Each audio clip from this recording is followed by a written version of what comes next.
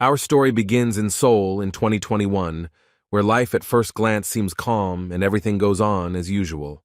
In the backyard of one of the ordinary educational institutions, a completely natural phenomenon was taking place. Four hooligans, led by a guy with a cockerel hairdo, wanted to make fun of one of the ordinary schoolchildren. Despite this, the guy with glasses behaved calmly and measuredly. He thoughtfully looked at his notebook and asked the hooligans to hurry up with their dialogue so that he would not be late for the academy. The enraged leader of the hooligans was not particularly pleased with his words and, like a typical antagonist, began to scratch the back of his head, discontentedly repeating the name of this guy. Without taking his eyes off his notebook, the bespectacled boy named Do Jae-min walked past the cheeky student, saying that if they didn't have any questions for him, then he would move on. As soon as the young man began to move away, the rest of the hooligans, looking at the trembling boss, began to laugh that he was ignored. Of course, this seemed like a blow to his pride and authority, so Soo-hyuk shouted at the impudent youth that he should stop if he wanted to live. Do Jae-min continued to remain calm and didn't even look away from his notebook when the bully lunged at him with a punch. With a sly laugh, Jae-min closed his red notebook at the last moment, satisfied that his provocation had been taken in after all. At that moment, he suddenly changed the course of events with his sudden kick to the face of the boss of this gang of hooligans. The blow caused Soo-hyuk to lose his balance and fall to the ground, while his opponent, still standing, silently watched the result. The bully winced in pain. He was angry, and his whole body began to tremble from the simultaneous rage and helplessness in this situation. It seemed that after this, his authority would be significantly shaken. Jae-min looked at the boy lying on the ground, hoping that he realized that he was not the one to behave like that with. Getting up from the ground, Soo-hyuk grabbed his cheek and glared at his bastard, calling him an insulting nickname. Sighing heavily, he replied that the bully could act tough as much as he wanted, but only as long as he didn't touch him. Demonstrating calm and determination, he said that he was not interested in them because he had enough problems without them. Hearing such a bold speech, the guy who felt like a real gangster smiled slyly and said that he shouldn't act so self-confident in a fight where four people were standing against him. Jae-min stood with his hands on his hips and didn't even notice how a purple-haired bastard with a bat in his hands approached him from behind. With a sly smile, he struck the guy with glasses on the back of the head, and he barely remained conscious, almost falling to the ground. Coming from behind, the smug bully who had struck with the bat reminded Jae-min that he shouldn't be so overconfident, knowing that it wasn't just Soo-hyuk who was up against him. They really weren't joking with him. After this blow, blood started to flow from the back of his head, and it began to slowly drip onto the ground, staining his snow-white shirt. Everything suddenly changed in favor of the bullies, and Soo-hyuk began to laugh slyly. Sitting down opposite the poor guy, the disgusting leader of the gang of hooligans with a sly smile suggested that Jae-min was in damn pain after he missed such a vile blow to the back of his head. When the bully explained that it was precisely because of moments like these that he had to be a good boy, not even daring to argue with them at school, Jae-min responded with brazen anger, swearing at the bullies. This disrespectful gesture made Soo-hyuk even more angry. Feeling like the leader of the gang and being in a more advantageous position, he said with anticipation that he wondered how long this poor guy could last in an unfair beating. Looking haughtily at the boy who was barely able to kneel, he ordered his guys to take charge of his education.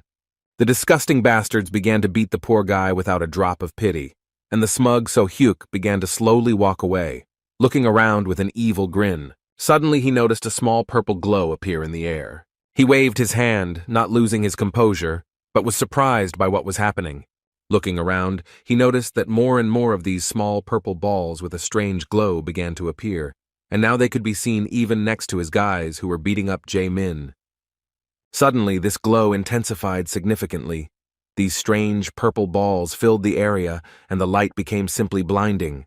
Covering his eyes, Soo-hyuk couldn't see what was happening, and his friends suddenly stopped beating the poor guy.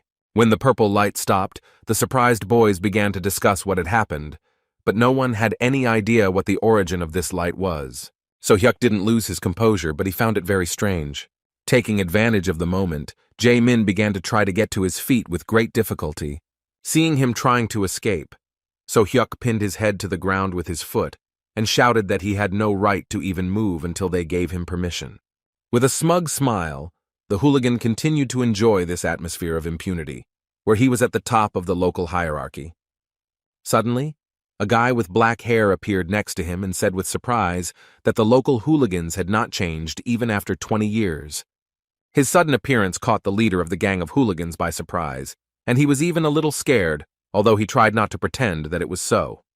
In response, the strange guy began to examine his clothes with great curiosity, saying that even the school uniform had not changed in 20 years. The bully was clearly confused, asking the others what was wrong with this homeless man in strange clothes from some distant past. The guy in the shabby country shirt and strange shoes took it as an insult and asked the bully with displeasure if he knew who he had just called a homeless person. At this point, the hooligan seemed a little confused, not from fear, but from not understanding who they were dealing with. They assumed that this was a senior from their school, but this guy really looked more like a Lost Village eccentric. Meanwhile, Jae-min was able to take a short breather after this beating. He looked with particular interest at the strange guy who dared to appear in front of 3 hooligans with such calmness. Sighing, the dark-haired stranger said that although it all looked like a conflict between friends, it would not be very right to leave everything like this. He did not care whether the people in front of him were high school students or not. In response, the self-confident and as impudent as ever, So-hyuk pointed his finger at him and angrily said that he should stop meddling in other people's business and go where he was going. He continued his disrespectful speech by asking what some homeless guy was doing at their showdown. Asking if he really wanted to be beaten up by junior high school students, he nervously urged him to stop acting like a jerk and leave as quickly as possible. After listening to this self-confident speech, the guy in the strange, tattered clothes mockingly asked why the youth were so rude and disrespectful these days. He said that they were not dealing with some homeless person, but with a great high school student who was 20 years older than them. His words sounded like the ramblings of a madman, so So-hyuk placed his fist on the guy's chest as a warning and told him to run as far as he could before he got into trouble. The guy with the black unkempt hair had reached the limit of his patience, and in response he grabbed the rude man by the arm and said that he would break his arm if he continued to irritate him. This guy's grip was really strong, but he wasn't completely serious, and so Hyuk was able to break free from his grip, shouting that there was some crazy suicide in front of them. Now it was clear that this situation would not end without a fight. Swinging his fist high, an enraged So-hyuk shouted that the homeless man had played at being brave. He aimed his blow with all his might towards the face of the calmly standing guy. However, the mysterious stranger easily avoided this furious blow. So-hyuk didn't even have time to realize that he had missed. Looking to the side, he saw that the crazy stranger had managed to slip away and was already standing a few meters away from him. With his hands folded in front of him, the boy in village clothes responded to his insolence by saying that he had gone too far in calling the high school student crazy. Looking at his hand, he sternly said that they would still receive their punishment, but first they would be able to see something incredibly frightening. After this mysterious speech, the stranger raised his hand high and began to pronounce some mysterious words with a frighteningly confident expression on his face. Every word he said reminded the kids of the moment in some movie where a villainous magician suddenly appears. Having finished some unintelligible spell reading, the stranger snapped his fingers. The boys were horrified, because they didn't know what else to expect from the madman, before whose appearance a mysterious purple light appeared. However, despite their worries, nothing happened, and after the strange movements of this young man, silence reigned on the back platform of the school. The weird high school boy with the weird haircut didn't understand why his spell wasn't working. He kept snapping his fingers in different directions, but nothing happened. The bullies he encountered started to lose their temper. The high school student, looking at his hand, began to be genuinely surprised that the magic wasn't working, while So-hyuk, sighing heavily, began to grimace in anger. He couldn't believe that in one day he would meet 2 idiots who behaved incomprehensibly. First, they came across a bespectacled man who dared to contradict them on his own. The second irritable person turned out to be some crazy guy who was doing some kind of nonsense right in front of their eyes. Returning to his hometown after 20 years due to some unforeseen circumstances, the mysterious young man was nevertheless convinced that his magic did not work as before. However, even despite this, he looked at the impudent bully and understood that he could not just give it up. Looking at So-hyuk, He said threateningly that even though he hadn't managed to scare them with his abilities, they had already played too much. A moment later, the mysterious high school student appeared right in front of the leader of the bullies and aimed his flick at him. The blow was so strong that it threw the poor guy several meters away, so Hyuk found himself on the ground for the second time in 20 minutes after he hit his back hard against the wall. Everyone present was shocked. Jae-min couldn't believe what had happened, and the frightened hooligans couldn't even move from their place. One flick from this terrifyingly strong senior was enough to knock one of the school's strongest bullies unconscious. From such a strong blow, smoke began to come out from the high school student's middle finger. With a smile that anticipated the fun, he slyly, and at the same time maliciously asked who would be next. A moment later, Jae-min still couldn't move. He was shocked because all his offenders, including the guy with the bat, ended up on the ground. They were helpless against the strange guy in village clothes. Even the leader of the hooligans, who is an excellent fighter, lost consciousness from just one flick. With a shocked look, Jae-min tried to comprehend how it was possible that someone could beat 4 hooligans with just one finger. Although those guys were insignificant, they were at the same time strong enough to stand up to even high school students who practice martial arts. The discipline lesson was over, but it remained a mystery to everyone who this strange guy in ridiculous clothes was and what he was doing in this school. Rising to his feet, Jae-min bowed and respectfully thanked the stranger for his help. When the strange guy started looking intently at him, the guy with glasses thought that he was worried about his condition, so he said that he was fine because his hard head was capable of withstanding even greater loads. However, what the strange young man was interested in caught him off guard. This high school student in homeless clothes wanted to know what day it was. In response, the guy in glasses said that it was now the 10th of September. The stranger was truly surprised when he learned that we were talking about. Putting his hand to his face, the stranger began to talk in surprise about how he was called in 2016, so he thought that after 20 years of his absence in Seoul, exactly 20 years should have passed. He did not understand what had happened wrong, that during his absence in this world, only 5 years had passed. While Jae-min couldn't figure out what was wrong with this strange guy, he decided that it was for the best. Saying goodbye to the poor guy with glasses, the dark-haired weirdo asked him not to get into any more fights. The strange guy began to leave, but his identity remained a mystery. Suddenly he stopped and raised his hand up, raising even more questions about his sanity. He seemed too crazy for a high school student, as his behavior once again seemed crazy due to him snapping his fingers and nervously shouting about some kind of teleportation. After trying in vain to use some crazy magic, he suddenly turned around and looked at the guy with glasses again, causing his whole body to tremble. Then he began to slowly walk towards him, causing genuine fear due to the mystery and strangeness of his actions. When he approached the bespectacled guy, he awkwardly asked him what his name was. Jae-min introduced himself but was clearly confused, not knowing what to expect from this madman. Looking at the poor fellow with particular curiosity, the high school student asked if he had any money. The abnormal person literally cornered the decent student and started whispering nonsense in his ear about how he had returned too early and still couldn't use his magic. The high school student confessed that he had just returned from another world to Earth via molecular teleportation.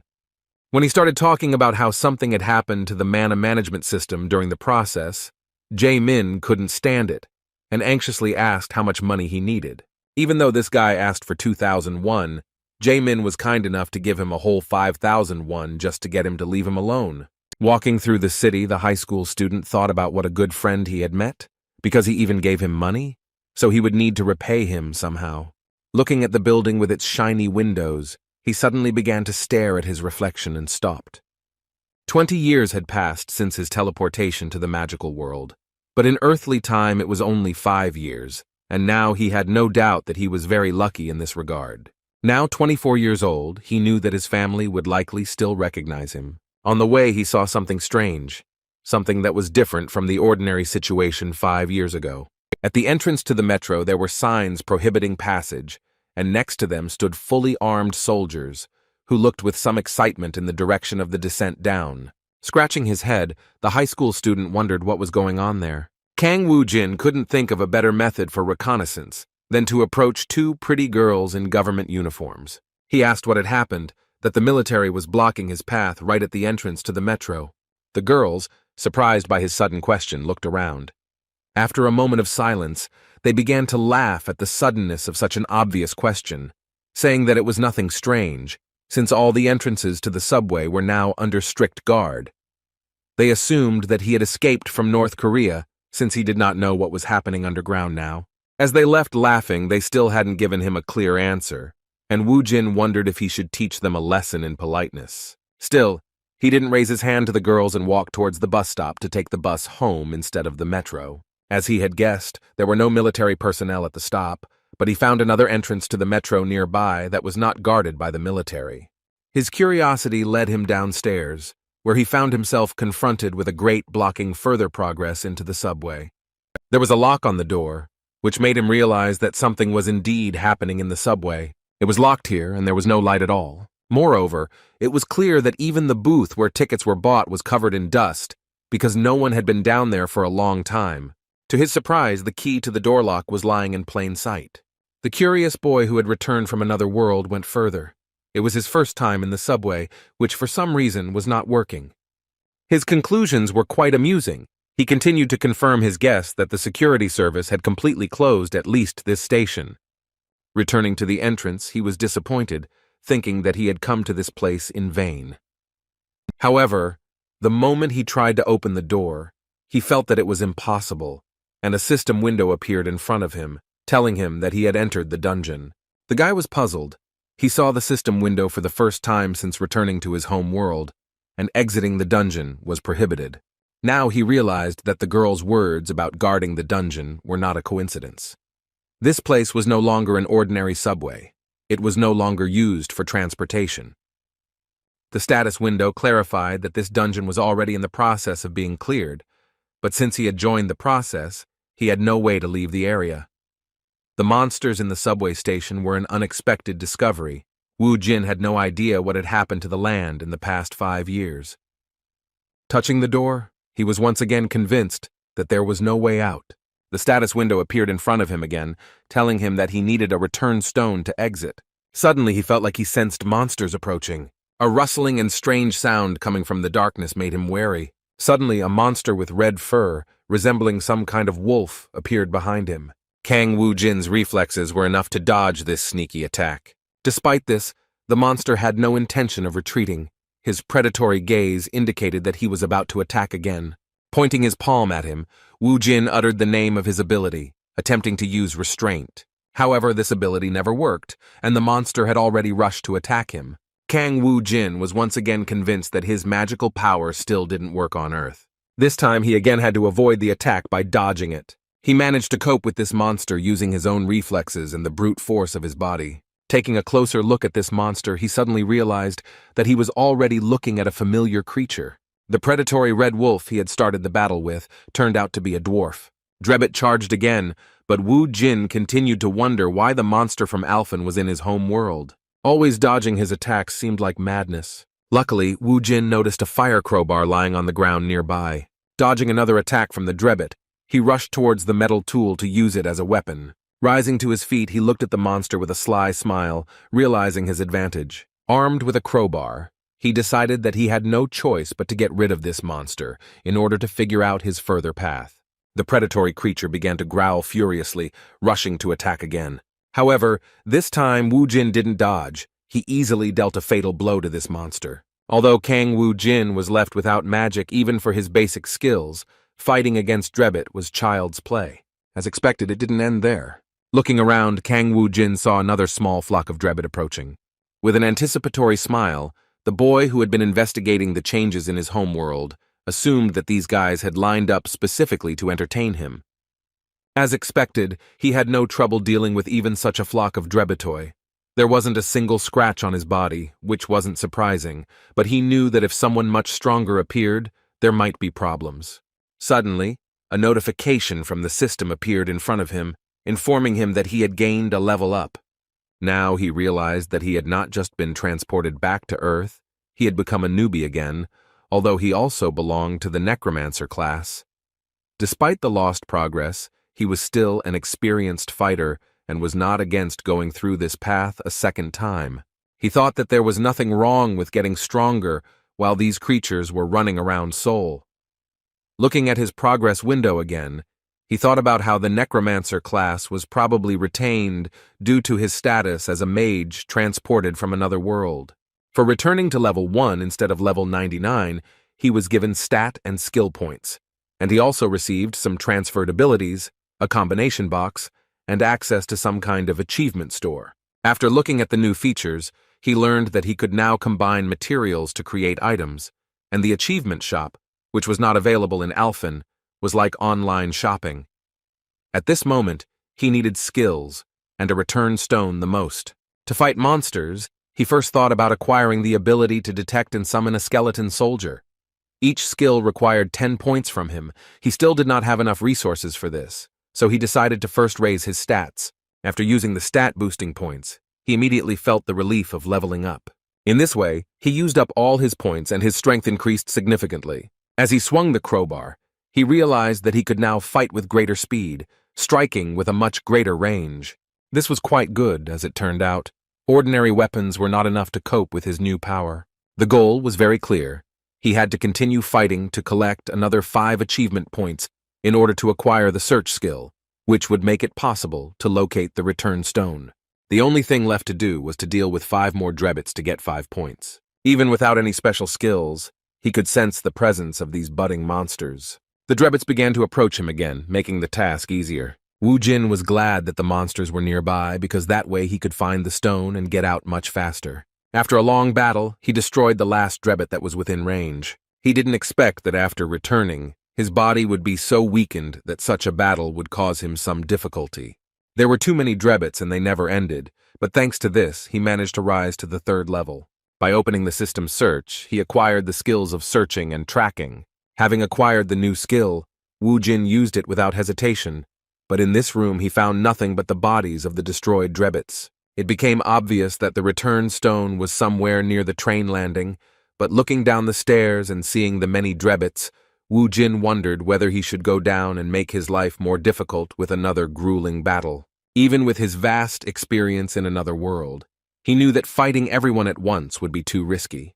Moreover, being an experienced necromancer, he thought that doing this alone was not his style. With this thought, he entered the achievement shop again and purchased the Skeleton Soldier Summon Skill Book. The system informed him that in order to use the skill, he needed to sacrifice a monster corpse to summon a skeleton soldier. Being experienced in this matter, Wu Jin immediately distributed 10 points between mana and control. Pointing his hand at the fallen drebbits, he even shed tears from the fact that he once again had the opportunity to use the power with which he had already once reached the maximum level. Commanding the fallen monsters to rise again, he used magic for the first time since his return. A malicious smile appeared on his face, and his gaze became wild with anticipation of the duel he was accustomed to. Together with his small squad of skeletons, he was ready to go on his first hunt in a long time. He led his nimble lads down to the boarding point for the metro trains and ordered the fighters to rush into the attack. The Drebbites responded in kind, the first of them launching a furious attack and immobilizing several skeletons, as they were significantly superior in strength. In turn, the skeletons fought back, dealing critical hits, but this was still not enough. It soon became clear that the current skeletons were no match for the dreadful beasts of this dungeon. Wu Jin was lucky to get into the place for a beginner fighter, because these skeletons were enough to repel the first dangerous attack of the drebbits. He ordered the skeletons to block the enemies with their bodies to slow down their attack. Having chosen a convenient moment, he finished off the weakened monsters with his own hands. After they destroyed the first gang of monsters, it became possible to use the fallen drebbits to summon more soldiers. Within a moment, the forces gradually began to equalize in number, because the new skeletons were already ready for battle. Despite the fact that the balance of power was changing right before our eyes, the novice monsters did not feel any particular danger and continued to rush into battle. Using the previous strategy, Wu Jin once again ordered his subordinates to block the monsters with their bodies. With a mad smile, the user of the ordinary crowbar rushed into the attack again. At that moment he seemed crazy, because with the help of this unusual weapon, he began to tear apart the bodies of monsters with a scream. The drebbits were indeed no match for him, and by using fallen enemies he had significantly increased his army. Having destroyed the rest of the monsters, the guy was ready to return home. He used the search skill again, and a noticeable red light appeared nearby, indicating the location of the return stone. Meanwhile, one of the government workers began walking towards this descent into the metro, near which there was no security. The guy, with his hands in his pockets, went downstairs, not suspecting what had happened during his absence. Looking at the grate that blocked the descent into the metro, he was stunned. During his absence, someone broke in, which he clearly did not expect. The emotion of panic was clearly visible on his face. This was due to the realization that some crazy civilian had gotten inside. The boy clutched his head, realizing that it would be the end for him if anyone found out about what had happened. He started calling somewhere, thinking that he should call for help as quickly as possible in order to find the madman who most likely already said goodbye to his life in a battle with monsters. Suddenly, he caught his breath as he saw a blue glow on the other side of the bars. Some kind of portal appeared in front of him through which Wu Jin came out. The boy suddenly started screaming and stopped the phone call when he saw that some strange high school student in village clothes was able to get inside and return to the entrance of the dungeon without any problems. Seeing Wu Jin, he shouted and assumed that he was one of the awakened ones. Meanwhile, on the streets of Seoul, there was another young man who had quietly snuck into the dungeon without any permission or hunter's license. His backpack was full of red mana crystals, which he called quite a catch. Apparently, this wasn't the first time he had done something like this. Looking at his trophies, he talked about the injustice of the current world. According to him, the scum from the guilds get all the profits for themselves, although in reality, it is people like him who risk their lives participating in raids. Pleased with his catch, the guy began to slowly walk towards the exit of these back alleys, arguing out loud that only fools would take this stuff to the procurement center, considering that on the black market, these crystals would fetch several times more. Suddenly, he froze in place when he heard a female voice calling him a rat. He turned around and asked in panic who was following him, and in response, he heard a question about how much he had managed to steal in this way. With a dominant tone of voice, the woman with red hair and bright red lipstick said that he was hardly unprepared for the consequences. The confident girl, who is an awakened warrior class, introduced herself to him as the scythe-wielding Death, who came to take back what was stolen from her. The boy was in a bad situation, being cornered by the captain of the Cinnabar team from the Hwarang Guild. Lee Yoon-hee asked with a menacing look how he dared to steal the bloodstones from their dungeon. With her hands outstretched, she seemed to be offering him a compromise, saying that if he already knew her, then they could settle the matter in a less bloody way if he went with her. However, the boy was trembling with fear, knowing that being caught was a disaster, and running into her was death. The only chance he had to survive was to escape immediately, so he immediately began using magic. At that moment, he used magic, shouting that he would never surrender to some dogs from the big guilds. With these words, he aimed a large number of ice magic bullets at her. However, the experienced A-rank hunter easily dodged them, continuing to track the poor guy's every move. His maneuver didn't delay Yoon-hee for a second, but the boy had no other option but to start escaping. A moment later, she suddenly appeared right in front of him, and with a wild thirst for blood said that he had chosen death. A moment later, she was already behind him, and deep cuts left by her blade appeared all over the poor guy's body. The terrifying monster in the form of a red-haired girl, looking away from the boy's agony, said that he should have listened when she offered him a compromise in the form of sparing his life. After these words, she left the poor guy lying in this nook and taking his backpack with crystals. She looked at the message on her mobile phone, which surprised her with the news that there was another unauthorized intrusion into their portal. Yoon-hee was indescribably angry to learn that another madman had appeared nearby and dared to invade their territory. Meanwhile, Wu Jin, who was the second intruder, was already far away from the crime scene. He took the bus to another part of the city. He couldn't get the thought out of his head that his home world had become filled with dungeons and monsters. Now Earth was more like Alphen than the place where he grew up. Remembering how stubbornly the entrances to the metro were defended, he wondered what had happened during the 5 years of his absence. Hoping that nothing had happened to his family, he arrived at the place where his house had previously been located. It was a real shock for him that his area had been transformed beyond recognition. His house disappeared without a trace, and in its place appeared some huge corporate building. Seeing this high-rise building, he immediately realized that most likely his family had changed their place of residence, selling their apartment for the benefit of some guild. Considering the time it took him to get to this place, He knew it was too late to look for his family's place of residence. On the other hand, he hadn't eaten anything since he returned to Earth. Luckily, the money he got from Jae-min was enough to visit a small establishment. For the first time in the 20 years he had spent in Alphen, he finally tasted something truly delicious, connected to his former life on Earth. Instant noodles gave him at least some positive emotions after a series of disappointments he faced upon returning to his hometown. Having eaten his fill and washed it all down with soda, he sighed with relief, and placing his hands on his stomach full of food, joyfully said that he finally felt like he was back on Earth. And yet the joy of returning had another side. He still had a poor understanding of what his native soul was like now. Moreover, he had no place to spend the night. Looking at the change left in his pocket, he thought that he did not want to go to the bathhouse, and there was not enough money for an internet cafe. He also couldn't spend the night in the metro, as people with housing problems usually do, because it's teeming with monsters, and in most cases is a heavily guarded facility. He didn't yet know that on the first day after returning home, incredible luck would follow him. Besides the fact that he managed to avoid meeting Yoon-hee, the person he had left without money for a proper cafe was approaching the shop where he stopped to get ramen. The sudden meeting upon my return turned out not to be sudden.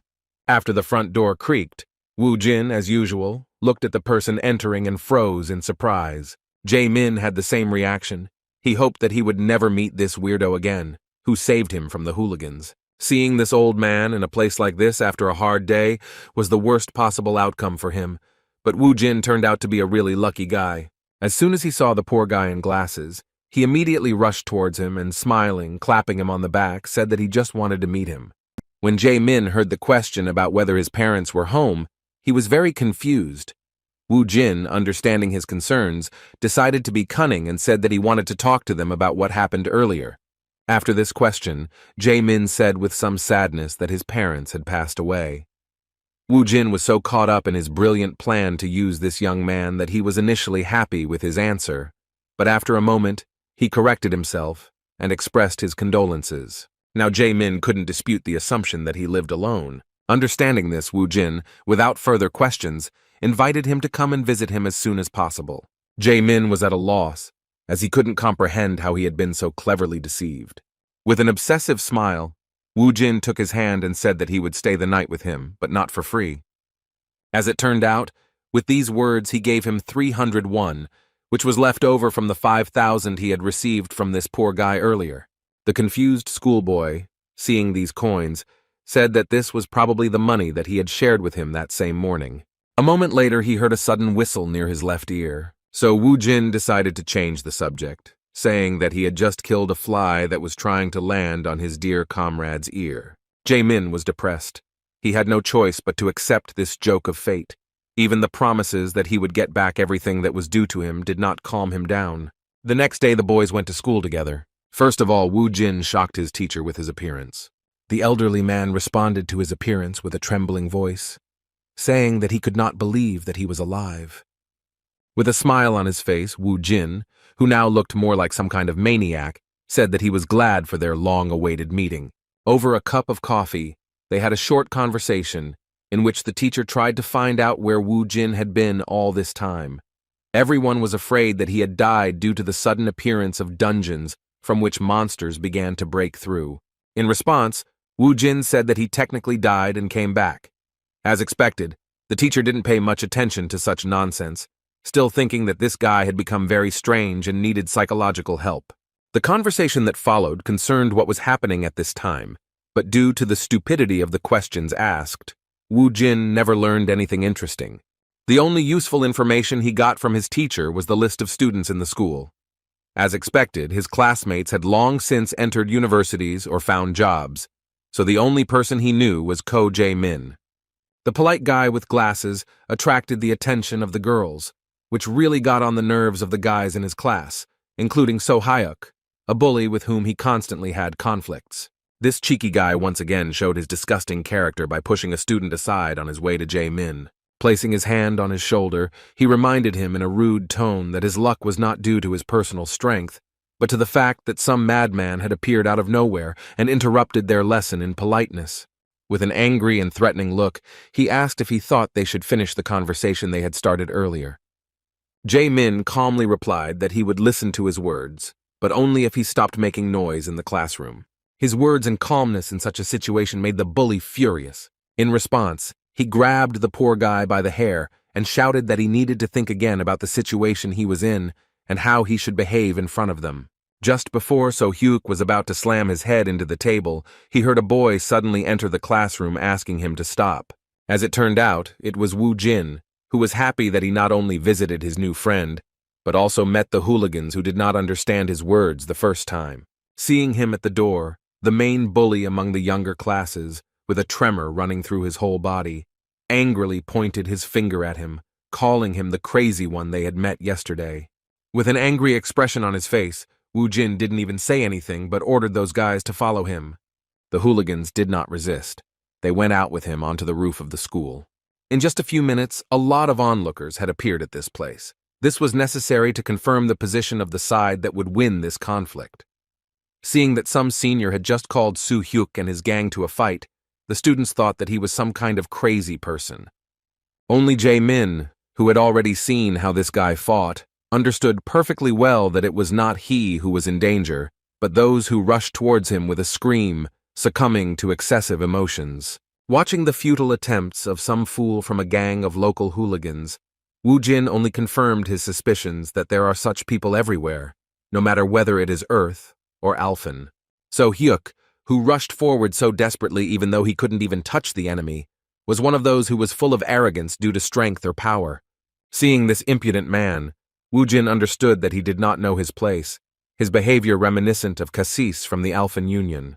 As a bloodthirsty necromancer who only summoned the souls of sinners, he tried in every way to frame Woo Jin and set the alliance against him.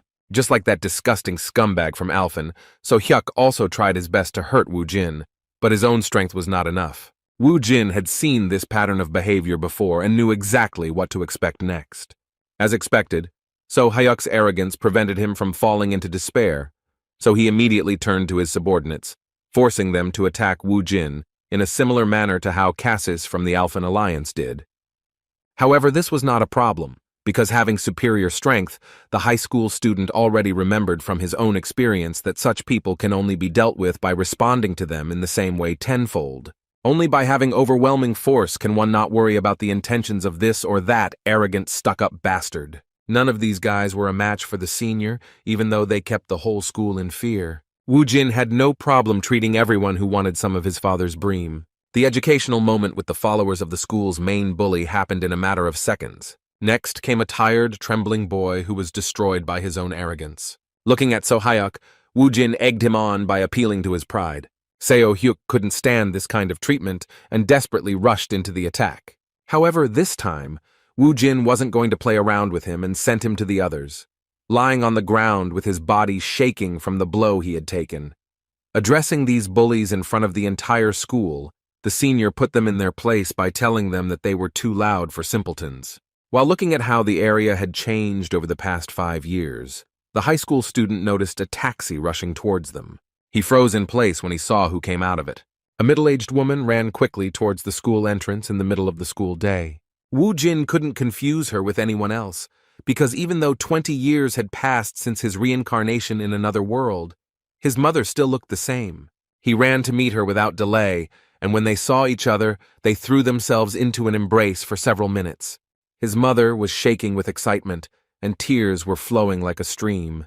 Even the cold-blooded Woo Jin, who had been through hell for the past 20 years, could hardly contain his emotions. After that, they started a long conversation, during which Woo Jin learned that right after he disappeared 5 Earth years ago, there was a dungeon strike all over the world, and the subway stations instantly became dungeons full of deadly monsters. By an unfortunate coincidence, his father died on his way to work, leaving his mother to take care of Soo-ae alone. Because their family was not well off, the family's financial situation quickly deteriorated when Soo-ah became seriously ill. From then on, every day of their life was like torture. When they returned home, the mother left her son alone, saying that she needed to go to kindergarten to pick up her daughter. Excited by this long-awaited meeting, Woo Jin could not collect his thoughts. To his regret, he returned to a different house than the one they had lived in before. Mom never told him what had happened to their home and how a high-rise building of some corporation had appeared in their place. However, As soon as he got to their new place of residence, a small, cramped apartment, he immediately felt how difficult it was for his mother to take care of the family alone. Just looking around the house, he immediately realized that such a family would not fit here. In one of the boxes by the wall were things from the previous house, things that belonged to him and his dad. Most likely, his mother simply could not throw away such valuable things associated with them.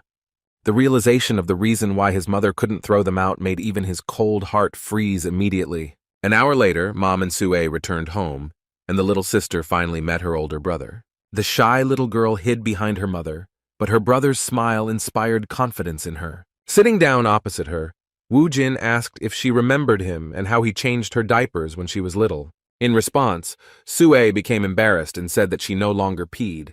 As it turned out, the mother had been working in a restaurant all this time, but for the first time in a long time, she took a day off to spend the day with her family after the return of her beloved son. The family atmosphere melted the cold ice in Woo Jin's heart, and he even played with his little sister before they had dinner. Night fell and they went to bed. However, Woo Jin couldn't fall asleep for a long time, thinking about what his family's life was like now. He understood that the world was no longer the same as before, and he also needed to change and adapt. 20 years ago, he was summoned by Alphen for no reason. That world looked more like a game than anything like Earth. Thrown into such a wild environment where everything around him was deadly, he fought harder than anyone to survive at any cost against the brutal monsters and creatures of Alphen. Finally, after many years of countless battles, he became a maximum-level necromancer, gaining unprecedented power. With no end in sight for his long journey, he returned to Earth after meeting with the spatial administrator, and he came all this way just to finally be reunited with his family, which he had never stopped thinking about all this time. He just wanted normal happiness, but the Earth he returned to had changed almost beyond recognition. Not only is there a new order with the dungeons and corporations, his father is dead, and his family is barely making ends meet. Woo Jin couldn't accept this. He had no other option but to earn a decent amount of money to support his family. As a survivor of Alphen, he had no doubt that he could overcome even worse if it was for his family, who had been waiting for him all this time. The next day, Woo Jin continued to get used to life in Seoul, which had changed significantly in the past 5 years. He now even had a phone, something he could only dream of in the past. While exploring the vastness of the internet, he constantly came across references to awakened people. Moreover, when he left the dungeon he had accidentally entered, the security guard was relieved to call him awakened. The confused man was scared to death, thinking that an ordinary civilian had entered the dungeon.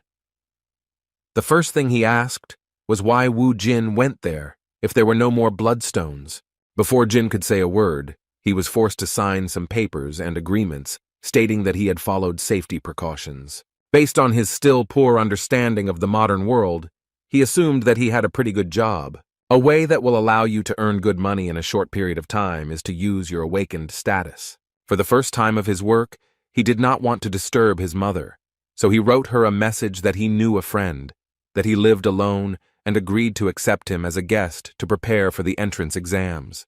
Although Woo Jin did feel a bit awkward about his importunity, he was still forced to turn to Do Jae-min again. However, when he called the number Jae-min left for him, he connected to the Dongjin District Employment Agency. Hearing the voice of the employee who identified himself as a representative of the agency, Woo Jin became confused and began to check the number. He didn't make any mistakes and entered all the numbers correctly, so there was no doubt that this was the same number. Only after confirming that he had indeed contacted an employment agency did Woo Jin realize that the cunning Jae-min had dared to deceive him out of fear of further extortion of money. In fact, Woo Jin understood his behavior because their acquaintance happened extremely strangely and he himself could not inspire any trust.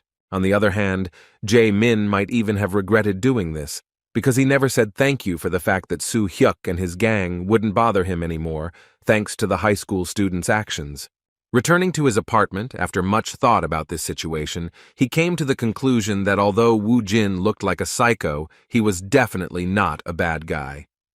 In addition, there was no need to worry about him anymore, since he was able to meet and talk to his mother.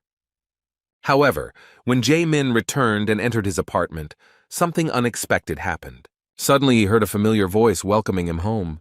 Jae-min was startled to see Woo Jin sitting at the table, eating tangerines and watching TV. His first panicked question was how he managed to get inside. As it turned out, he had seen Jae-min type in the password to enter the house earlier.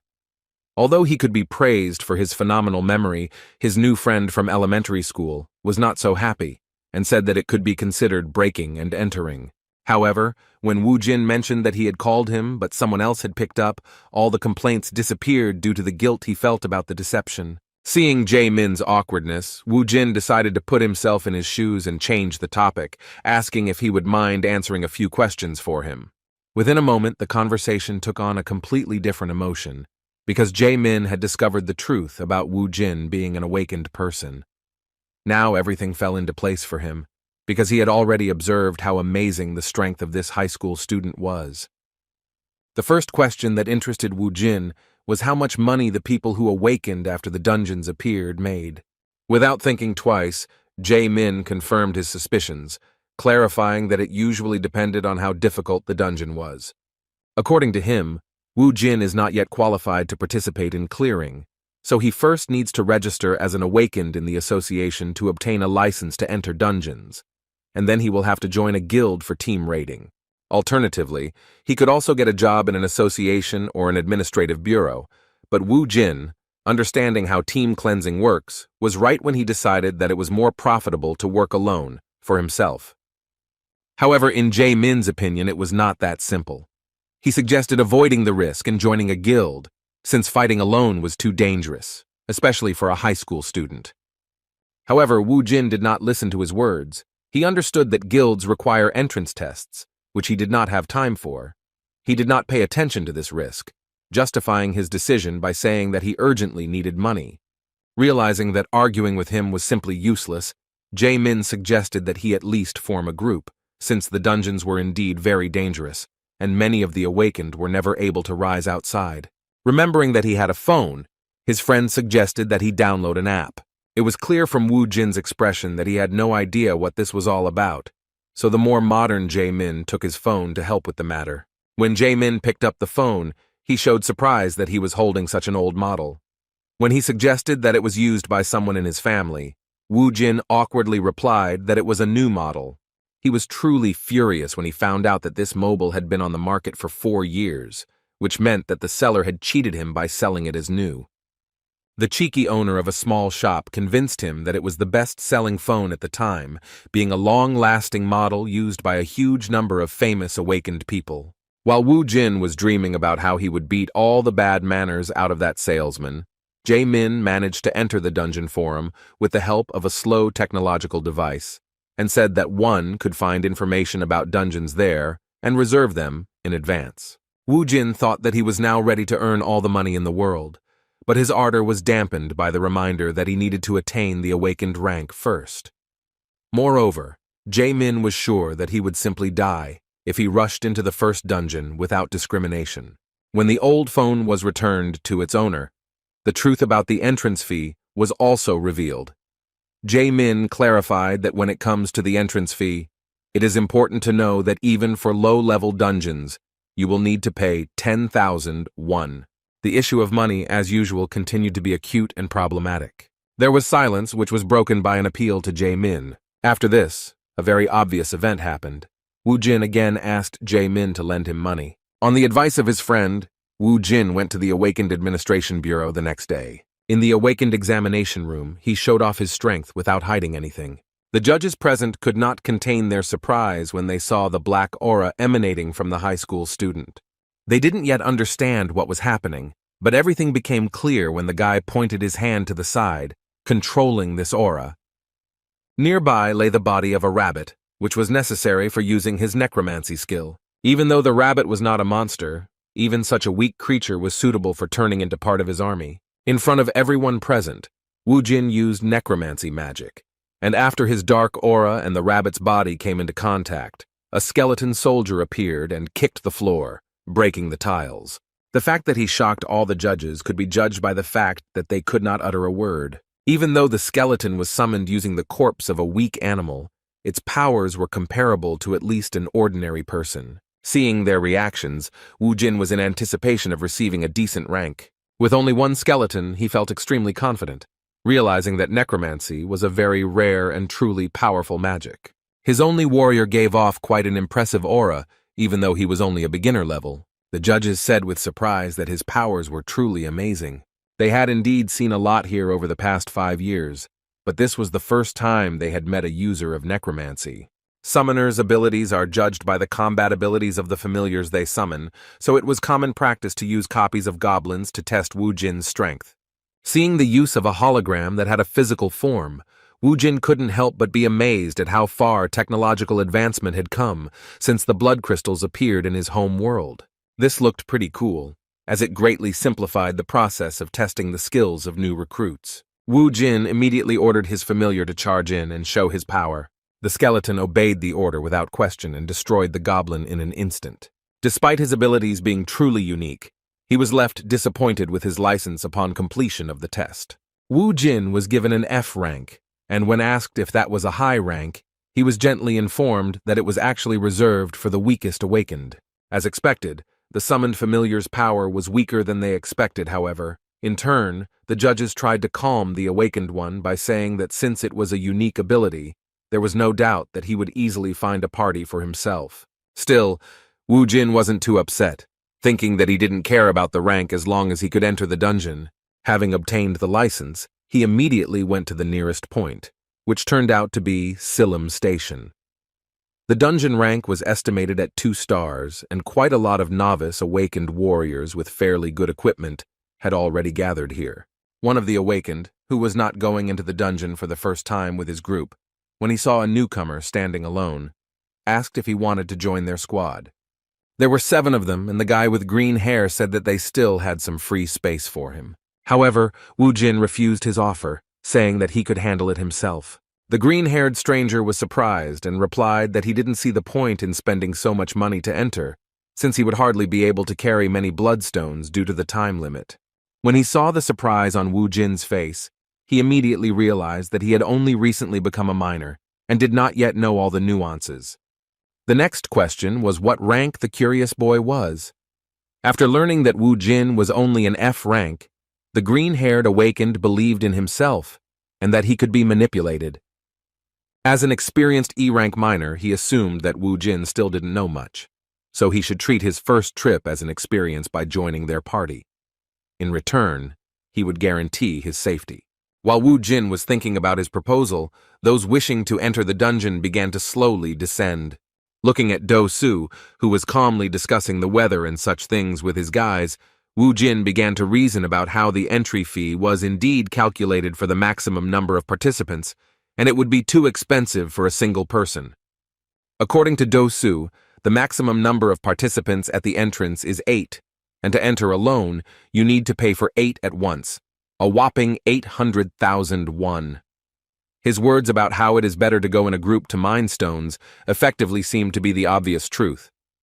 Wu Jin decided to listen to his advice, because the idea of going in a group wasn't that bad, because it would be nice to get some information about the process first. Suddenly, he was distracted by a strange young man who looked rather nervous. He assumed that Wu Jin was also nervous about entering this dungeon. When the necromancer replied that a man should not show fear, even if he was afraid, the intrusive stranger laughed awkwardly, saying that he liked this confidence. Hong Sung-gu turned out to be the same F-rank fighter. This fire mage was recruited in the same way as Wu Jin. It seems he awakened 2 months ago, after which he left school and began to earn money as an awakened. Suddenly their conversation was interrupted when they heard a noise at the entrance of the dungeon. 4 people came out, all of them quite seriously injured, which only increased Song-gu's anxiety. The trembling boys who had emerged shocked everyone present with their sudden announcement that there was a hobgoblin in that subway, a monster that shouldn't be in such low-level dungeons. Seeing his team's anxiety, Do Su calmed them down by telling them that there was no point in worrying as it was just a waste of time. Addressing the new recruits who had joined his small party, he said that sometimes there were monsters in the dungeons that weren't supposed to be there. He believed that the hobgoblin was only a 2-star monster that they could easily deal with if they were careful enough. Having calmed his comrades, the squad captain suggested going down into the dungeon. From the very beginning, they were met by low-level monsters, which was to be expected in such a place. Upon seeing the ordinary goblins, Song-gu immediately used his fire magic. His fireball was quite a formidable weapon for such weaklings, so he could destroy multiple enemies at once in one attack. The squad leader's fire magic turned out to be more sophisticated. Using burning, the mage Do-su could stop multiple targets at once, depriving them of sight or the ability to breathe. The teamwork of his squad was well practiced. Without waiting for orders, his comrades from the warrior class rushed to the attack. The goblins, who could not see anything, could not resist and became easy targets for these guys. Wu Jin acted alone in his usual manner, using his beginner-level familiar, which easily overcame obstacles in the form of goblins. After the first wave was easily destroyed, Wu Jin took the opportunity to praise Sun Gu's skills, saying that his fire spells were quite powerful. In turn, the rest of the squad admitted that the skeleton summoned by the necromancer was faster than it seemed at first glance. In addition, in their opinion, it seemed quite strong. No one doubted that it was definitely higher than rank F. There was nothing strange about it, because Wu Jin actually spent the remaining points to raise the skill level. Looking at his creation, he was convinced that it was worth it. Meanwhile, Do-su began to check the loot. While collecting bloodstones, he found that the 2-star dungeons had some pretty good loot.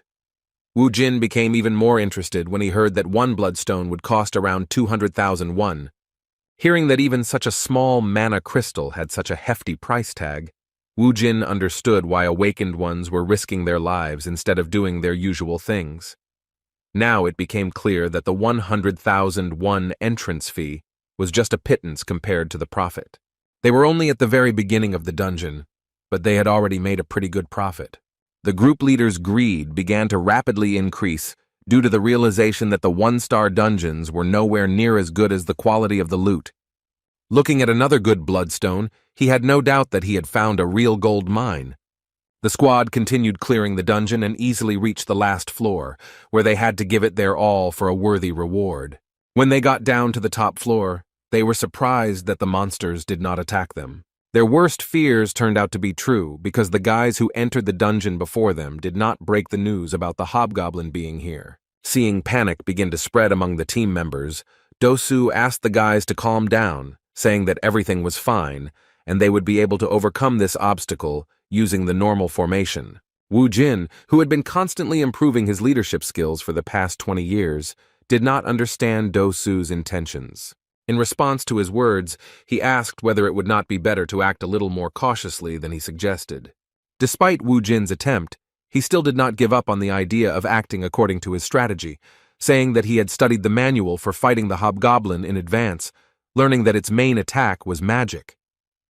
The overconfident E-rank mage thought of defensive measures for the team, using the ability of one of them who had the ability to create barriers. The leader believed that if they blocked the first attack and got closer, then victory would be assured. Despite his experience, which literally screamed at him that everything was not so simple, Wu Jin decided not to argue with the team leader, because his guys were under his personal responsibility. As expected, the fearsome hobgoblin greeted them using magic. Seeing him raise his magic cane, Do-su immediately shouted at his comrade to immediately use magic to block the attack. This guy's barrier was unique, so it didn't matter what kind of magic he encountered. The hobgoblin turned out to be a user of lightning magic, but its power was not enough to destroy the magician's defense. Having repelled the enemy's first attack, Do-su ordered the boys to go on the offensive. First of all, the team leader blinded the enemy by using the hobgoblin's eye burn. Within a moment, the warriors using swords rushed to attack, but the second-level monster stubbornly blocked the close attacks. Sun Gu joined them, directing his fireball spell at the hobgoblin. It seemed like everything was going according to the team leader's plan, but Wu Jin clearly saw that they were already in danger. Among the monsters he encountered on Alphen were hobgoblins. Compared to ordinary goblins, these guys had high intelligence, which became clear when the enemy cast a spell. Based on his experience, Wu Jin knew better than anyone that the real danger of this beginner-level monster was not its magic. While fighting the hobgoblin, the boys completely forgot about where the small goblins had disappeared to. As it turned out, they hid on the floor and even armed themselves with improvised means, and their look and behavior suddenly changed. With a tremor in his voice, one of the team members said that those guys were different from what they had seen before. Taking advantage of the situation, one of the goblins secretly fired a dart from around the corner at one of the squad members.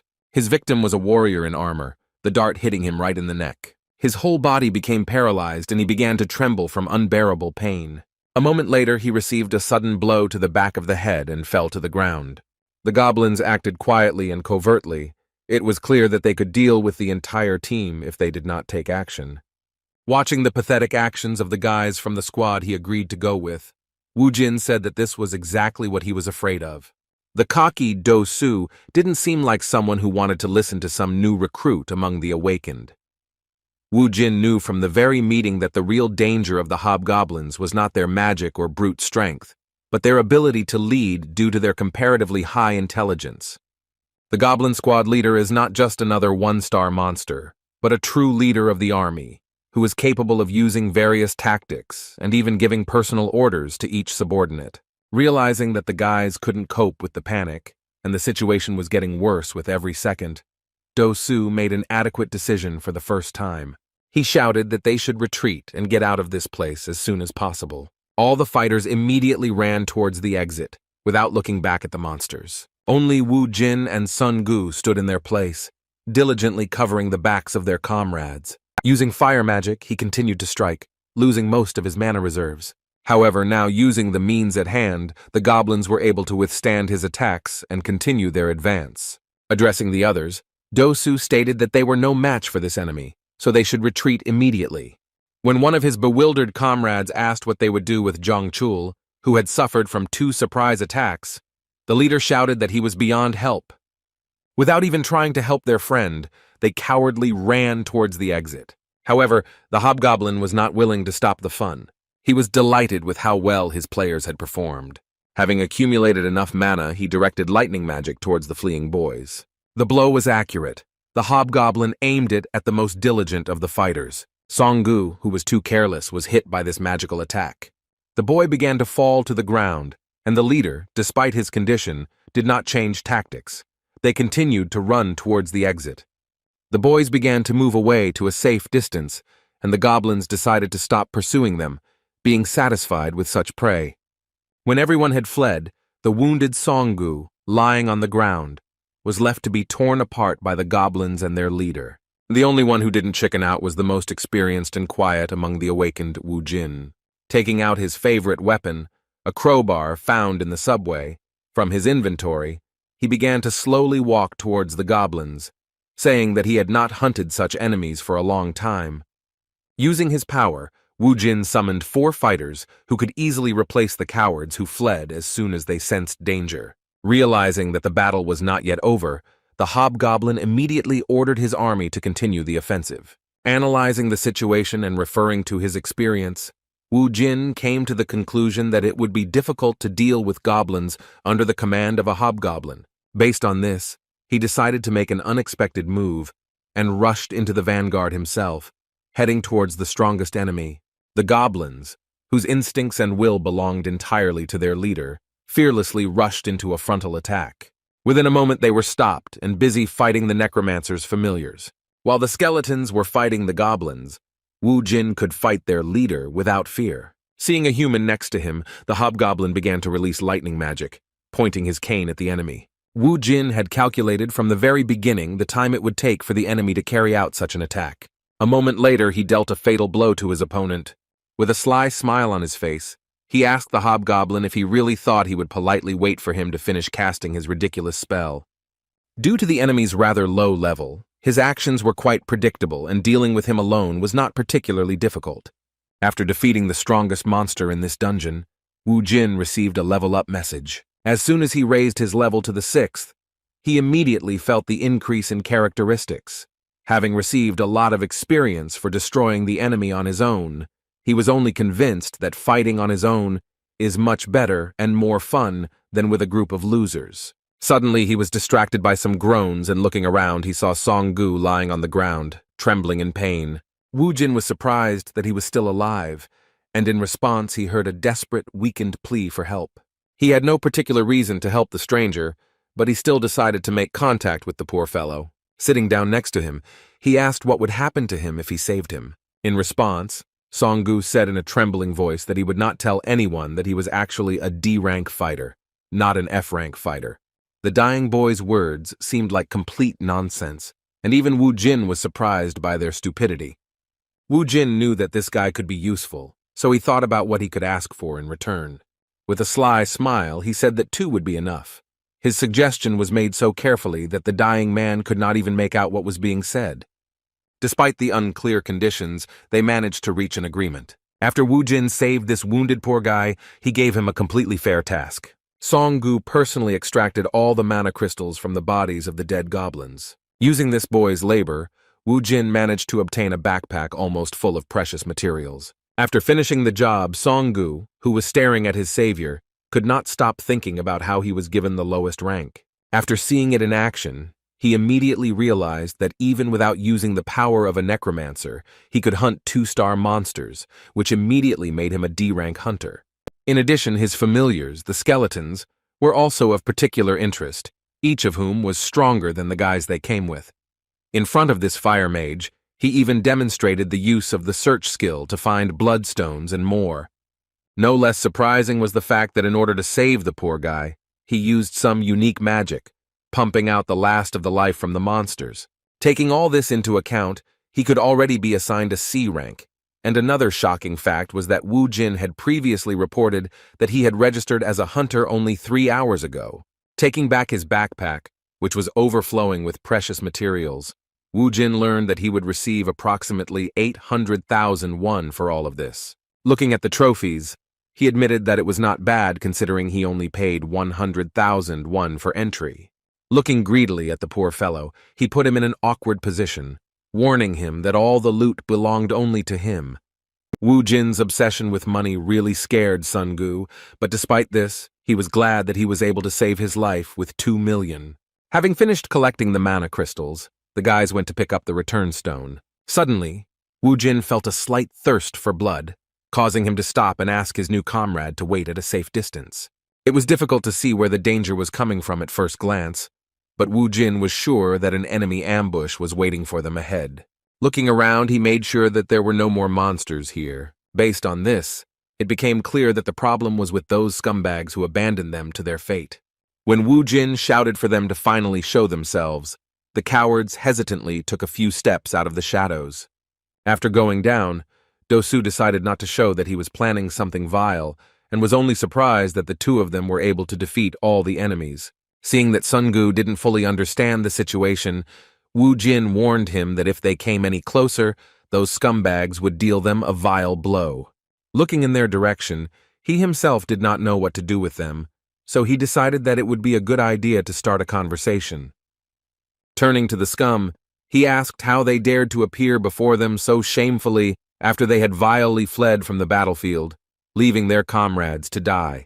Moreover, he immediately pointed out the strangeness in their behavior, namely, that if they really decided to escape from the dungeon, they should have stayed at the barrier, without returning to the lower floors. Trying to defend themselves from the direct hints that they were traitors, the group leader said with a stupid laugh that there was no need to accuse his teammates so rudely. With a false air of friendliness in his gestures, he tried to justify himself by saying that they had simply returned to clear the dungeon after a tactical retreat. According to him, they were very surprised that all the monsters had already been destroyed by that time.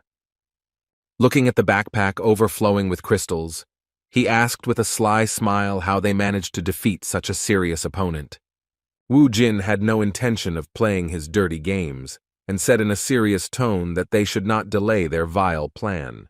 Taking off his backpack with precious materials that most likely interested the leader of their group, he assumed that those naive fools wanted to run away after receiving the return stones.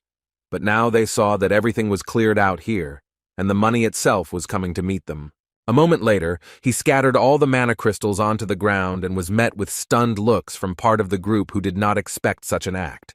With a menacing look, Wu Jun said in all seriousness that if they wanted his trophies so much, then they should try to take at least one of them for themselves. However, even after such high-quality manipulation, Dosu continued to try to convey a different opinion to him. He repeated with a ridiculous smile that there had been a misunderstanding, justifying his words by saying that they were not so stupid as to attack someone who had killed monsters that they could not do anything against, even with the help of coordinated work. He apologized for them leaving him and Sungu behind, justifying this act by saying that their lives were at stake and something like this could be expected. He explained the return back by saying that they simply returned for the return stones, and now, seeing that the path was cleared, they could even thank him for giving them the opportunity to take John Chul's body. Seeing how stubbornly leader Do-Su continued to justify his behavior, Wu Jin began to doubt his guesses. The green-haired guy, although he was fond of jewelry, still looked quite sincere. Sighing heavily, he decided that he had simply gone too far, confusing the premonition of the monsters with an ambush. Based on this, he assumed that during those 20 years spent in Alphen, he had become too nervous and distrustful, which even affected his attitude towards people like him after his return. In just a moment, he was confronted with the reality that he had begun to deny a few seconds ago. He felt a sudden, intense burning sensation in his eye area, which was used on him by a fire magic user, the leader of their group, Do-Su. Song-gu was shocked by what was happening, and, staring at his savior, did not even have time to react to the fact that those scoundrels received the order to begin the attack. A moment later, a magic arrow flew at the poor guy and hit him in the left shoulder. Song-gu screamed in pain as Wu Jin began to get his bearings, resigning himself to the fact that he had to fight. He saw Do-Su rush at him with a knife, shouting furiously that he shouldn't hold a grudge against him for this. In an instant, he appeared right in front of Wu Jin and dealt him a vile blow to the stomach. Meanwhile, in some other dungeon, another raid was successfully completed, because the main team of one of the most serious guilds of Seoul was responsible for it. The guys were well equipped, moreover. They even had a truck that transported all their gear. Not only the logistics, but also the teamwork was almost perfect. One could envy the way they supported each other after a successful raid. Their pleasant conversation was interrupted by a phone call. The team leader, who is the same red-haired girl we met earlier, took a call in which she was informed that the second unexpected intruder who entered their property had been found. It was about Wu Jin, and Yoon-hee couldn't help but be surprised when she learned that although they didn't have any information on him, they did have information that today was the first time he appeared in the database after registering with the Awakened Alliance. Of course, the team leader wanted to know immediately where he was at that moment in order to have a clearing conversation with him. She had no idea what kind of trouble he had gotten himself into on the very first day of his awakened career. Back to those events, the vile and disgusting Do-Su had already stabbed Wu Jin, and after his knife stopped, he began to look into his eyes with curiosity, expecting to see a reaction to pain in them. He was simply shocked when he saw that instead of the expected reaction, he began to laugh maliciously, saying that he was surprised by such insolence. As it turned out, not only did Wu Jin manage to get his bearings, he also blocked that sneaky blow by grabbing the attacker's arm. He held his arm so tightly that Do-Su began to tremble from the sharp pain, similar to a broken bone. He no longer had time to talk. He threw the attacker to the ground with brute force, and he didn't even have time to notice how it happened. Do-Su broke the floor with his own body and began to scream in incredible pain. While adjusting his long hair, Wu Jin asked with an evil expression if he really believed that he could carry out such a vile plan. There were only a few scratches on his face, and his eyes were intact, since he had managed to use the mana aura. Pointing his finger at the other bastards who dared to challenge him, he asked if it was true what they said about all the awakened beings being the same as them. Looking at the shameless traitors blinded by the bloodstones, he shocked those guys by using necromancy on the goblin corpses lying next to them, calling for reinforcements in the form of 5 skeletons that outnumbered the attackers in strength. He declared that it was time for punishment, and then ordered them to get rid of the scoundrels.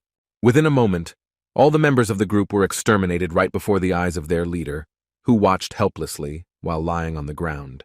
Wu Jin didn't intend to waste much time on them, so he reached for the knife that Do-Su had dropped. Walking slowly towards the leader of the group, accompanied by the shouts of the other fighters, he looked him coldly in the eyes, making it clear that it was all over for him. Injured after being thrown so hard to the ground, Do-Su was in a panic, and he hoarsely shouted that he was suggesting that they just talk to avoid violence. With a wild look, Wu Jin asked him in return if he wanted to stall for time so that the delay in using his skill would pass. A moment later, Dosu joined his comrades and departed for the next world. After dealing with the vile members of the hunting party, Wu Jin did not miss the opportunity to check the pockets of their leader, expecting that he should have a lot of money. Wounded in the shoulder, Songgu, who witnessed this cruel spectacle, could not believe his eyes and the cold-bloodedness with which his savior dealt with the attackers. After eliminating 5 people in an instant, Wu Jin said that these bastards were useless anyway, and then asked his new friend if he agreed with his words. Looking around, he asked why he couldn't even find the words to somehow respond to his question. Songgu was shaking from fear and pain from his injury. He said with great difficulty in a weakened voice that Wu Jin was absolutely right. Having finished his business, Wu Jin came closer to him and, putting his hands on his hips, stated the fact that he was in danger for the 2nd time in a row. Speaking of this, he shocked Songgu by saying that because of this, he would have to pay double. There was nothing to explain here. Songgu himself understood that he had been saved twice and was now in infinite debt to this madman. Ignoring the attackers lying nearby, Wu Jin treated Songgu's wounds for the 2nd time, giving him first aid. Thus, the raid was completely over, and when they came out of the dungeon, the representative of the alliance controlling this station could not understand why he saw only 2 members of the group, which consisted of 8 people. When asked why there were only 2 of them, Wu Jin calmly replied that all of their other comrades had been killed by monsters that were much stronger than they had expected. This information was not only shocking, but also suspicious. The Soul Hunter Alliance representative, noticing the overflowing backpack on the awakened man's back, asked how they were able to collect all those bloodstones. Looking at his backpack, which was indeed suspicious, Wu Jin answered without hesitation that even though they were facing a serious threat, it still didn't stop them from collecting all the trophies so as not to leave the money lying on the ground. Having no other choice, the representative of the Hunters Alliance handed him a statement and a pen, asking him to sign before leaving, since there was a chance that the Bureau would contact him to clarify the details of this incident. Having finished with these nuances, Wu Jin, together with his friend, who was afraid to even move in his presence, immediately went to the mana crystal collection point. When he sold all the trophies, he walked out of that building with a sly, satisfied smile. He had never imagined that he could get more than 13 million won in one raid. As he continued to walk with a mad expression on his face, he was also smug about the fact that to that amount, he should also add the bonus 4 million that he would soon receive from Songgu as payment for saving him. He once again confirmed his suspicions that it was worth continuing to clear the dungeons himself in order to maximize the financial benefits from the campaigns. Even though he had escaped twice from situations where his life seemed to be on the line, Songgu was deeply troubled, knowing that there was no escape from this guy. The sum of 4 million won was becoming increasingly more worrying to him, because even with his savings, he was not enough to give it all at once.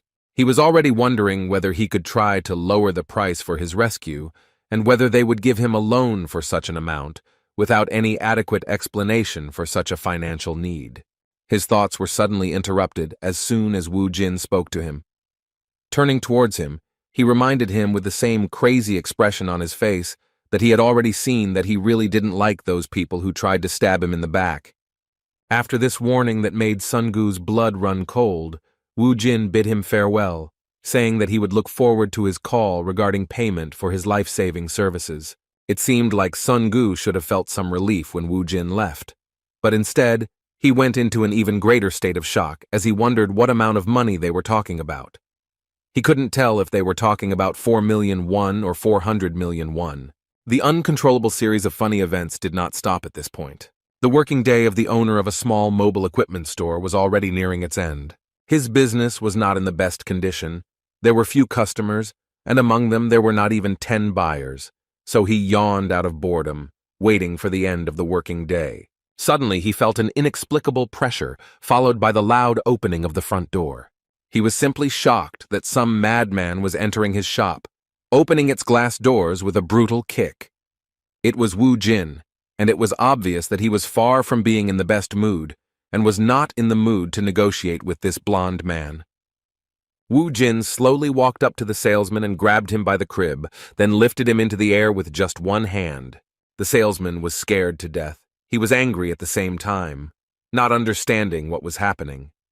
Due to the small number of customers, he could not afford a contract with a security service, and seeing this madman, he trembled with fear, wondering why he was so strong. He didn't even have time to utter a word before he suddenly received a lightning-fast and incredibly painful slap in the face. He angrily shouted what he was even allowing himself to do. The seller hoped that he would be able to put him in his place. For the first time in his life, he made such a gross mistake, because instead of trying to find out the reason for the discontent of such an angry visitor, he provoked his anger and another portion of slaps. The seller barely had time to breathe in air. He could not comprehend what was happening, fearing that if this continued for a few more minutes, he might even die. His face began to swell, and he thought that this was what he had recently seen on TV. He could think of nothing else but to assume that this was called indiscriminate rape. With a trembling voice, he began to beg for mercy. Looking at this poor guy, Wu Jin wondered if greeting the impudent guy like that was enough for him to realize the seriousness of his intentions. His mood was not so bad, so he did not refuse the seller's request, and instead of continuing to beat him with slaps, he simply threw him on the floor. When Wu Jin approached this phone store owner, he immediately knelt down in front of him and cried out pitifully that he would do whatever he asked of him. In response, Wu Jin conveyed to him the words that he truly hated people who stab him in the back, as well as people who try to deceive him. The seller could not understand what kind of knife in the back he was talking about, and what he meant when he spoke about the deception he accused him of. Seeing the bewilderment of the beaten scoundrel, Wu Jin took out of his pocket the phone that the seller sold him, saying that it was the latest model. Upon seeing this outdated model, the beaten swindler immediately remembered that this was the very same device that he had managed to successfully sell to some simpleton. Not only did he sell that phone by telling him it was the latest model, he also convinced him it was an incredible deal by selling it at the price of really good new ones. At that moment, Wu Jin was truly perceived as a simpleton, because when he picked up this device, after staying in Alphen for 20 years, he was incredibly delighted. He even happily said that he couldn't believe how far technology had come in the last 5 years. Seeing the angry look of this guy, the seller remembered that it was he who became the victim of his fraud. Everything fell into place. The man, scared to death, had no choice but to correct the situation to his own detriment. On his way home, Wu Jin was enjoying his new phone. As expected, he was delighted with this device, which was indeed much better than the previous one. He still doubted whether he had done the right thing with the seller, because if they were in Alphen, he would have lost his tongue. Suddenly, some men in suits appeared behind him and addressed him by his full name. Wu Jin stopped, seeing that he was surrounded by some strange guys. The red-haired stranger began to describe his dossier in detail, including information from the Hunter Alliance and even information about him clearing out the Guachian station single-handedly, indicating that he was much higher than F rank. She also didn't forget to mention that he was suspected of killing his teammates. Looking at this guy she had just met for the first time, Yoon-hee boldly asked if he was too fearless for a newbie. In response, Wu Jin asked who she was and why she was so interested in him. Unexpectedly for everyone, the leader of the hunting team behaved extremely unusually, politely apologizing for her manners. After that, she confidently introduced herself as the leader of the Cinnabar group from the Hwarang Guild. For Wu Jin, this meant practically nothing. He still didn't know how things were at the top of the guilds, and who among them could be considered truly dangerous. However, for his own good, he decided to check why she was so confident. Using the detection skill, he easily determined that this bold woman had truly impressive strength. Continuing the conversation, he asked her why she had found him. In response, Lee Yoon-hee mysteriously said that some rat was fearlessly roaming around the dungeons of her guild, believing that he would go unpunished for it. Realizing that it was him who was being called Krisa, Wu Jin smiled slyly. Looking around, he laughed at Yoon-hee's words, asking if their guild had really brought so many people just for the sake of one rat. Continuing his mockery, he said that since they were willing to bring so many people for him alone, it meant that Hwarang was a very large guild. Just as he was about to say that their dungeon he had recently entered was miserable, his speech was suddenly interrupted. One of the hunters was next to him in an instant and grabbed his face with his hand. Wu Jin didn't even have time to do anything before the red-haired guy in the black tuxedo threw him to the ground with great force. After that, the hunter from the Hwarang Guild warned him that he should watch his language, because for insulting their guild, he would feel its real wrath. Although the blow looked impressive, Wu Jin was not particularly hurt, but his anger flared up from the insolent treatment of his face. The attacker didn't even have time to notice how Wu Jin grabbed his hand. Gripping his stock tightly, he rose to his feet in an instant and made him scream in pain, squeezing almost to the point of breaking bones. It was obvious that this guy, who was called a rat when they met, was capable of dealing with these hunters. Yun-hee understood this very well. She could not allow anyone from her team to suffer from the actions of a guy who got on their nerves. In just a moment, she took a lightning-fast step and delivered a powerful kick to Wu Jin's stomach, so strong that he flew to the side. When he hit the ground, he still didn't understand how it happened. Opening his eyes after falling, he saw that Yun-hee was next to him again and raised her leg high. In an instant, she kicked him in the face so hard that the asphalt beneath him began to crumble. For the first time since returning to Earth, Kang Wu Jin encountered an opponent so strong that he was also fast enough that his reflexes were insufficient for combat. Putting her foot on his face, the arrogant woman said she was impressed by his strength. Still, she suggested he listen to her advice, saying that although he didn't look like a normal F rank, even with such skills, he shouldn't get cocky. Naturally, the point was that he would not be able to act arbitrarily on their territory with impunity. As she left, she looked again at the beaten Wu Jin lying on the asphalt and said that if he wanted to live longer, he should not forget her words. Fortunately, that was the end of it, and the team representatives left him in the same place. When it was all over, Wu Jin touched his face, which hurt from being treated so disrespectfully. He didn't feel any humiliation or anything like that, realizing that he wasn't in the best shape right now. Moreover, he was even genuinely surprised that for the first time in a long time, he had lost a battle without a chance. After such an unexpected warm meeting, Lee Yun-hee became very interested in him, and when he told Jae-min about this meeting, he was shocked to the limit. When Wu Jin asked him if she was really a famous person, he said with great emotion that she was one of the 10 awakened of their country who had an A rank. As for the Hwarang Guild, it turned out that it was in the top 3 along with the Hammer and KH. According to him, they all have great influence in politics and economics. Shocked by what he heard, Jae-min asked what his ridiculous protector had done in the first dungeon, that they paid such special attention to him. Wu Jin was extremely dissatisfied with such a tone and answered him insolently.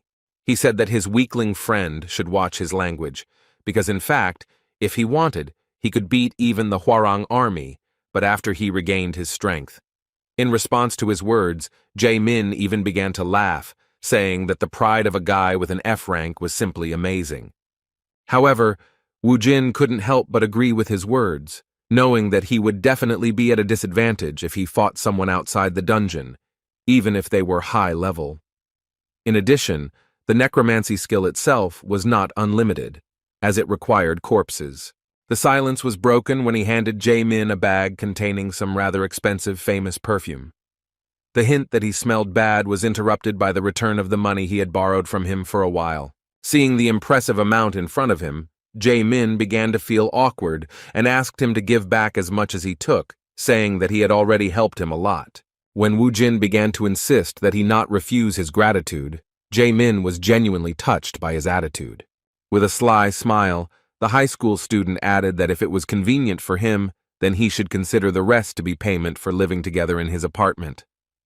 Jae-min agreed with his words, but in an instant, he broke out in a cold sweat, realizing what his words really meant. He realized that Wu Jin was gently hinting to him that he was going to continue living with him. Trying to understand the reason for this behavior, he mentioned that he had recently met his mother. Wu Jin immediately understood what was going on, so he gave a direct answer that her house was too small, and he wanted to stay at his place until he could buy a new place. As an awkward pause ensued, Wu Jin became a little flustered by his only friend's words, and assumed that he had given too little money. In response, Jae-min reassured him that there was no problem. Before finishing his speech, he noticed that Wu Jin had changed his phone number. He was genuinely surprised, saying that this was the first time he had seen this latest model among his friends, which was in some sense a technological breakthrough. When he asked to look at the phone, Wu Jin breathed a sigh of relief, knowing that the salesman had understood his request correctly this time. Jae-min was actually delighted with this device, especially the color, which was called Crazy Red. According to him, to make such a device, you need bloodstones, which is why the Crazy Red phone also becomes crazy expensive. Realizing this, Jae-min assumed that his friend really earned a lot, but his friend replied that he got it as a result of an event. His words sounded mysterious, but he didn't want to scare his friend by mentioning that this was an event in which the life of the salesman who had cheated him on the previous deal was at stake. Jae-min did not hide his admiration and even called his new friend a really cool guy. Suddenly, a message regarding a money transfer came on his phone, and Jae-min began to count the number of zeros with difficulty. Wu Jin immediately took his phone back and looked at the account where another 40 million won had appeared from Hong Sung-gu, and he realized that the idiot had mixed something up, because originally it was about 4 million. He had no choice but to contact him and arrange a meeting. When Sun-gu arrived at the said cafe, he greeted Wu Jin respectfully, calling him boss and politely asking how he was doing. In response, Wu Jin asked in confusion why all this speech was necessary when they had just met a few hours ago. After these words, he extended his phone towards him, asking what this bank transfer amount meant. With a clear tone of condemnation, he asked the poor fellow if he considered him some kind of beggar since he had sent such a sum. Then he reminded him of his words about 4. Sun-gu froze for a moment, realizing that he had paid.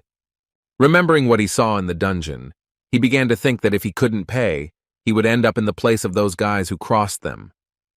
Now he began to think that we were talking about those same 4, not millions, but hundreds of millions. He couldn't even imagine how to get such a sum in such a short period of time, so he couldn't find a better option than to fall on his knees and start pitifully begging for his life. Wu Jin felt extremely awkward at this sudden sight, while Sun-gu, who had misunderstood his words, desperately shouted that he would give up the remaining portion if he was given a little more time. The behavior of this ridiculous awakened one attracted the attention of everyone present in this cafe, so Wu Jin began to get angry and nervously said that if he wanted to live, then he should first sit at the table with him. Sun-gu followed his order without question, and then began to make excuses that he was very sorry that he could not get 400 million won in such a short period of time. He desperately promised that if he was given time, then he would definitely pay for saving his worthless life. When Wu Jin heard the amount that idiot was talking about, he was completely at a loss. It was clear that he was in despair, but he was ready to do anything to save his life. Wu Jin finally realized that he had completely misunderstood his speech. On the other hand, he couldn't help but admit that modern children seem quite generous. Choosing a more comfortable position for himself, he decided that if Song-gu was wrong, then he really deserved to be taken advantage of. With his hands folded in front of him, the newly minted businessman, with a sly expression on his face, asked how long he would have to wait for his money. The next day, Wu Jin set out again to seek profit. A walk in the fresh air in a fairly nice area was how he started his morning. A little later, a car with a personal driver, Song-gu, arrived for him. Seeing him in a good mood on the way to the dungeon, Wu Jin asked him why he was so happy on his first day of work. In response, he said in a cheerful tone that even servants can be happy. Sun-gu actually amused Wu Jin, even though Wu Jin had no intention of considering him as that servant. As it turns out, last night, this ridiculous guy announced that since he can't return the 400 million won anytime soon, he's willing to become a member of his savior's group in order to give him a portion of his profits. After thinking for a moment, Wu Jin pointed out the flaw in this plan, saying that he was just going to stick to him, which seemed like an obvious and safe idea. Sun-gu didn't even think about personal gain, so he began to excitedly justify himself by saying that he just wanted to earn that money by being a truly useful person. Fearing rejection, he even declared his willingness to become his personal manager. With some admiration, he promised that in that case he would take full responsibility for choosing dungeons, booking, selling bloodstones, and other concerns, including even the possibility of being his personal driver. In response, Wu Jin said that if he was going to work like that, then that made him a personal servant. Song-gu felt a little offended. He was really hurt by these words, even though he knew that his savior was completely right. He smiled from ear to ear and awkwardly praised his boss for his very accurate observation. The conditions were really favorable. Wu Jin didn't mind the company of a guy he could trust. Pleased with this unexpected opportunity, he began to dictate terms that, surprisingly, turned out to be mutually beneficial. He said that in this case, their cooperation would last for a year, and since it would be too difficult to do it for free, his servants would even have their share of the total profit. His offer seemed like a real gift from fate. Sun Gu grabbed his boss's hand and sincerely thanked him for it. In response, Wu Jin said with a kind smile that he was also grateful to him for it. As a result, another good friend appeared in his circle. Looking at Song Gu, who was driving him to the pre-booked dungeon, the carefree awakened one thought that it was quite funny, because by pure chance, he got himself a servant due to a misunderstanding in which he actually wanted to return the excess. In fact, he understood that he was doing a great service for him, no less than he was receiving himself. Looking at this young man, he pleased him with the sudden words that if he would just do his job well, then 10% of the profits would be at his disposal. Hearing this, Song Gu turned away from the road and, with tears in his eyes, thanked his boss for what he was doing for him. When Wu Jin interrupted his snotty speech by asking if he had found the dungeon he had been told about, he immediately replied that at the boss's request, she had reserved a 3-star dungeon with the most monsters. They soon arrived at the third exit of Maebong Station, where a swarm of Reikis was located. Monsters like cockroaches weren't much of a problem in terms of battle difficulty, but their numbers were definitely very impressive. Sun Gu was at a loss, doubting whether they could handle such a task. He had 2 backpacks on his shoulders, and his only task was to collect trophies, but Wu Jin still asked him to keep an eye out, so as not to be accidentally hit by a surprise attack. The numerical superiority of the Rakia swarm was a serious problem, but not for a necromancer with a lot of experience behind him. Wu Jin got his bearings from the start. He had to spend all his points on control in order to increase the maximum number of his army. The number of skeletons he could control had grown to a massive 19, which was even more than the maximum number of participants in a single raid. Taking quantity with quantity and superior quality was a wise decision, but even so, they were in for a pretty hardcore playthrough. In just a moment, this floor turned into a bloody battlefield. It didn't take long before the swarm of Reikis thinned out to the point that the skeletons began to break through with increasing speed. Although the Raki did not have impressive intelligence, their instincts were enough to make them tremble with fear when the mage's familiars approached. The ruthless skeletons completed their task with ease. Although there were relatively few of them, in the end they greedily divided the remains of these monsters. Song Gu tried his best to keep up. Even during the battle on the first floor, he had started his work of collecting bloodstones, so it was a little delay before he caught up with his boss. As soon as he went down to the floor below, he didn't even pay attention to his boss's praise, because he was in an indescribable shock that the skeletons had managed to deal with the next batch of monsters. Watching with his mouth open, as the summoned fighters dealt with the monsters, he couldn't believe that they were advancing so quickly, because usually a raid on a Reiki dungeon takes at least 2 hours, while Wu Jin managed to do it on his own in just 15 minutes. The main fighter of their modest squad was already very tired of fighting at such a pace, so he sat down on a bench to finally rest. Opening the status window, he saw that he had already reached level 7 and had accumulated some achievement points that he could use to strengthen some of his stats. The skills he could learn at level 7 seemed boring and not particularly useful. The fire hand covered in flames required too many points, but did not provide any noticeable advantages, as did the water ball, which is a common mage spell. However, among these he found a really interesting option, which was the summoning of a skeleton mage. He could learn this skill already at level 10, so Wu Jin thought it would be a good idea to open it soon. Meanwhile, Sun Gu finished collecting trophies and even managed to find a return stone on his own. While in this dungeon, they were able to completely clear it in just 27 minutes, but Wu Jin was wondering what to do next. In fact, he hadn't thought about having much free time before, since they had booked the dungeon for 4 hours. As he climbed up, he informed his already tired servant that they would be able to go through this dungeon 7 more times during this time.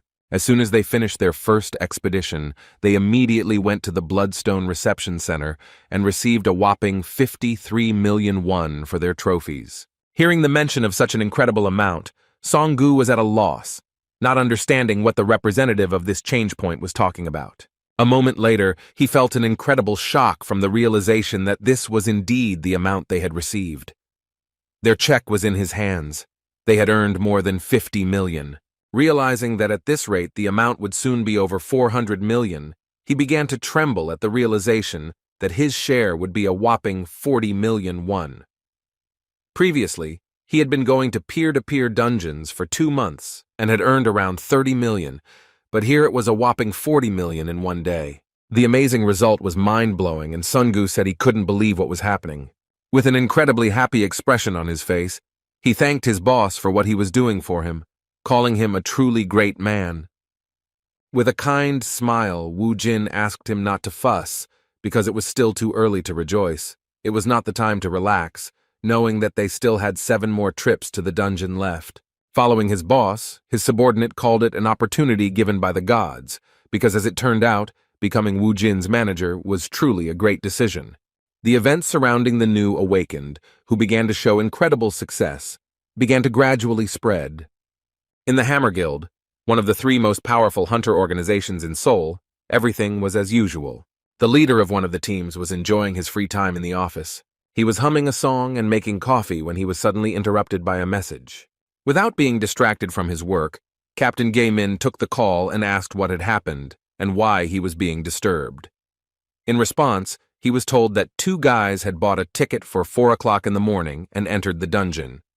The interlocutor paid special attention to the fact that those guys were a little strange. People die in dungeons all the time, so Gay-ming didn't think there was anything strange about it. However, he was told in return that the strange thing was that those 2 were still alive. But what was equally strange was how long it took them to clear the 3-star dungeon.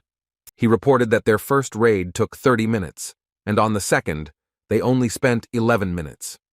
A moment later, he saw Wu Jin and Sung-gu exit the dungeon again, and on the 3rd raid they spent only 9 minutes and 40 seconds. The shocking result stunned the guys from the Hammer Guild. They couldn't believe how this was possible, because even professional teams of 8 people spend 2 hours on such raids. Having won a bet that the mysterious guys would do it in less than 10 minutes, the captain's subordinate who was watching them asked his boss if he could find information about those guys using their data from open sources. Gay-ming had never heard of A-rank guys clearing dungeons in a duo. However, he was wrong, and his shock increased to an unprecedented level when he learned that the 2 subjects being monitored were only F-rank.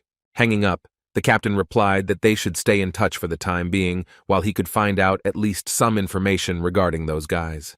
When checking the data, he immediately found out that one of them, namely Wu Jin, had only registered in the hunter database 1 day ago, while the other member of the squad had only registered 2 months ago. This result indicated that such measurements were wrong. An excited smile appeared on the captain's face, realizing that this was too big of a measurement error, and those 2 should be assigned at least a C rank. Awakened ones with such serious abilities are likely to become high-ranking. He knew this for a long time, and had been waiting for guys with such potential for a long time, so he could not miss the opportunity to get them at his disposal. As expected, the Hwarang Guild was also watching the events. One of the managers of this organization noticed their strange activity and reported to Yun-hee that the guy who recently appeared in their sight was able to do something incredible. They had dealt with him before due to a report from a bureau employee that he had trespassed on their property.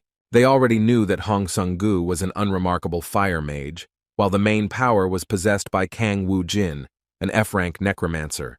The leader of their organization, turning to Captain Lee Yoon-hee, asked what she thought of his abilities. Recalling their meeting, she replied that she actually thought he was unusual, but not that unusual. Like Captain Jae-min of the Hammer Guild, she also came to the conclusion that Wu Jin must be at least a C-rank fighter. The leader agreed with her words and concluded that there were 2 options, the first being that he was hiding his abilities during the test, and the second option was that Wu Jin was growing at a crazy pace. It was the first time Lee Yun-hee had seen something like this, so she asked the more experienced leader if there had ever been an awakened who had such a speed of development that they could rise 2 or 3 ranks of power in one night. In response, the red-haired man said that there was a similar case in history where an awakened person rose from F to A rank in an insanely short time. His potential was a secret until he reached the #1 spot in South Korea. Naturally, they were talking about Kim Kang-chal, and understanding this, Yun-hee objected, saying that such a great hunter cannot be compared to some punks. Despite her opinion, the leader suggested not to be too sure of his guesses. He thought it would be a good idea to confirm who Wu Jin really was. Lee Sang-ho, the brother of Captain Ha-yun, who is the master of the Hwarang Guild, gave his sister the order to bring this guy to his office so that they could find out what kind of person he is. Meanwhile, the boys continued their non-stop raids in which Wu Jin became increasingly faster. On the other hand, Sun-gu, who had a completely different role, was barely able to stay conscious. While collecting bloodstones from defeated monsters, he thought that if such loads continued, he would be the first to die in the dungeon while extracting precious trophies. Turning to his boss, he asked in a tired voice if they could take a little rest. Seeing his condition, Wu Jin replied that he had done a good job. Even though Sun-gu was his servant by verbal contract, he respected his work and fatigue, so he took a short break. Song-gu sat down on the floor, immediately drank half a bottle of water, and said with a more cheerful expression that he felt much better now. When the boss asked how much time they had left, he replied that it was a little over an hour. They were doing much faster than expected, so after 3 hours of continuous dungeon raiding, they had already managed to earn around 400 million won. Wu Jin knew that this was enough to buy a house for Mom and Su-ah, and also for Sun-gu to have everything he needed. Based on this, he made a very unexpected decision. Rising to his feet, he gave his friend an incredible motivation by saying that all the remaining bloodstones would be completely under his control, and during this time he would be under his protection. Taking a deep breath, the boss suggested that his subordinate get everything he could, after which he suggested that they speed up. In just a moment, he rushed forward with great speed to attack the remaining monsters that were on the lower floors. Sun-gu was taken aback by Wu Jin's enthusiasm. The progression of strength gradually increased, and the fighter, using the crowbar and his familiars, turned into an increasingly powerful hunter. Taking advantage of the opportunity, he not only improved the skills of his skeletons, but also fought on the battlefield himself, improving his own characteristics. The rush sometimes made him need to act according to the situation. Previously, he was just a general who wisely led his army, but now, finding himself at the forefront of the battle, he himself often found himself in dangerous situations. However, in such a weak dungeon, he didn't really feel the pressure from the monsters, because their numbers weren't a problem thanks to his 19 skeletons, and he himself could easily deal with surprise attacks.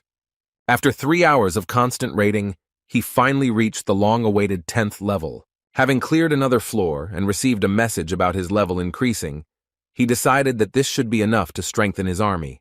When he opened the system window, a new notification suddenly appeared in front of him, saying that he had fulfilled the level requirements for class assignment. Wu Jin was surprised because when he was in Alphen, this did not happen. With a thoughtful look, he said that in Alphen, classes were also determined by reaching level 10, but he was already a necromancer, so he did not understand what was happening with the system. A moment later, the system began to work with special persistence, analyzing the player's development in order to assign him one of the possible classes. As it turned out, he actually became a dual class, gaining a second class that was a warrior.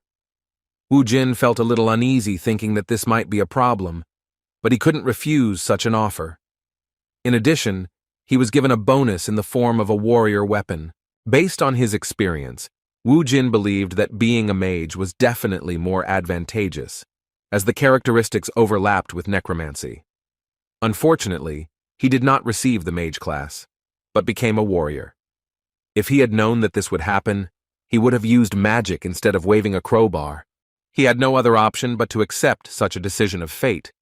Ignoring the details, he looked with particular interest at the bonus in the form of a warrior's weapon, which became his reward for acquiring new abilities. The mysterious gift item appeared in front of him, but in reality, it looked more like an ordinary steel pipe.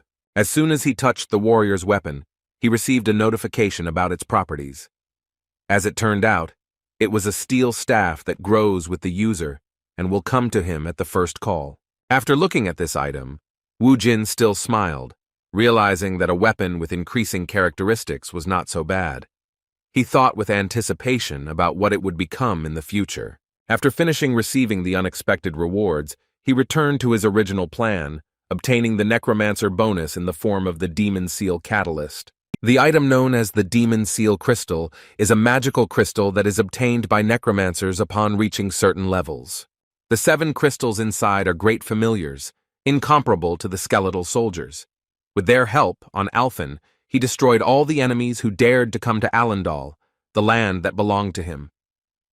With a smile of anticipation, he wondered who he would get this time.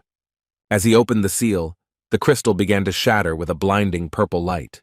Wu Jin folded his hands in front of him, waiting to see the familiar he would receive from this crystal. A moment later, a succubus with black wings appeared in front of him, a short blonde with large eyes and bright red lips. It seems the necromancer had already seen her before and was stunned that it was she who appeared in front of him. It was Bibi, and when she saw her master, she asked with tears in her eyes where he had disappeared to. While Wu Jin was trying to figure out why she was the one who appeared from the crystal, Bibi rushed at him with hugs and screamed that she really missed her master. There were a lot of questions, the first of which were why she didn't stay on Alphen and what was going on in general, since she somehow miraculously ended up on Earth. With tears in her eyes, Bibi explained that after their master disappeared, all the familiars were placed in the seal space. After these words, Wu Jin realized that they had all moved along with him, but were now sealed until their master gained enough power to return them to his control. Bibi continued tearfully talking about how much she missed her master, but after a moment she remembered something important and stopped. As it turned out, it was because she smelled a strange smell. Looking around, she asked why she could smell that in such a place. Wu Jin couldn't even guess that all this time he had been smelling Tranit's subjects from them. Hearing this, he was shocked, because he himself could not even imagine who was behind such an expansion of monsters on Earth. The one he feared to see on his home planet was a demon that invaded Alphen from a mysterious dimension and destroyed 90% of the local population. Wu Jin had never fought him, but his subjects invaded his domain, Alendal, so often that the sight of them made him sick. It has now become clear that the fact that Tranet is gradually invading Earth is the reason for the sudden appearance of the dungeons. Finding himself on his home planet, Wu Jin thought that he had escaped from Hell, but as it turned out, Hell was following him. Meanwhile, near the station where they were fighting, some representatives of large hunter organizations had already appeared. There were enough guys interested in Wu Jin, among whom were leaders of large teams. Looking at his watch, Ha Min replied to the representative of the large organization that the recruits they were interested in entered the dungeon 8 minutes ago, so they should be coming out soon. According to him, those who interested their leader so much were not simpletons, because they earned more than 400 million won, working only 2 people, and only in 1 dungeon in less than 4 hours. This guy, observing the situation, believed that with such strength, he too would be able to clear dungeons at such a speed. Meanwhile, all attention turned to the guys because they finally came out of the dungeon. Sungu could barely move his legs, while Wu Jin was fine, but still thought about the disturbing news he had learned after his first familiar had appeared. Jin Min Chang broke the silence by complimenting them on their good work in the dungeon. With a smile on his face, he asked if they would mind giving him a few minutes of their time to listen to one of the most fateful proposals of their lives. In response, Wu Jin coldly walked past and replied without much interest that he refused their offer. Hearing such an unexpected answer, Jin felt despair and threw aside his pride and ran after them, begging them to stop. With a sullen look, Wu Jin asked why he was asking if they were willing to listen, if he was going to waste their valuable time anyway. Mr. Min Chang was very worried about the situation. His face was covered in cold sweat due to the difficult dialogue. He couldn't understand what was wrong with the guy who, by recruiting him, his career would skyrocket. In response, he apologized for wasting their time all this time with his beating around the bush. Having regained his former respectable appearance, he handed over his business card and said that they should get down to business because the Hammer Guild wanted to recruit them. But even after the direct text, Wu Jin turned around and started walking away, shocking even his protege with the answer that he was not interested. Jun, having lost his pride again, started running after them, assuming that they simply did not know who they were. Wu Jin knew that this wasn't going to stop just like that, so he turned back to the pushy leader of the hunting team and said that he heard that they were one of the top 3 guilds in Korea. Jin Min Chang felt a little relieved after hearing that he was being treated properly. After that, he extended his business card towards the promising hunter and said that their guild had the strongest of the awakened within its ranks. He promised that if they joined them, then they would receive the best support without delay. Skipping formalities, Wu Jin, calling the representative of one of the strongest organizations simply a man, asked him to stop this meaningless dialogue. With an angry look, he said that he was in a noticeably bad mood, so it was worth stopping to irritate him, so as not to run into rudeness. His behavior seemed unusual to other people, because no one even guessed what was threatening their planet.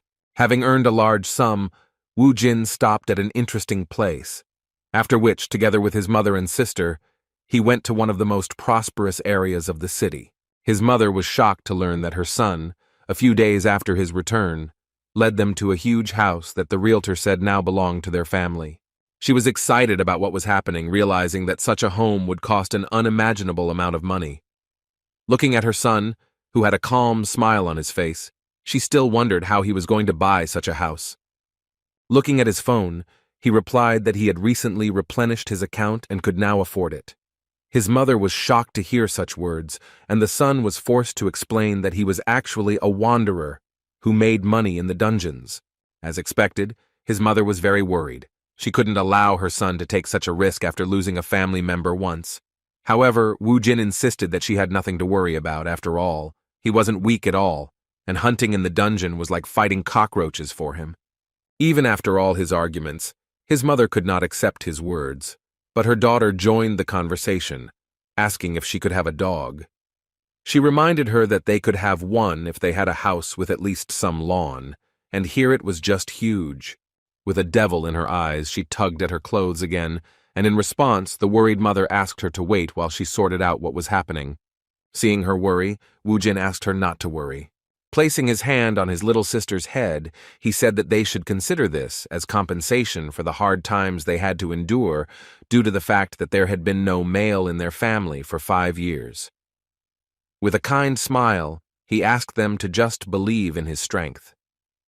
In fact, this is how he was able to calm their worries, and soon the family moved into a new, spacious house.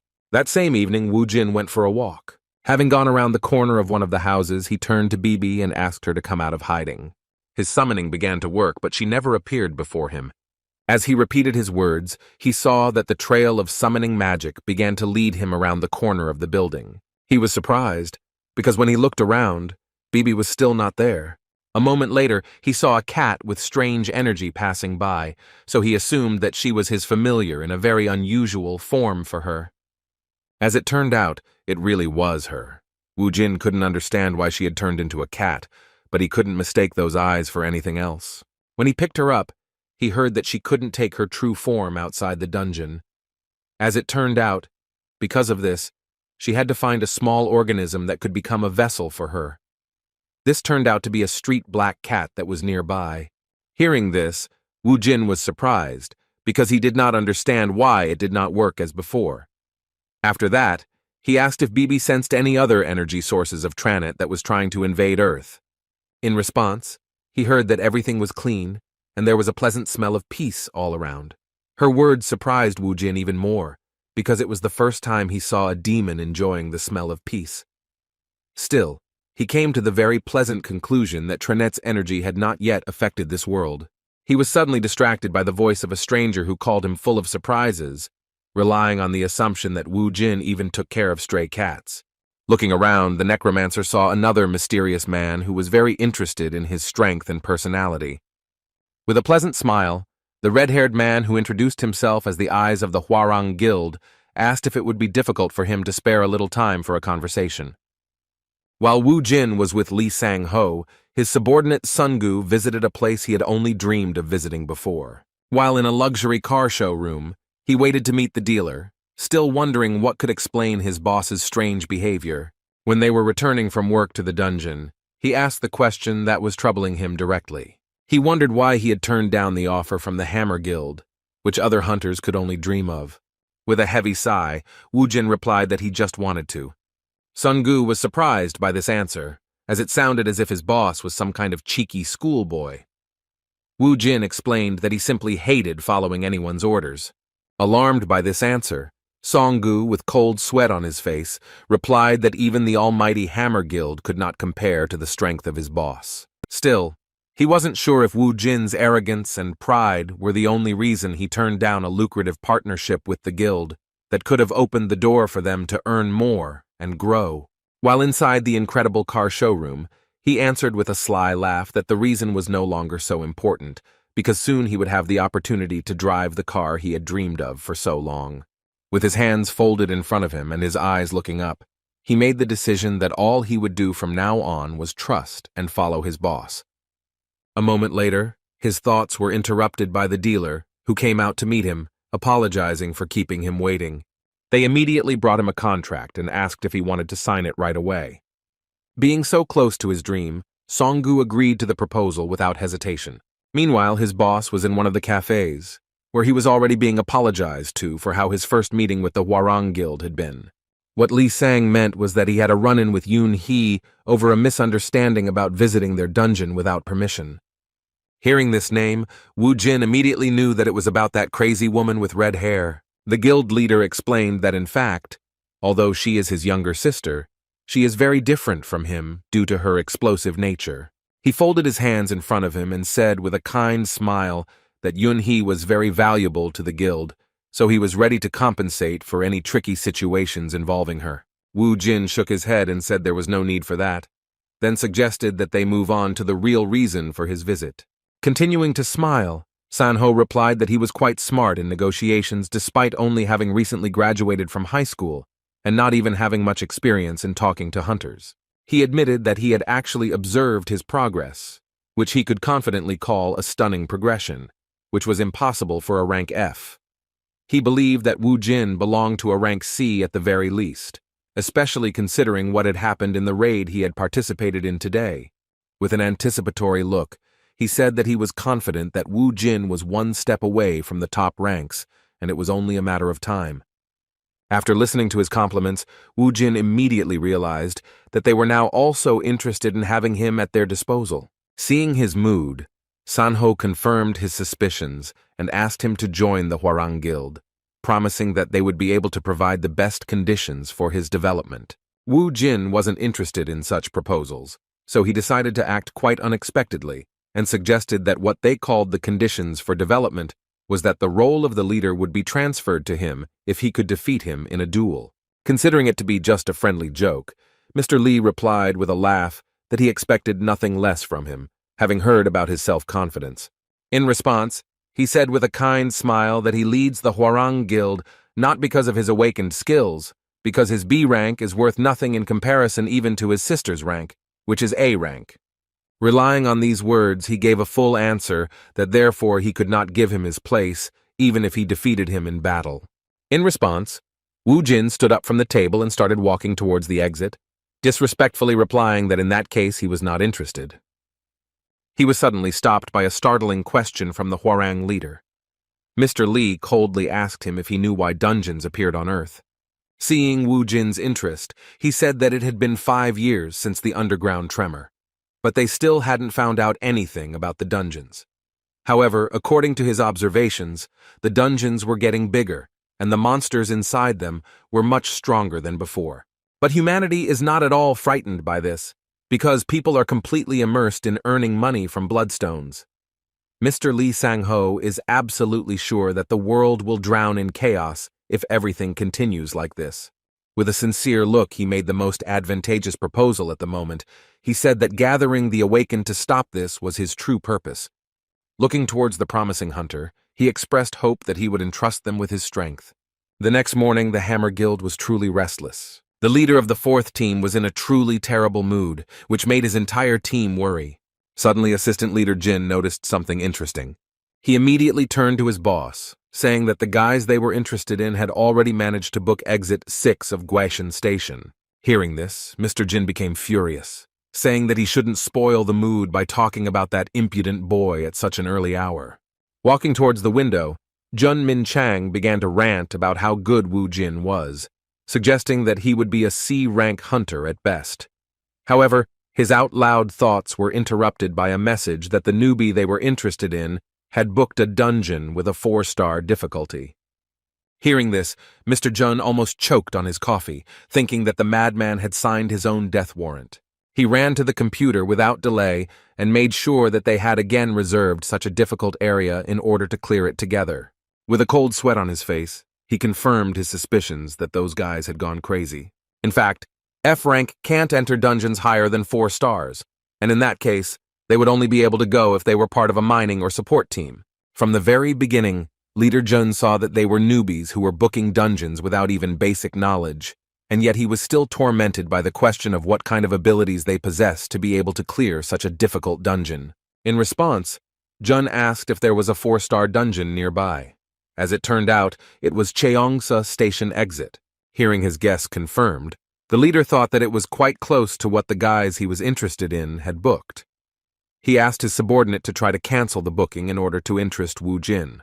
The subordinate thought that his boss had already given up, but he confidently replied that this time they would be able to sign a contract with those guys.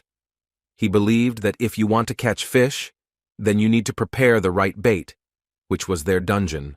Meanwhile, Sungu and Wu Jin were racing towards the reserved dungeon in a new car. Sungu drove around in his dream car all night, saying he bought it because he didn't want to drive his boss around in an old sledgehammer. In response, Wu Jin, grateful for such attention, praised him for his efforts. Looking around, he nodded his head and concluded that this car was clearly on a completely different level, even considering that its interior was simply something. Despite all the questions raised by the fact that the boss didn't know much about cars, Sungu didn't show his resentment, and replied that he would do his best to make sure that his Hyungnim would travel between his stops with maximum comfort. They were expecting a big catch, but when they arrived at their destination, they heard the local inspector complaining. He said that he couldn't imagine 2 F-rank guys clearing a 4-star dungeon.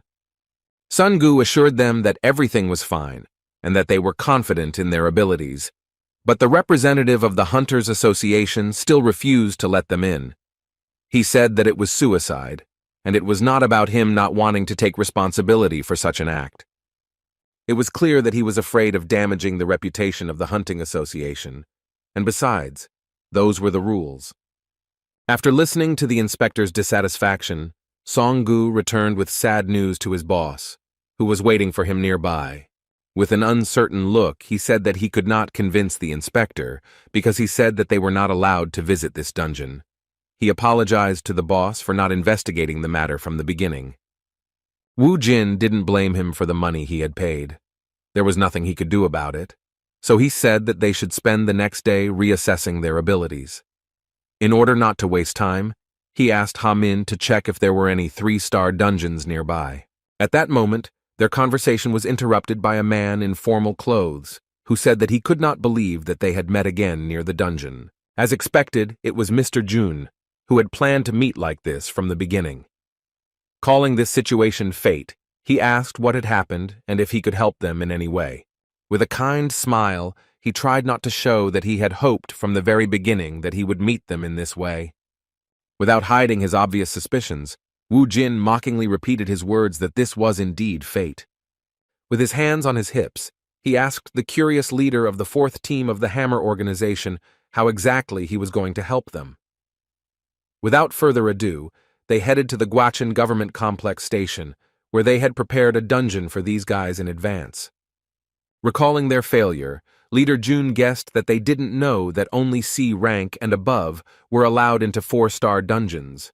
Pointing his hand at this station, he said that this 4-star dungeon was at their guild's disposal, and all reservations had been cancelled, making them free to enter.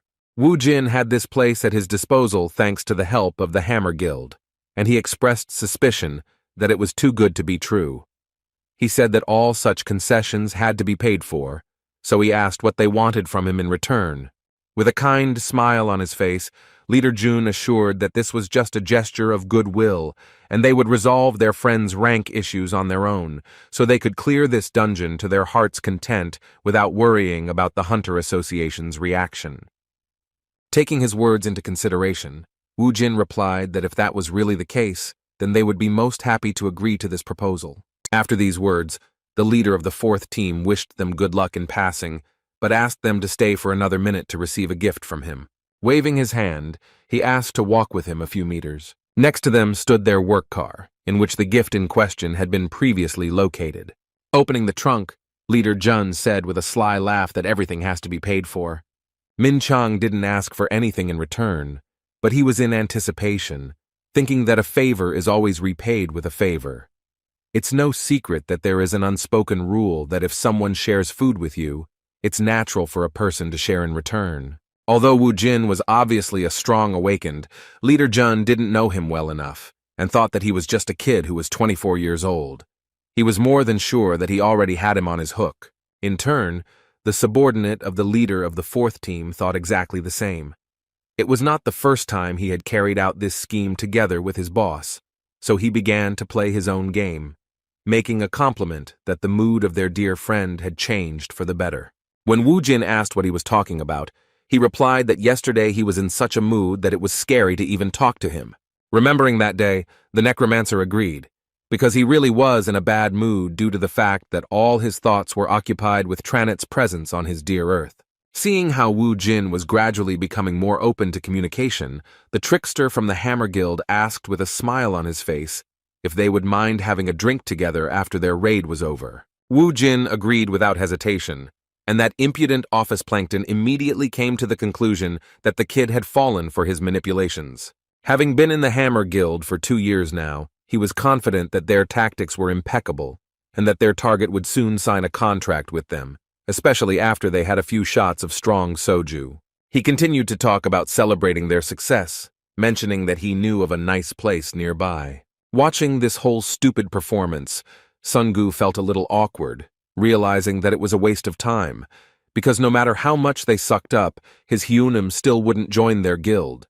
When Jin Min Chang returned, he stopped for a moment, looking around the area for the guys he had brought to this place. When Ha Min asked where those guys had gone, he replied that they had already gone to the dungeon. Hearing this, Mr. Jin began to shake with anxiety, saying that he had asked them to wait so that he could give them a gift for the journey. He was furious, and his protege did not understand what his anger was about. He believed that he was going to wait for them to return anyway, so this gift could be given after their raid. As it turns out, this gift was a much-needed survival kit, without which you can't go on raids on 4-star dungeons. Throwing the 2 bags on the ground, the leader asked Ha Min how much the F-ranked guys who entered such dungeons knew, and whether they had heard about the dangers of such a raid. With a worried look, Mr. Jun thought about the fact that for such dungeons, a D-rank team with a C-rank leader was recommended. He knew that Kang Wu Jin was only an F-rank on paper, and with his speed at clearing 3-star dungeons, he should be able to defeat the monsters in this dungeon. But despite this, his success was in great question due to the fact that he did not take the necessary equipment, because from 4-star to 6-star dungeons are different from low-level ones. If you go there without information and a survival kit, even a high-ranking hunter will not return alive. With his hand to his face, Leader Jin said that this was the end, because with their actions they had not helped, but had literally sent those guys on a deadly raid. Meanwhile, the boys had already cleared a significant portion of the dungeon, clearing all the floors with ease. Looking around, Wu Jin wondered if this was really a 4-star dungeon, considering the monsters they encountered along the way were all too common. Songgu assumed that it was just an easy 4-star dungeon, and his boss decided to agree with it to avoid straining his brain. All the bloodstones had been collected, so Wu Jin activated the search for the return stone. Unexpectedly for him, there was no reaction to the use of his ability. Wu Jin thought that it couldn't be that there wasn't such an object near them. He couldn't even imagine that this wasn't the whole dungeon, and that they only saw the open part of it, so he chalked it up to his skill being too low. In order not to waste time, they decided to return to the place where they started, looking around. For the first time in all the raids, they encountered such an unusual problem. Walking through the same place once again, Songgu noticed that the place where the entrance had previously been had moved somewhere and no longer looked the same as before. Suddenly, he stopped and said in surprise that something was wrong here. A bright glow appeared before them, which provided answers to their troubling questions. Where they were looking for a way out of the dungeon, a portal suddenly appeared that led them deeper, to the hidden part of this place. It became obvious that the portal had not caused the return stone to appear. They had no other option but to enter and continue clearing the dungeon. With an anticipatory smile on his face, Woojin said that he now understood why this was a 4-star dungeon. They were near a portal, beyond which a real survival game awaited them. Still, the guys decided not to delay, because even though their trip was paid for by the Hammer Guild, they could not waste precious time thinking. Having passed through this portal, Woojin was surprised by what he saw in front of him. They found themselves in another change, and Songu began to behave strangely. For some unknown reason, he stripped naked, and Woojin couldn't understand what he was planning. He immediately looked away and asked with some awkwardness why he did it. In response, he heard a disgruntled cry about Hunim also standing naked in front of him. Looking around, Woojin realized that only their bodies could move through this portal, while their clothes remained in the place where they entered this teleport. The strange forest they found themselves in greeted them with some strange animal cry. Standing there without clothes was a pretty bad idea. While Songu was panicking, his boss was becoming increasingly surprised at what was happening, becoming increasingly convinced that this was indeed a dungeon of a completely different level from the ones they had been in before. Thanks to his skills, Woojin quickly obtained the necessary items to survive in this dimension without wasting any time, even covering basic needs such as clothing. Seeing how he could control space, Songu couldn't contain his delight. Woojin continued to amaze him with his skills and how he acted coolly in any situation. Even though they had been working together lately, he still seemed like a complete mystery. While Songu was trying to guess what his boss was doing, he was distributing his experience points.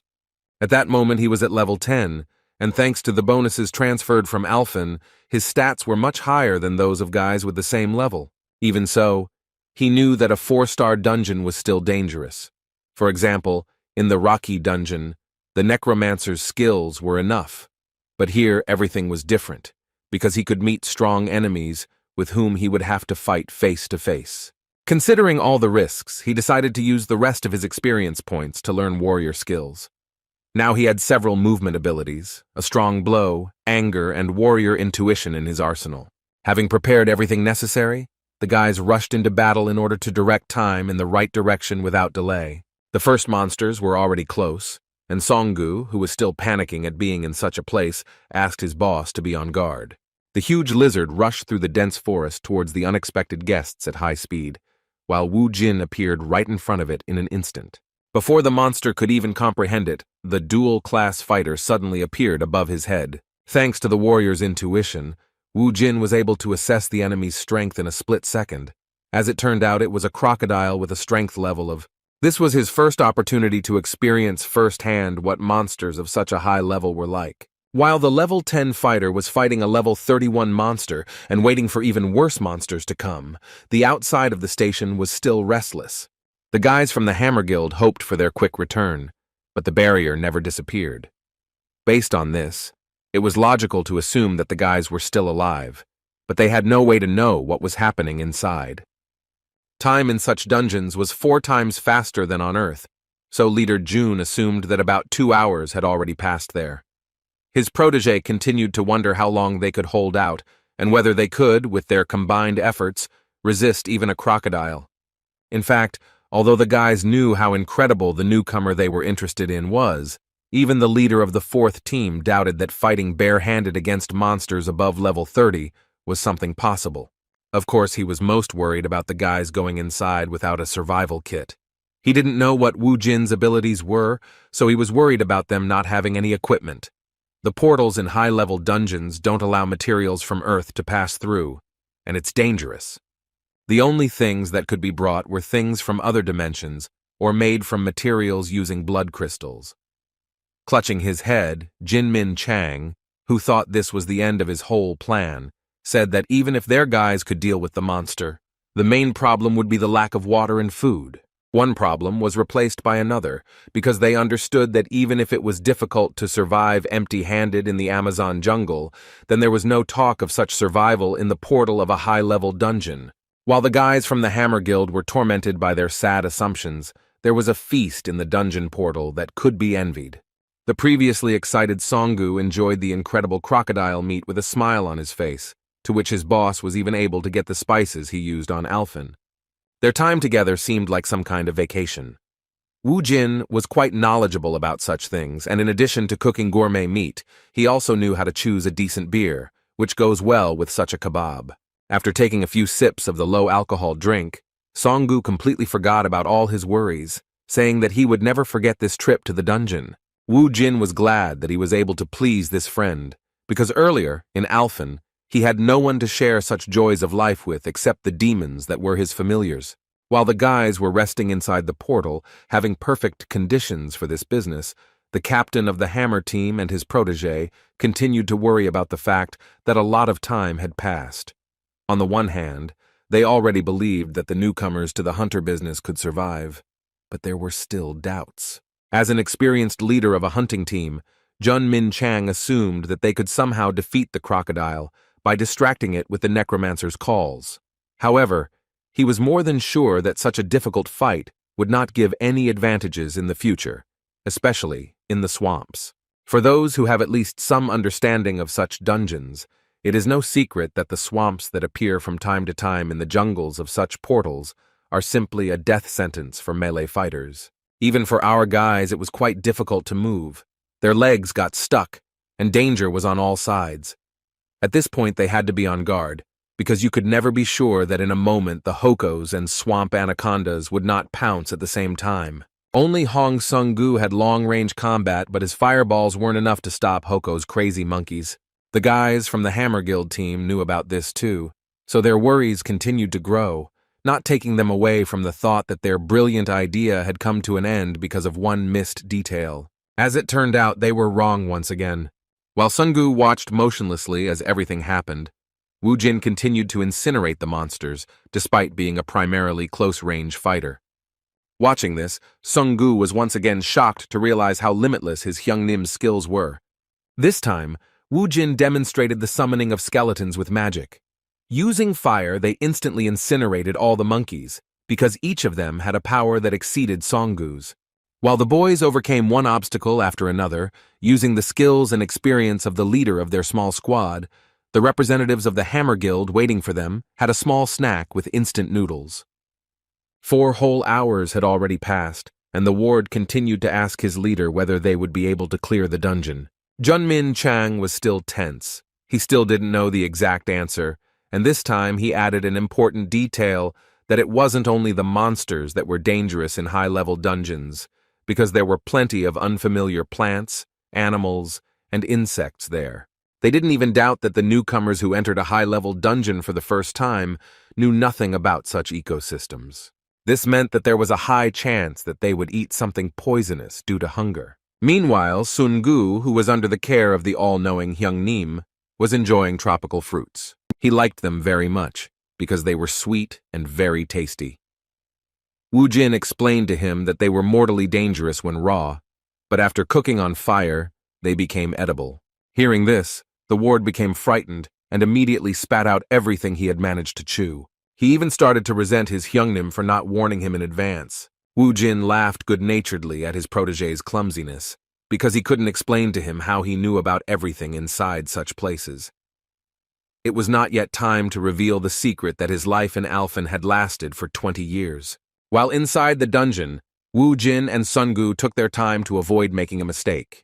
It was already dark outside, but the guys from the Hammer Guild were still waiting for them to return. Their conversations became more frank, and now the ward wanted to know if his leader had a reason why he wanted Kang Wu Jin so much.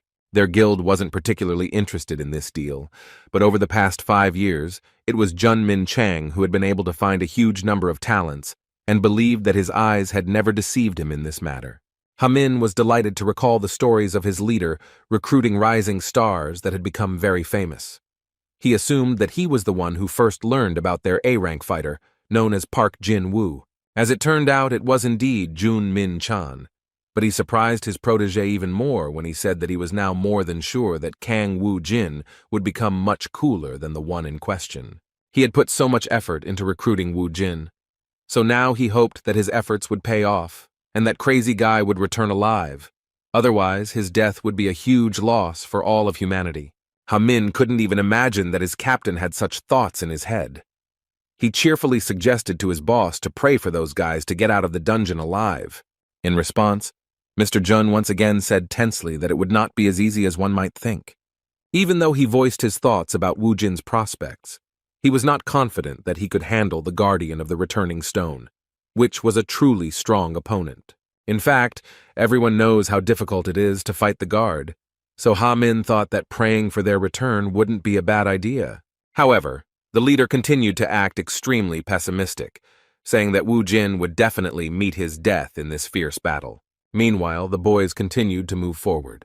Now, they were in the middle of some wasteland, which led them to the place that was so necessary for their return. Song-gu stopped the moment he saw the stone of return in the distance. He began to hurry forward, joyfully saying that they would finally be able to get out of this terrible place. Seeing his ward rushing to die, Wu Jin stopped him by pulling his hood. A moment later, a trap appeared in front of them, the surface suddenly crumbling, revealing sharp bamboo sticks below. Song-gu almost lost his life in his haste, so he thanked his Hyung-nim with great gratitude for watching over him.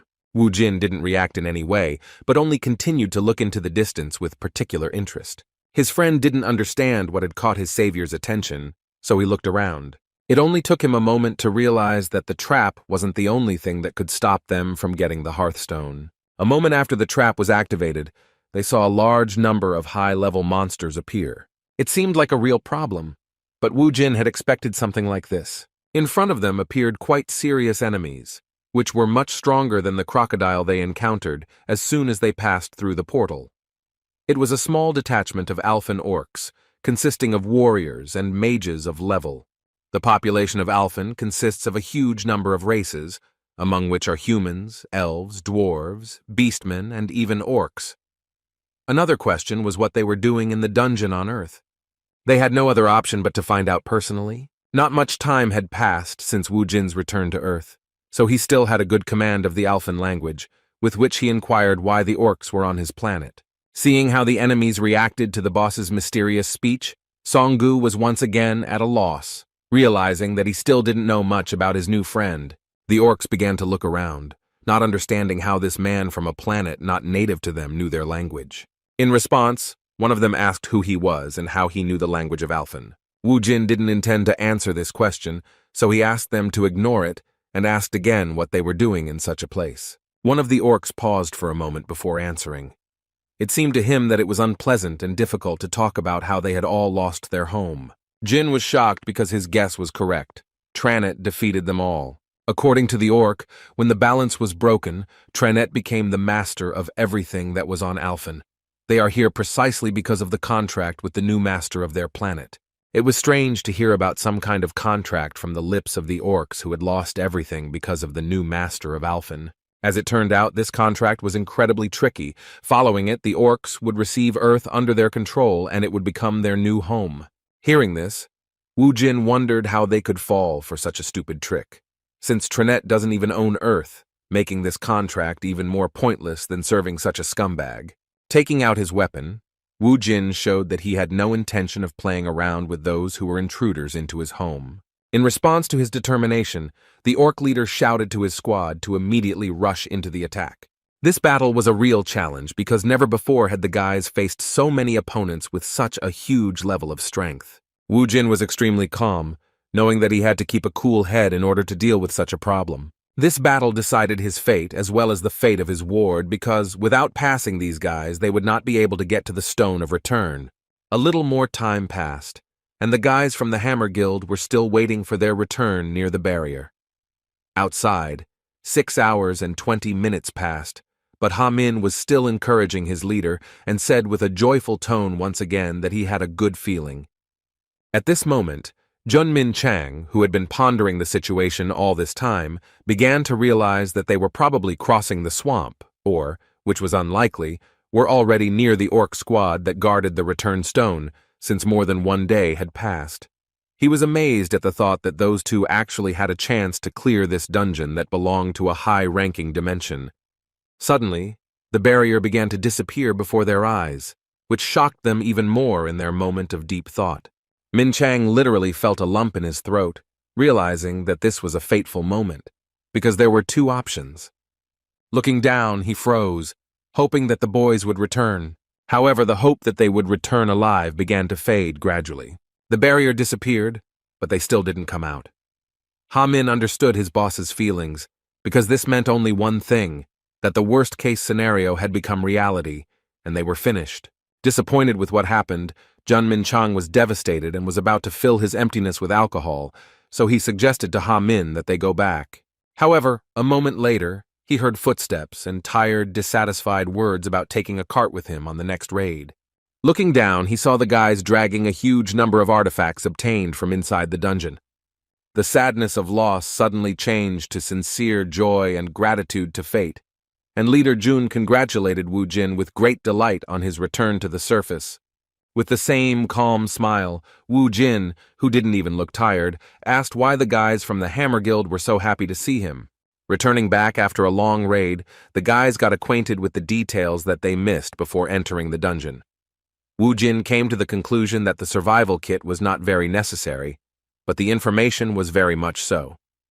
They were a little disappointed to learn that the crocodile skin, which was a very expensive resource, did not interest them, and was left in the dungeon. In fact, Songgu was not thrilled to hear that he would take it next time. The bloodstones, which weighed quite enough, were enough for him. The dream of becoming a fire mage was becoming increasingly vague, because his job as a loader did not give him a minute to rest. At one point, the driver noticed that his Hyun Nim was looking at someone on the street with particular interest. As it turned out, he saw his friend Jae Min walking along the sidewalk with some girl in a blue dress with a yellow Panama hat on her forehead. Stopping, Wu Jin distracted his friend by shouting his name. Jae Min looked around in surprise, not understanding who the voice belonged to. Seeing a premium car nearby and a guy with black hair sitting in the front seat, he immediately realized that his boss was talking to him, but the girl standing next to him, seeing strangers, became quiet and began to behave modestly and reservedly, not attracting attention. Ignoring her discomfort, Wu Jin assumed that his dear friend was on a date. In response, Jae Min awkwardly clarified that it was just his Nuna. When Jae Min addressed her, he introduced Wu Jin as the guy who helped him deal with some problems with bullies. He had told her about him before, and she knew exactly who he was, but she still felt uncomfortable. Gathering her resolve, she looked up and asked if his name was Wu Jin. Having looked at the girl standing in front of their car, Wu Jin was literally speechless. Meanwhile, the document accepting Kang Wu Jin as the vice president was already on the desk of the Hammer Guild director, but he was skeptical about this unexpected offer. Their awkward conversation was interrupted by the news that Vice President Park Jin-woo had arrived for a meeting. As soon as Mr. Park entered, he was surprised that Leader Jun was visiting their president at such a late hour. At that moment, Min Chang passed by, saying that his working hours were coming to an end. This hurried behavior indicated that he was nervous. The vice president could not help but ask his boss what was wrong with this guy. Sighing heavily, the president replied that he himself had no idea, because the leader Jun had noticed some necromancer and came to him with a request to make him the vice president of the Hammer Guild.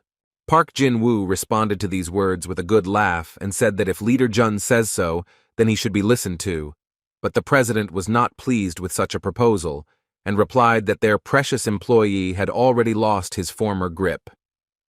According to him, Jun had only been bringing in mediocre hunters lately, and spotting a man like Mr. Park Jin-woo was pure luck.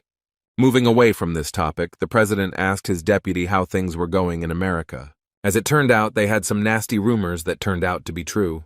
There was talk about some incident, and that Titan protected people from the disaster. The guild in question found a woman in one of the dungeons who mysteriously appeared from the dungeon. They continued to watch her, but could not find any changes since she had been razed to the ground.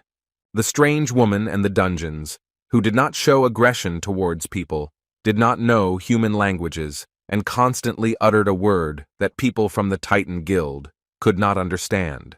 Representatives of this American guild assumed that it was some kind of post-traumatic syndrome due to which she could not get rid of a certain word, which broke her psyche. The guild leader saw her as the key to uncovering the secret of the dungeons, so he asked his wards to talk to this woman to learn more about her origins and the situation around the dungeons. Ding Kun, who is the leader of this guild, is an A-rank awakened, who is really worried about the origin of the rifts on the ground. It has been 5 years since the dungeons appeared, and he was convinced that they finally found some clue. The woman in question spoke the language of Alphen, and the word she spoke was the name of the necromancer she had met on her planet. While fateful events were happening in the world, Wu Jin was enjoying a quiet life. Jae-min returned home and began studying, but he still felt uneasy about returning home alone after going out with his sister. As it turned out, upon seeing Ji-woon, his boss invited her to go to a cafe together. Ji-woon did not refuse such a sudden offer. After a short conversation, Wu Jin drank a few glasses of strong drink, and with a kind smile began to wonder how fate gave them the opportunity to meet again. He did not hold back in complimenting her, and even said that although 5 years had passed, she was still as cute as before. In response, a blush appeared on the shy girl's face, and she tried to somehow avoid such unexpected words. Seeing his classmate from the past acting so modestly, Wu Jin explained to his friend what was going on, saying that Ji Woong was the most popular girl in school, and half of the boys had a crush on her. Sungu believed every word his boss said and began to support this humble girl, while she continued to awkwardly make excuses that she was not that popular. Wu Jin continued to enjoy her reaction, but he didn't embarrass her to hurt her feelings. He liked her emotions, because he was not an exception among those who liked her. Ji Woong had always been a smart and sweet girl to him, who got along easily with all the students. He saw that she had changed a lot, while Ji Woon herself was surprised by his behavior and wondered if he had always been so friendly. His sudden question hit the nail on the head and caught her off guard. He asked why she was wearing a Panama hat and whether it could be that she simply hadn't washed her hair before going for a walk. The girl was confused. She began to stutter and hesitantly justified herself by saying that she simply liked to wear Panama hats.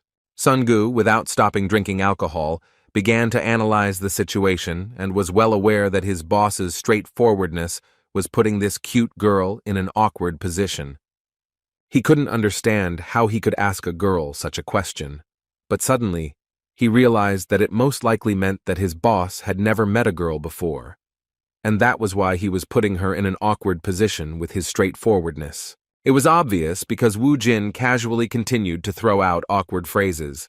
For example, he assumed that it was inconvenient for her, so he suggested that she take it off despite her excuses. Seeing Ji Woong's obvious discomfort, Sungu decided to take it upon himself to change the subject before she pulled that sun hat up to her chin.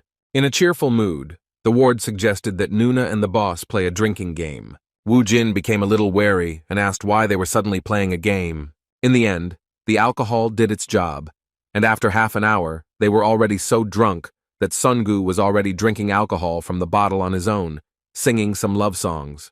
He was drunk and looked so awkward that Wu Jin couldn't utter a word. At that moment, he felt some anger towards his ward and said in a threatening voice that if he himself did not sit down at the table, then he would help him with this. A threatening aura, reminiscent of a thirst for blood, did its job in an instant. Having calmed down his restless drunk friend, Wu Jin turned his attention to Ji Woon, who, after so much alcohol, was trying to collect her feelings and lay down on the table. At this point, it was clear that she had had enough alcohol, and it was time to replenish her water supply with carbonated water. As it turned out, she had already fallen asleep and suddenly woke up with a start, accidentally throwing her Panama hat off her head. As soon as the Panama hat fell to the ground, its secret was revealed. Sungu saw what it was about. At first he thought he was imagining things because he was drunk. However, judging by the reaction of some random visitor, it became clear that his eyes were not lying to him. Ji Woon had a burn on her forehead that she was so embarrassed about, and a woman passing by justified her lack of self-confidence, because she soon began to discuss it with her friend with some disgust. Sungu was alarmed by this, because now they both understood what was causing Nuna's behavior. Despite this, Wu Jin continued to be cold-blooded. Luckily, Ji Woon was asleep again at that moment, so she didn't notice what happened. As usual, it was up to Wu Jin to deal with the situation. He picked up her hat and asked his friend not to make a noise as if something big had happened. Putting a Panama hat on her head to hide her burn, he said that it was no big deal, because even with him, she was still just as cute. After drinking one last time, the guys went home, first of all taking Ji Woon home. When she woke up, the first thing she felt was a headache due to a hangover, because alcohol is a senseless and disgusting thing. Remembering what happened that evening, she wondered where she was, But when she looked around, she saw her younger brother and realized that she had been sleeping in her own bed. Jae-min saw his sister finally wake up when she first asked how she got home. The brother replied that Woo-jin had brought her, after which he offered her to wash up and have some soup, which is great for overcoming a hangover. Ji-woon did so, but when she entered the bathroom, she was surprised to notice a Panama hat on her head. At first, she thought she had fallen asleep right in it, but at that very moment, a very important memory from that evening came into her head. She remembered being so drunk that she felt a lightness in her head, which was due to the fact that the Panama hat had fallen to the floor. However, at another point, she clearly remembered being carried in someone's arms, and the Panama hat was already on her head. Her heart began to flutter with excitement at the realization that he had finally seen her secret. It was about the scar she got during the dungeon breakthrough 5 years ago, when she was attacked by a monster. Standing in front of the mirror, she told herself that she didn't want Woo-jin to see her with that horrible scar on half her face. She wanted him to think that she was still the same as she was when they were in school. At that moment, she suddenly blushed, remembering the moment when Woo-jin carefully put a Panama hat on her head and called her cute, despite the scar that ruined her life. For the first time in 5 years, she heard such words, a compliment from a man who not only saw her forehead for the first time, but was also not indifferent to her. She felt warmth, while before others reacted to her scar coldly and cruelly. At that moment, Woo-jin remembered the events of 5 years ago in his sleep, even before that incident occurred during the first appearance of the dungeons. After another school day, as usual, the question arose about who was on duty and who stayed after classes to clean the school classroom. The first in this pair was Kang Woo-jin. The second person turned out to be a rather unexpected choice. It was Ji-woon. Everyone left, and the boys quickly finished the task, but they worked silently the entire time. After locking the office, the boys began to leave the school when Ji-woon started the conversation first, asking if they had forgotten to do anything. Kang Woo-jin answered very briefly and calmly, which surprised her greatly. As Ji-woon continued walking through the school hallways, she was surprised that he was so quiet. She even admitted that he reminded her of her brother, who always responded to her with one word no matter what she said. Woo-jin once again gave her a one-word answer, causing Ji-woon to quietly laugh, saying that at least by the second quarter they could start some kind of conversation. From then on, she suggested that they start saying hello every time they saw each other for the first time that day. The shy guy again agreed to her unexpected proposal, after which Jae-woon stopped and said that she had something to tell him and she would do it in his ear. Kang Woo-jin was surprised by her words, and as soon as she came closer and reached for his ear, he blushed in surprise. What she said to him at that moment remains a mystery, but we must not forget that she was the girl that almost all the boys in school were in love with. This beautiful dream was interrupted by the appearance of Bibi in the body of a cat, who asked him to wake up. Jin was even a little angry because she interrupted such a pleasant dream, which brought him pleasant memories and warm feelings that he had not experienced for 20 years. The first thing Woo-jin said when he woke up was that Bibi had cast some kind of spell on him while he was fast asleep, and not expecting anything. As it turned out, the guys were staying at a hotel. When Woo-jin went down to the first floor, he was already met by Sungu, who had managed to book a nice dungeon. Sitting down opposite him, Woo-jin asked if any 4-star dungeons had been reserved. As it turned out, Sungu was still searching, because there are very few such dungeons. Medium and large guilds immediately reserve such options, so for guys like them, everything was not easy. The question was quite difficult. The guys couldn't waste time, so Woo-jin even thought about going to some 3-star dungeon to earn at least some money. Suddenly, he had some crazy idea and dialed a person from his contact book who was signed by the name of Weakling. Before making the call, Woo-jin began to laugh maliciously, and in response to his request, the same Weakling immediately replied that he would soon arrive at the meeting place. In response, Woo-jin said that he would not wait more than 15 minutes. As expected, Woo-jin's authority was impressive enough that the guy did not even try to ask for more time. Seeing such unusual behavior from his boss, his protege asked who he was calling. At first, Woo-jin suggested that Sungu try to guess, and after his futile attempts, he said with a sly smile that that person was like a generous tree for them. As it turned out, the one who was listed as a weakling by him was none other than the leader of the 4th team of the Hammer Guild. The man rushed into the hotel building in a great hurry, and Wu Jin, seeing him in front of him, praised him for getting to the meeting place so quickly. Trying to catch his breath, Jun Min Chang apologized with a happy expression for making his dear friend wait for so long, and then asked what his help was needed with. Sitting down next to him and clarifying the essence of the request, he said that if it was about finding 4-star dungeons, then he was one of the best specialists in this matter. According to him, the dungeon forum is really good, but only for beginners. Taking the laptop in his hands, he said that he could take advantage of the guild's exclusive program. According to him, the guild support team specializes in this matter, but he himself has access to the Hammer Guild base. Returning to how the guys spent the day after the last raid, he said that they can stay overnight for free in any hotels if they join them. Continuing to recruit them to his team, he stated that they could also provide a house for free, which was a very lucrative offer for any high-level hunter, and an exceptional thank you if they agreed to cooperate. With a cheerful smile, Wu Jin replied that it was great, although it was clear that he was not at all interested in their offer even after such statements, because he could already afford to buy houses, and soon he might even get the opportunity to get one of the good hotels. While they were talking, Jun Min Chang finally logged into their guild's database and suggested that they look into any raidable dungeons that might be at their disposal. With a good laugh, Wu Jin agreed that guilds were quite convenient, but he meant that they were convenient for using their resources without mutual obligations. They went to the dungeon location without any delays, and Ha Min, who also came to meet them, informed the leader that they had confirmed the reservation, and now the guys had unhindered access to their territory. Before sending Mr. Kang Wu Jin to the dungeon, the leader asked if he would be willing to enjoy a cup of tea while having a pleasant conversation.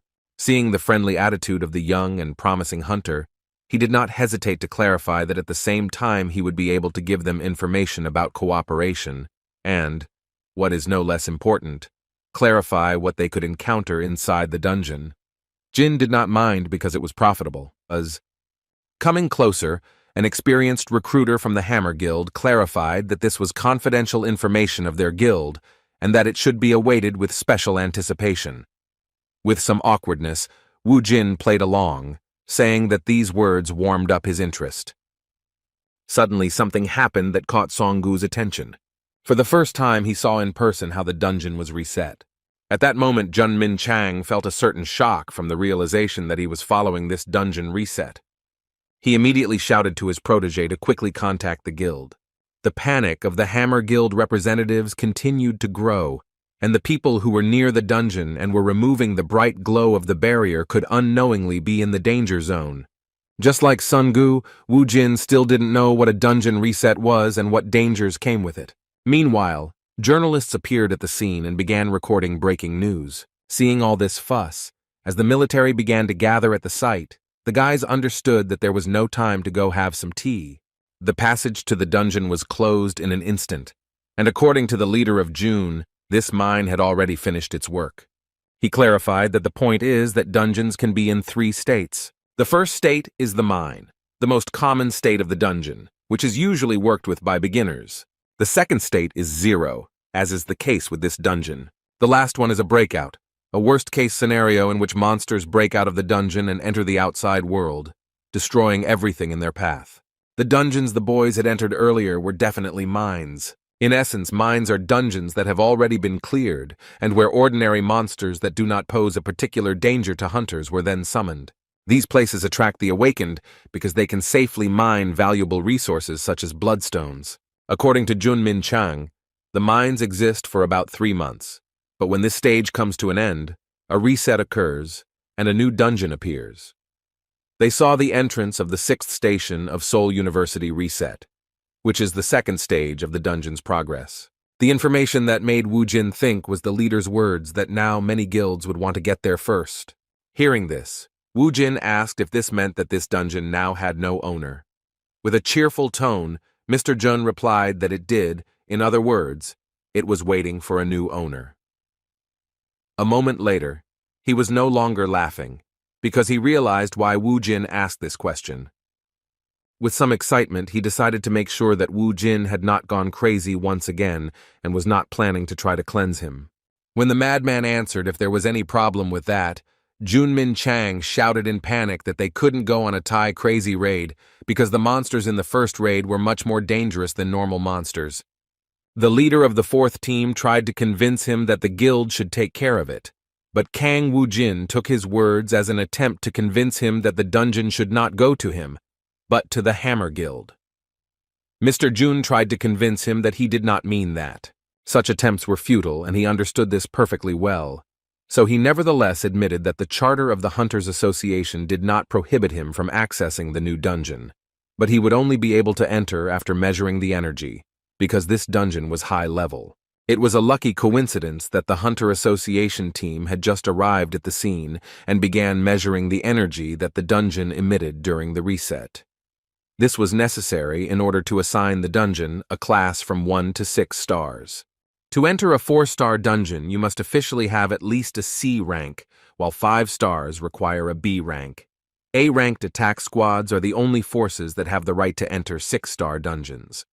With a somewhat thoughtful look, Kang Woo-jin reminded his new friend that he had already told him once that he was a C-rank representative, and then, with a crazy, anticipatory smile, he said that in that case, he would be able to enter the dungeon if it turned out to be a 4-star one.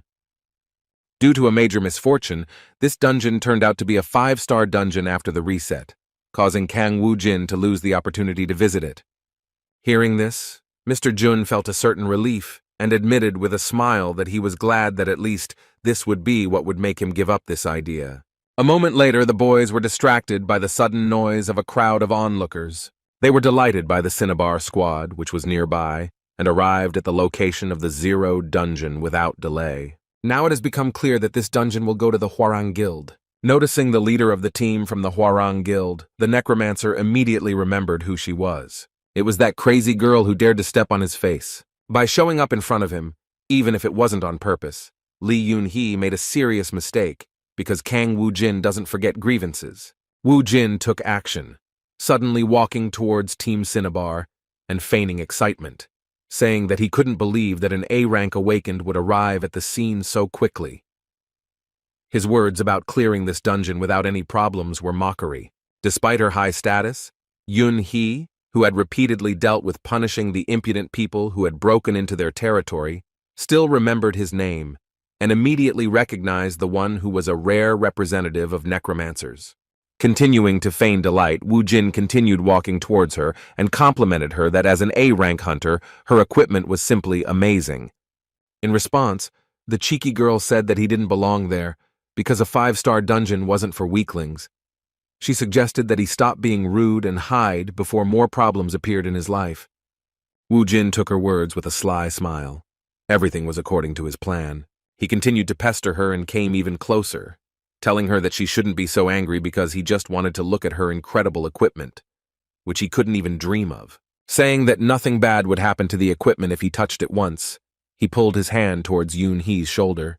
The captain of the Hwarang team was beside herself with anger. She fell for all these provocations and angrily said that no one allowed him to touch her. Nothing foreshadowed trouble. Ha-min and Sun-gu ran to get coffee for their bosses, talking about all sorts of topics that they hadn't had time for before. When they returned to the dungeon, they noticed a sudden crowd forming with Woo-jin and Yoon-hee standing in the center, who were not in the best mood. A moment later, they heard her angry cry for him to remove his hands and the wave she made to push him aside so he wouldn't touch her equipment. However, it didn't work out the way she wanted. Yoon-hee was carried away by her emotions and fell into the cunning trap of the impudent man. Woo-jin pulled off an insanely clever plan. He didn't let himself be offended and dodged her hand swing, but staged a moment of losing his balance on his feet and deliberately fell towards the dungeon, overcoming the barrier. In just a moment, Yoon-hee realized what had happened, but it was too late as the participant had entered the dungeon. In the eyes of the crowd, this was very bad. They believed that due to an unfortunate accident, a fatal incident occurred because a man without any equipment fell into the dungeon. The confusion spread not only to the crowd, but also to Sun-gu and Ha-min. The guys from the Hammer Guild were shocked at the mere thought that their beloved candidate's luck had probably come to an end. As for the one who was considered the victim, he easily overcame the first floor of monsters and soon reached the portal, behind which not the jungle, but the desert was waiting for him. Having put on his equipment, he looked around, but having taken only one step forward, he almost fell into the trap of a huge monster. Jumping into the air, he managed to dodge the attack of a level 48 mad sandworm, a monster that was stronger than even the orcs that guarded the return stone of the previous dungeon that he cleared. In mid-air, Wu Jin responded to the inhospitable attitude towards him with an anticipatory smile, but he was prepared for any turn of events. The words that the 5-star dungeon was on a different level compared to the 4-star only fueled his interest. Using the warrior's weapon summoning, he, with his own strength, with just one blow, inflicted damage that at first glance this monster could not cope with.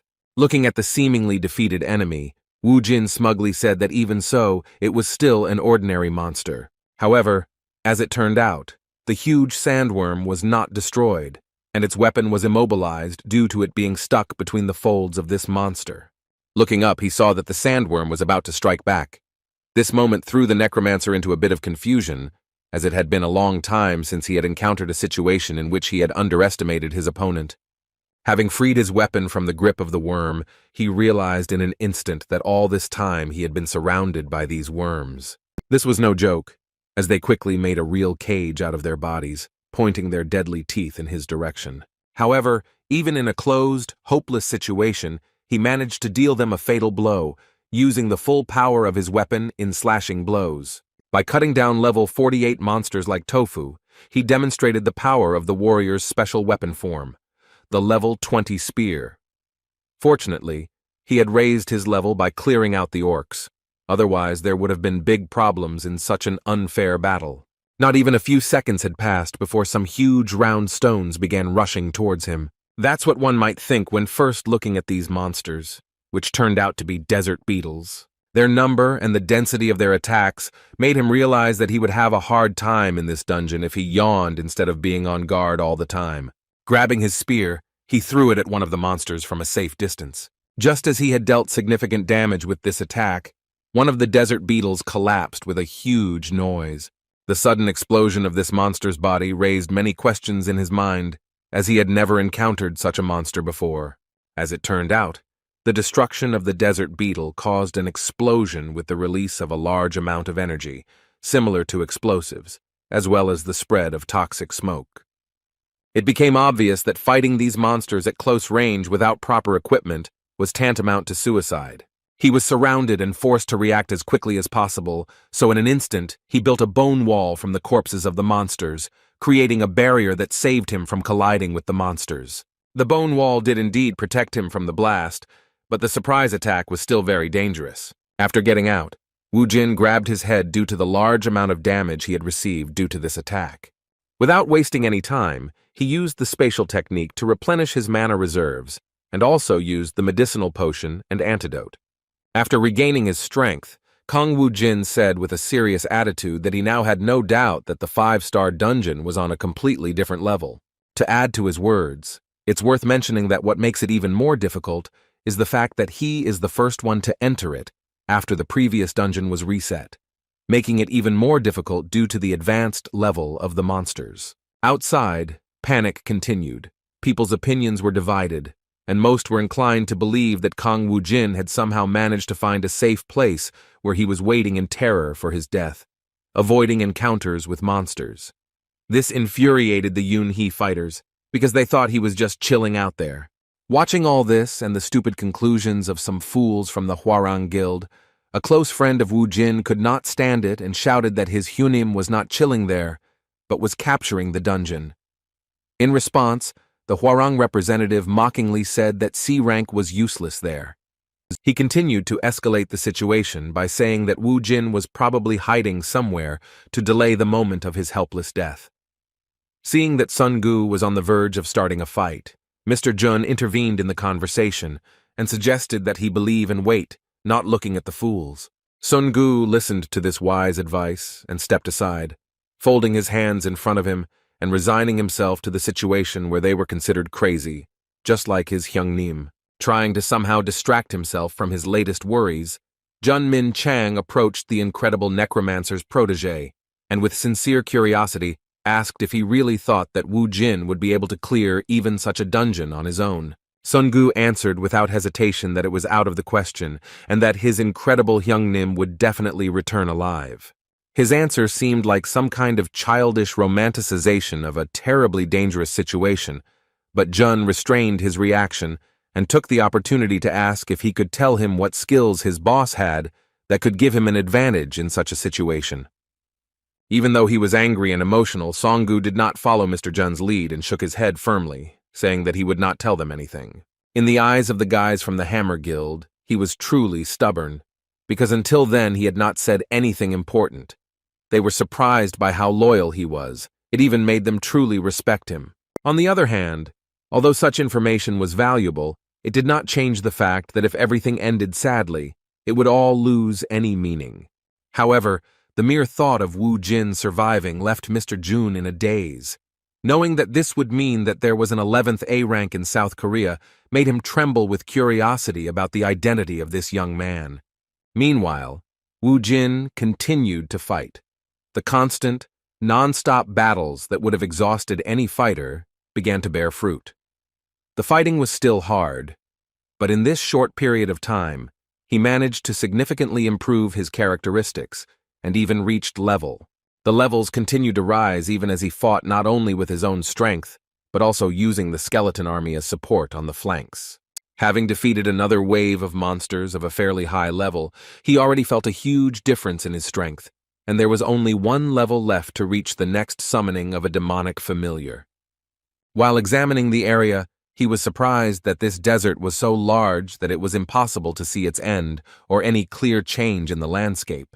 Suddenly he froze in surprise, realizing that he had found something interesting. In the distance, he noticed a familiar place, which most likely looked like some place connected to his past in Alphen.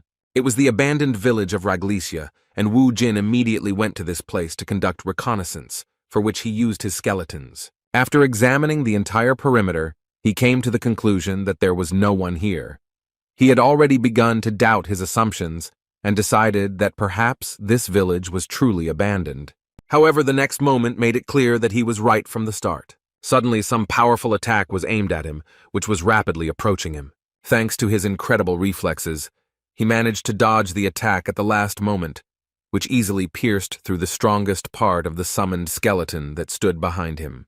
This sneaky attack made Woo Jin angry, and he began to look in the direction from which this sudden attack was directed at him.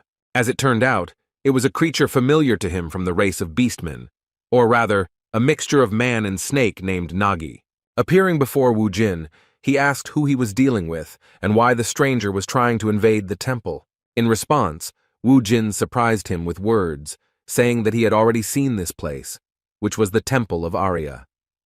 When Nagi asked how the man knew about the goddess Arya, he replied that he did not believe that there were those who did not know the Alphen goddess of divination. After this, Woo Jin asked Nagi why Arya's followers invaded Earth, and whether this could be considered a situation in which Tranet and Arya began to act together despite their differences in worldview. Hearing these straightforward words, Nagi literally flared up and shouted that he should not dare insult the goddess, because the situation that he so disrespectfully describes is in fact a necessary measure to punish the cult. When the topic of the cult came up, Woo Jin asked what kind of cult they were talking about. Despite the hostile reaction and a certain hatred towards the human, Nagi still explained that they had united with Tranet in order to punish the traitor who had escaped Earth. The one he was talking about, he called the Blue-Eyed Priestess. Hearing this, Woo Jin learned very valuable information because he had no idea that the priestess was on Earth. Now he had all the information he needed, and there was no longer any need for these guys. In response to these words, he took out his warrior weapon, a spear, which had become even stronger after recent battles, and then said that he did not care about the priestess. After these words, he took an attack stance and said that despite this, he would not allow them to enter the Earth, which was under his protection just as the Arya temple was under the protection of these creatures. In response, Nagi, recognizing the man's determination, answered him with the same words, saying that he would throw all his strength into passing through him to Earth, after which he showed his fighters, who had long surrounded him, were simply hidden by invisibility. Looking around, Woo Jin awkwardly said that this was too much, because getting people mad was his personal thing. Despite his speech, there was more than enough reason to worry. He couldn't sense their presence, which only meant that their stealth skill was higher than his detection skill. Now it became clear that the skeleton soldiers would hardly cope with such a task.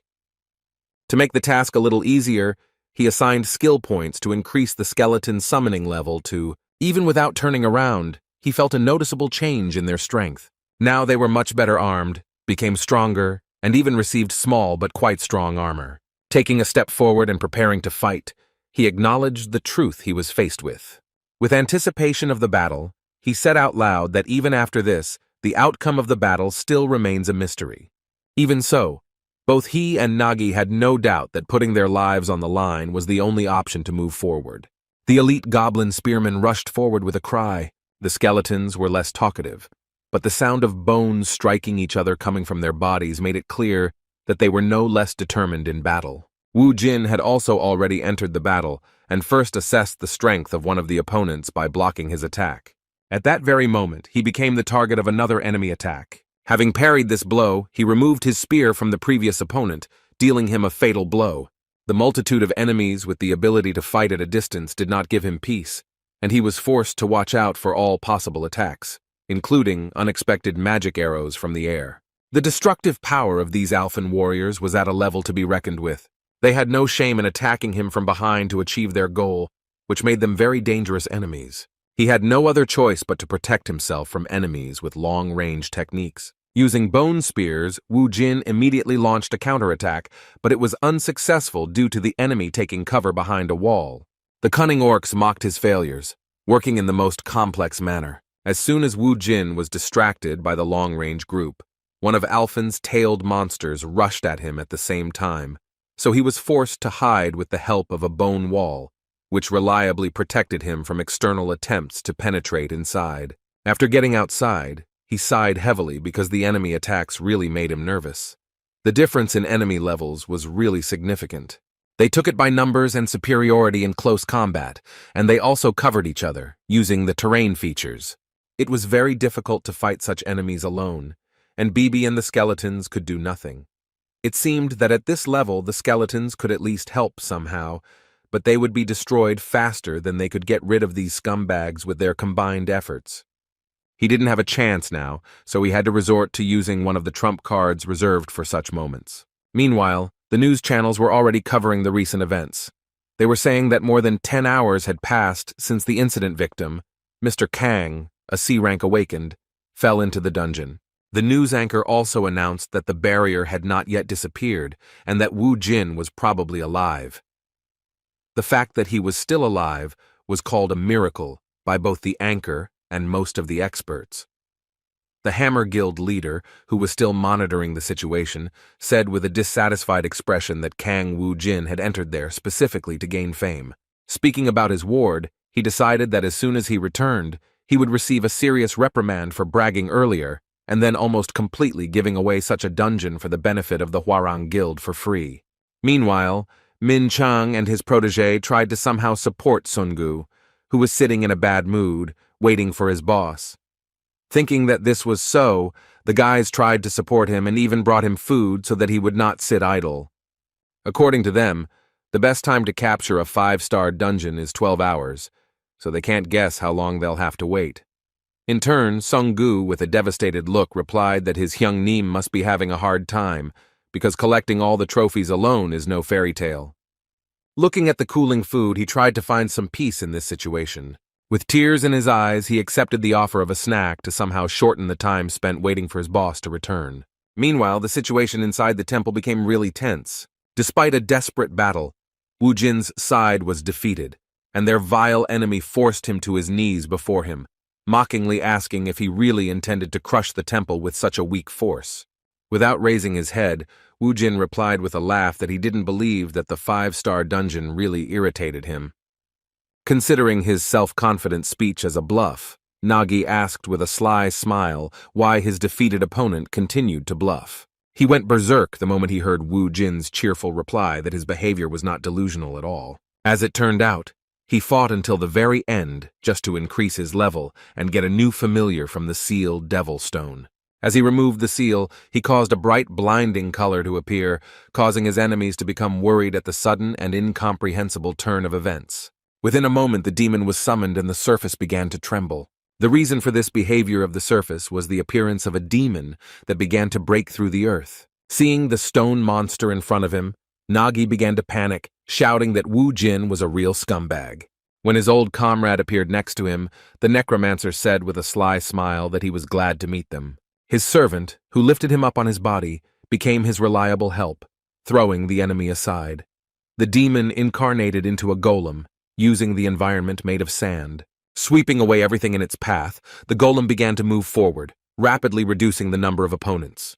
The order was still the same: go forward, destroying the enemies. The enormous pressure and sudden change in situation put Nagi in a difficult position. He had to change his plan, give orders right on the battlefield, changing the formation to one that was safer for his troops. On the other hand, Wu Jin was quite free in terms of strategy, and just continued to work on the enemy clusters.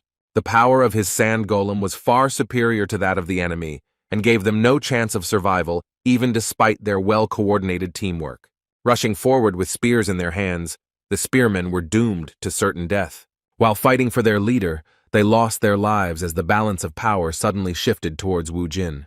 The temple area suddenly turned into a battlefield, where the battle was already over for most of the participants.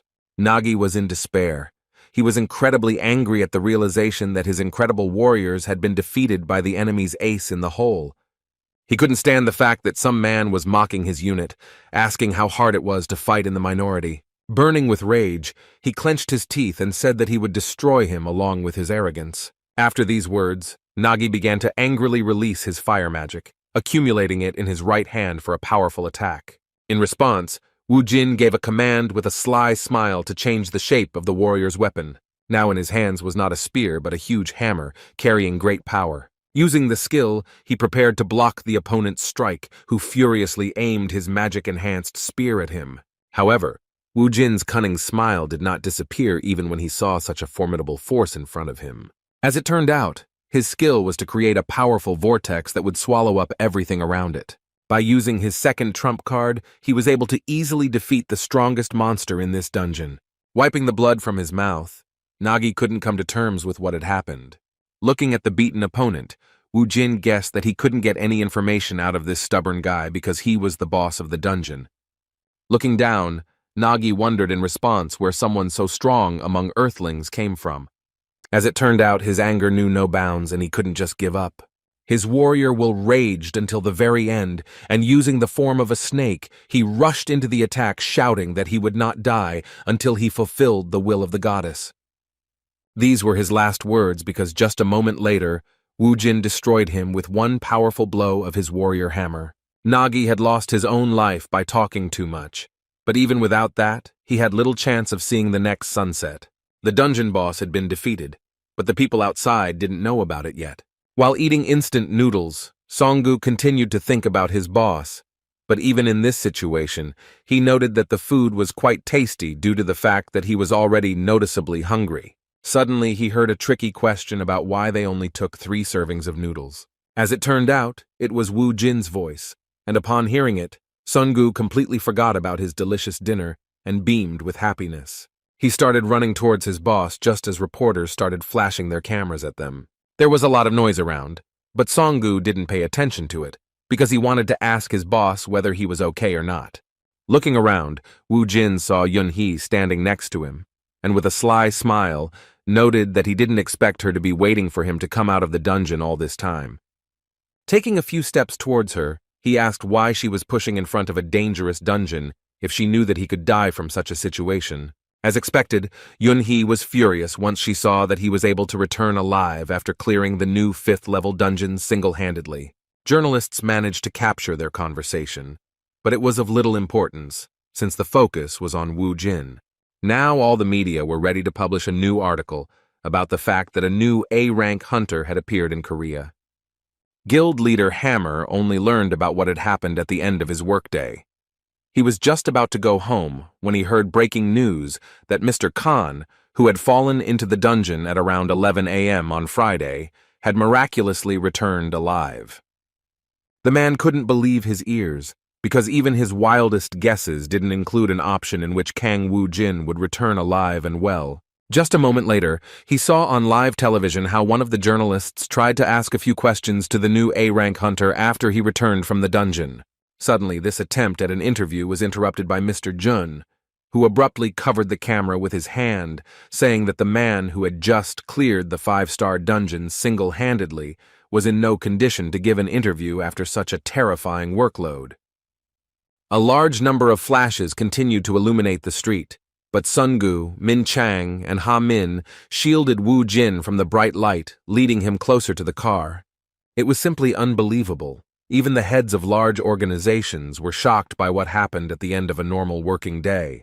The Hammer Guild president at that moment remembered his subordinate's words that this guy named Wu Jin was definitely an awakened one with outstanding abilities. He then replied that he could no longer invest in Leader Jun's intuition, as his recent awakenings had not shown any decent results since joining the organization. This time, his intuition actually worked, and now the president understood that if he brought Kang Woo-jin into their guild, then they would become the first organization in Korea to have 3 A-ranked hunters in their ranks. Although he began to regret his words, the prospects literally clouded his mind.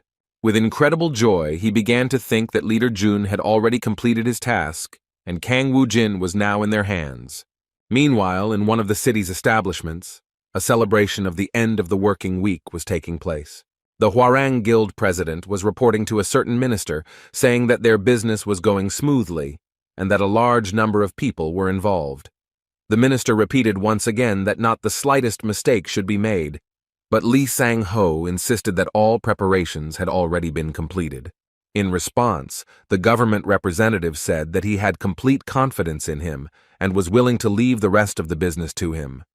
Naturally, he also mentioned that at the end of this matter, the Hwarang Guild would receive a generous reward.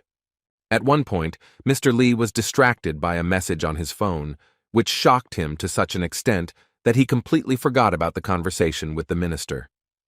At that moment, he learned that Kang Woo-jin had become the new A-rank hunter among the warriors of Korea. When the minister asked him what had happened, he answered politely and patiently that it was nothing important. Now he had no time for dinner with the minister, because he was beginning to be tormented by the thought that Kang Woo-jin was indeed not a simple awakened one. He guessed that this guy had a pretty high level, but he couldn't even imagine that he would become the new A-rank. In their last conversation with this guy, he mentioned that gathering all the worthy awakened to protect the earth from the danger coming from the dungeons was his true purpose. He tried to hook Wu Jin with such sweet talk, saying that he really hoped that the new promising hunter would entrust them with his power. However, despite his attempts, Wu Jin did not feel any affection for him. He was not interested in this proposal, because he understood that it was the most ordinary lie. With some condemnation at the end of their last conversation, he called his speech beautiful despite the fact that he himself is a rotten person inside. Even though it was a personal insult, Lee Sang-ho was willing to endure such impudence towards him in order to achieve his goal. He answered with a reserved smile that he still had not earned the trust of such a mysterious hunter, so he suggested that they continue the conversation another time. Remembering that situation, Sang-ho no longer doubted that Wu Jin had some kind of secret. Now the president wanted to see this guy and his team even more. He was ready to achieve this result at any cost. Suddenly, an idea appeared in his head, for the implementation of which he took advantage of the situation and asked the minister for a favor. As expected, the minister had close ties with him, and within the framework of business relations, he was willing to reward the Hwarang Guild president. With a sly smile, Sang-ho said that he would like to involve a certain interesting hunter in their business. During the following days off from work, Kang Woo-jin spent his free time pleasantly. What was pleasant for him turned out to be torture for his friend. Jae-min tried to concentrate on his studies, but the love drama Woo-jin was watching on his TV was so loud that it interrupted his thoughts and discouraged him from continuing to study. At one point, he couldn't stand it any longer, and turning around, he nevertheless expressed his dissatisfaction with the fact that he couldn't concentrate on his studies. His request concerned not only Wu Jin, but also Bibi and Sungu, who were watching the series on TV with him. Despite his impudence, Wu Jin still turned down the volume so as not to inconvenience his friend, who allowed him to continue living in his apartment. However, Jae-min's headaches had not diminished lately, because now there was also a black cat in his apartment that meowed too much. Turning to Woo Jin, he asked if they were worried about the situation that had developed around the recent events. The matter was that reporters from various newspapers had gathered near their houses and had been crowding for 3 days in anticipation of meeting the much-talked-about hunter. Woo Jin assured that it was not a big problem, because sooner or later they would break up, since he planned not to leave the apartment for a few more days. His words did not please Jae-min very much, moreover. The impudence turned out to be even more serious, because his new problematic and now even famous friend began to order some products from the store from him in order to enjoy movies with delicious food. Jae-min tried to convey that he was busy because he had exams coming up, but that didn't stop Woo Jin. As soon as he waved an impressive sum of money in front of him, he immediately changed his attitude towards this request, having learned that he could keep the change for himself. Suddenly, their daily life was interrupted by a call on Woo Jin's mobile phone. Picking up the phone, he assumed it was his mother calling, so he asked if everything was calm and if reporters had stopped coming to their house. As it turned out, they still hadn't given up, because Woo Jin's photos were a sensation, for which they were ready to stay under the places of his supposed location for days on end. When he learned that reporters were still at his mother's house, he responded with some guilt that he would come later to pick them up from the house. As it turned out, this was not the only problem he learned about. Before reporting what had happened, he asked Sun-gu whether Korea was divided or had finally been united. When he heard that nothing had changed in these 5 years, Woo Jin was simply shocked, because even though dungeons had appeared everywhere, this thing remained the same as before. His discontent and excessive emotionality seemed like a mystery, and Song-gu could not understand what was causing his boss's unusual behavior. As it turned out, something too unexpected happened. Kang Woo-jin learned from his mother that he had received a draft notice for the army. He didn't like this kind of thing, so he was determined to find a way out of the situation as soon as possible. He was so desperate that he seriously suggested to the guys that they kill the head of North Korea so that Korea would become united again and there would be no more need to conscript the guys into the army. Sun-gu was simply shocked when he heard from his boss such madness that he was ready to go to avoid going to the army. Trying to hold him back with all his might, he shouted at him to calm down, but Woo Jin was already prepared to unite Korea and was going to do it before he was called up. His protege could not cope with this task and appealed to his common sense, asking if he was sure that the countries would unite after the death of the North Korean leader. With some displeasure, Kang Woo-jin, understanding what Sun-gu was getting at, asked if there was another way to achieve his goal. He thought that this was the best option if he did not want to join the army. Sun-gu did not give up trying to stop the boss and tried to convey to him that there were other ways he could avoid being drafted into the army. At this awkward moment, when Sun-gu was holding on to Woo Jin's clothes, kneeling and screaming desperately, Jae-min came back into the house. He was a little confused and awkwardly asked what they were doing there. When Woo Jin explained the matter, Jae-min said with confusion that it was not something he should worry about. According to him, an awakened person would not be a regular anyway, and in fact, this could be a good opportunity for him to grow. According to him, awakened people are usually assigned to a special division, but even in this case, there is an alternative. The guys were interested in what is an alternative to conscription. As it turned out, in order to avoid conscription, you can join a certified guild and help eliminate monsters at the request of the Ministry of Defense. Hearing this, Woo Jin was surprised that Jae-min even knew such things.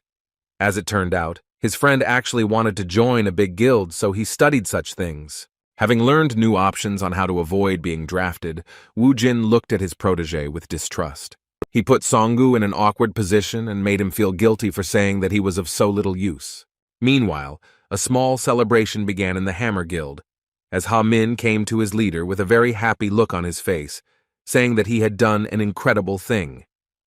It was the first time Mr. Jun had seen him in such a mood, so he wanted to know where his protege got so much pathos from and what feat could have made him so happy and proud of the result. With an equally cheerful look, he stated that Mr. Woo Jin had made an appointment with him to talk about the guild. Moving closer to the shocked boss, he said that in other words, this meant that the most promising A-rank awakened was going to join their organization, raising them to the first place among all the hunter organizations in Korea. After these words, Min Chang began to recall the recent events, all his efforts when he tried in every way to help Woo Jin. He came to the realization that all his good deeds were not in vain and that he had worried in vain.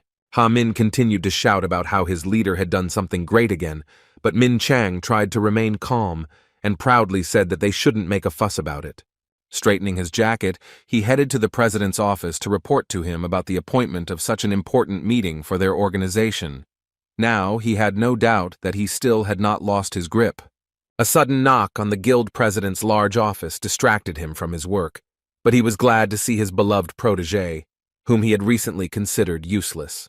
Upon seeing Leader Jun, he immediately asked how Kong Woo Jin's case was progressing. In response, Leader Jun delighted him with the news and made him laugh with joy, saying that they had contacted him to discuss the details. Hearing this, the president rushed towards him, grabbed his hands, and began to happily talk about how, as always, he had done an incredible job. Leader Jun was in no hurry and decided to mention the situation with the vice president, but the president responded without hesitation that he would give up the position if there was a need. With a good laugh, anticipating incredible events, the president said that the Hammer Guild was able to become the best guild in Korea only thanks to such an incredible leader. At the end of the conversation, Min Chang thanked the president for his attention and special attitude to the situation and said that he would take this as his gratitude after the matter was completed. After finishing all the preparations, Ha Min and his boss went to a cafe where he made an appointment with the incredible awakened that every guild in Korea wanted to get their hands on. However, here they were suddenly disappointed, because they did not expect that the conversation would not be about what they thought. As it turned out, Woo Jin didn't mean that he wanted to join the Hammer Guild. In fact, he wanted to propose that they create their own guild. Confused, Leader Jun tried to resolve the situation, believing it to be a misunderstanding, so he reminded him that they had previously talked about him joining the Hammer Guild. In response, Woo Jin explained clearly that he had no need for that, and that it would be better for Leader Jun and Mr. Ha Min to join them. Leader Jun, who thought that success was already in his pocket, clutched his head and said with some tension that they were already sure of signing the contract. Such an unexpected proposal put them in a difficult position. Ha Min was also confused and thoughtful. However, even though everything didn't turn out the way they wanted, Ha Min still found the strength to step out of his comfort zone and ask what the terms of their cooperation would be if they agreed to work in the organization that Woo Jin was planning to create. They were shocked when they heard that they were being offered an incredible amount of money. Woo Jin tried to lure them into working for his organization with incredible conditions, including increasing their current salaries by as much as 100 million won. While adjusting his hair, Leader Jun sighed heavily, regained his composure, and replied that it was not just about money.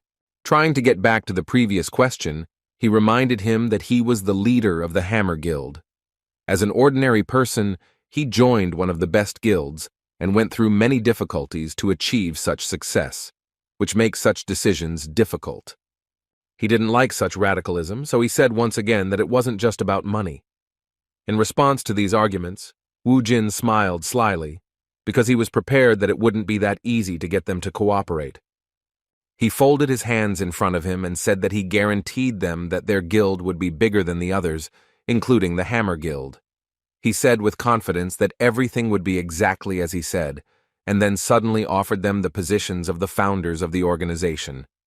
As expected, such words, which contained real trust, were deeply imprinted in the minds of the guys from the Hammer Guild. So on the way home, Ha Min still confessed to the leader that he was going to go under Woo Jin's leadership. His colleague was taken by surprise. He could not believe that his loyal protégé so easily agreed to this sudden proposal. Ha Min explained to him that this offer was possibly his only chance to achieve something big, since it was about Mr. Woo Jin, an incredible A-rank awakened. Citing the fact that he was able to clear a 5-star dungeon on his own, something no one else had ever done, he expressed his confidence that his guild would also grow quickly. On the other hand, he didn't think that such growth would be possible if he remained in his current position in the Hammer organization. However, his words were the pure truth, and Min Chang understood that judging by the clearing of the dungeons, The guild of this awakened one had a bright future, which was just around the corner, unlike the Hammer Guild. No matter how much effort he put into this organization, he knew it would be difficult to become a department head or director, surpassing the founders of his organization. On the other hand, he also doubted the president's words about the promotion, and the most he expected was that if he was lucky, they would stop laughing at him and despising him for his series of failures. This was the moment of the two boys' peak determination, because Leader Jun also decided to change his place of work without much thought. With a sly smile, he said that he would have to take a risk to get a higher position. His protégé praised him for this determination and shouted that he had made the right choice. After saying these words, Ha-min took out his resignation letter, surprising his boss by saying that it had been prepared in advance. With a kind smile on his face, the ward revealed the truth to him, saying that all workers were like that. And yet the leader was not much different from him and demonstrated this at the moment when he also took his application out of his inside pocket. It was very crumpled, which indicated that he had been thinking about leaving for a long time, but could not find the determination to do so. Arriving at the office, they immediately headed to their places to pick up their things, but when they opened the door, they were surprised that the light was not on. They thought that everyone had already left, but they were wrong in their assumption. A moment later, the lights turned on and colored ribbons flew towards them, and to the sound of firecrackers, all the workers began to shout congratulations to the new boss, Jun Min Chang. The guys were in complete shock, realizing that their president had prepared a celebration in honor of the supposed success of their deal. In a cheerful mood, pleased with the leader Jun, the president said that he knew from their first meeting that the role of leader was too small for him. After these words, he announced to a thunderous applause that starting tomorrow, Min Chang will become a member of the board as vice president. At that moment, one of his colleagues approached Min Chang with a cake in his hands, inviting him to blow out the candles and make a wish. The other guys, with cheerful smiles, asked him not to forget them after the promotion and continued to congratulate him on such an incredible event.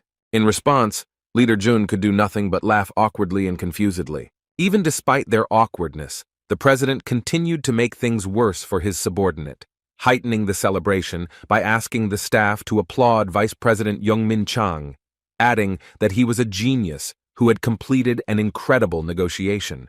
The guys didn't even have time to notice how all this action was over, and they found themselves in the middle of a celebration in a prepared hall with champagne and pleasant music, as well as an unlimited number of snacks. Seeing the confusion of his boss, Ha-min slyly gave him his statement. Running away from the new vice president, he said with a cheerful laugh that he was so embarrassed that the food wouldn't go down his throat, so he wasn't going to stay there and trusted his boss with the rest. As he left, he said that he believed that the leader would also be able to quit.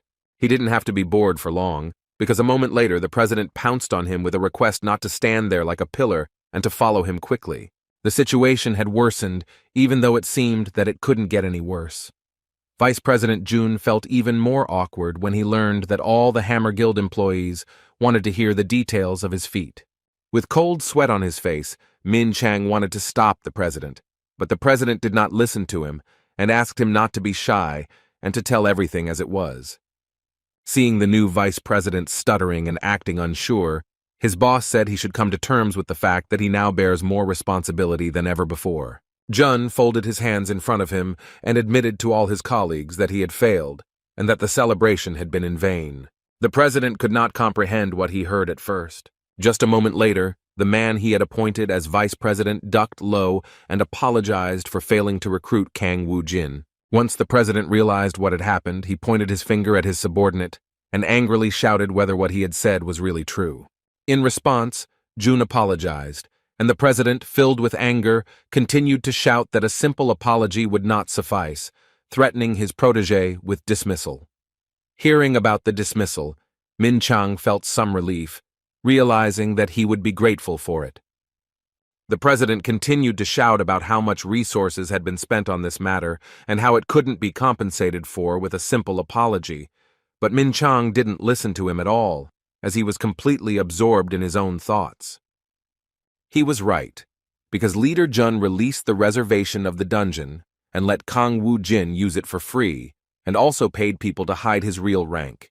Things went too far, So Min Chang took advantage of the situation to take out a resignation letter and said that he would take responsibility. Placing 2 resignation letters on the table, the vice president announced that he would be leaving the Hammer Guild. Hearing this, the president became even more dissatisfied, saying that he must have gone crazy. He wondered what his dismissal would change, since he was not a civil servant. He sighed heavily and assumed that Min Chang was simply running away from the mess he had created with his own hands.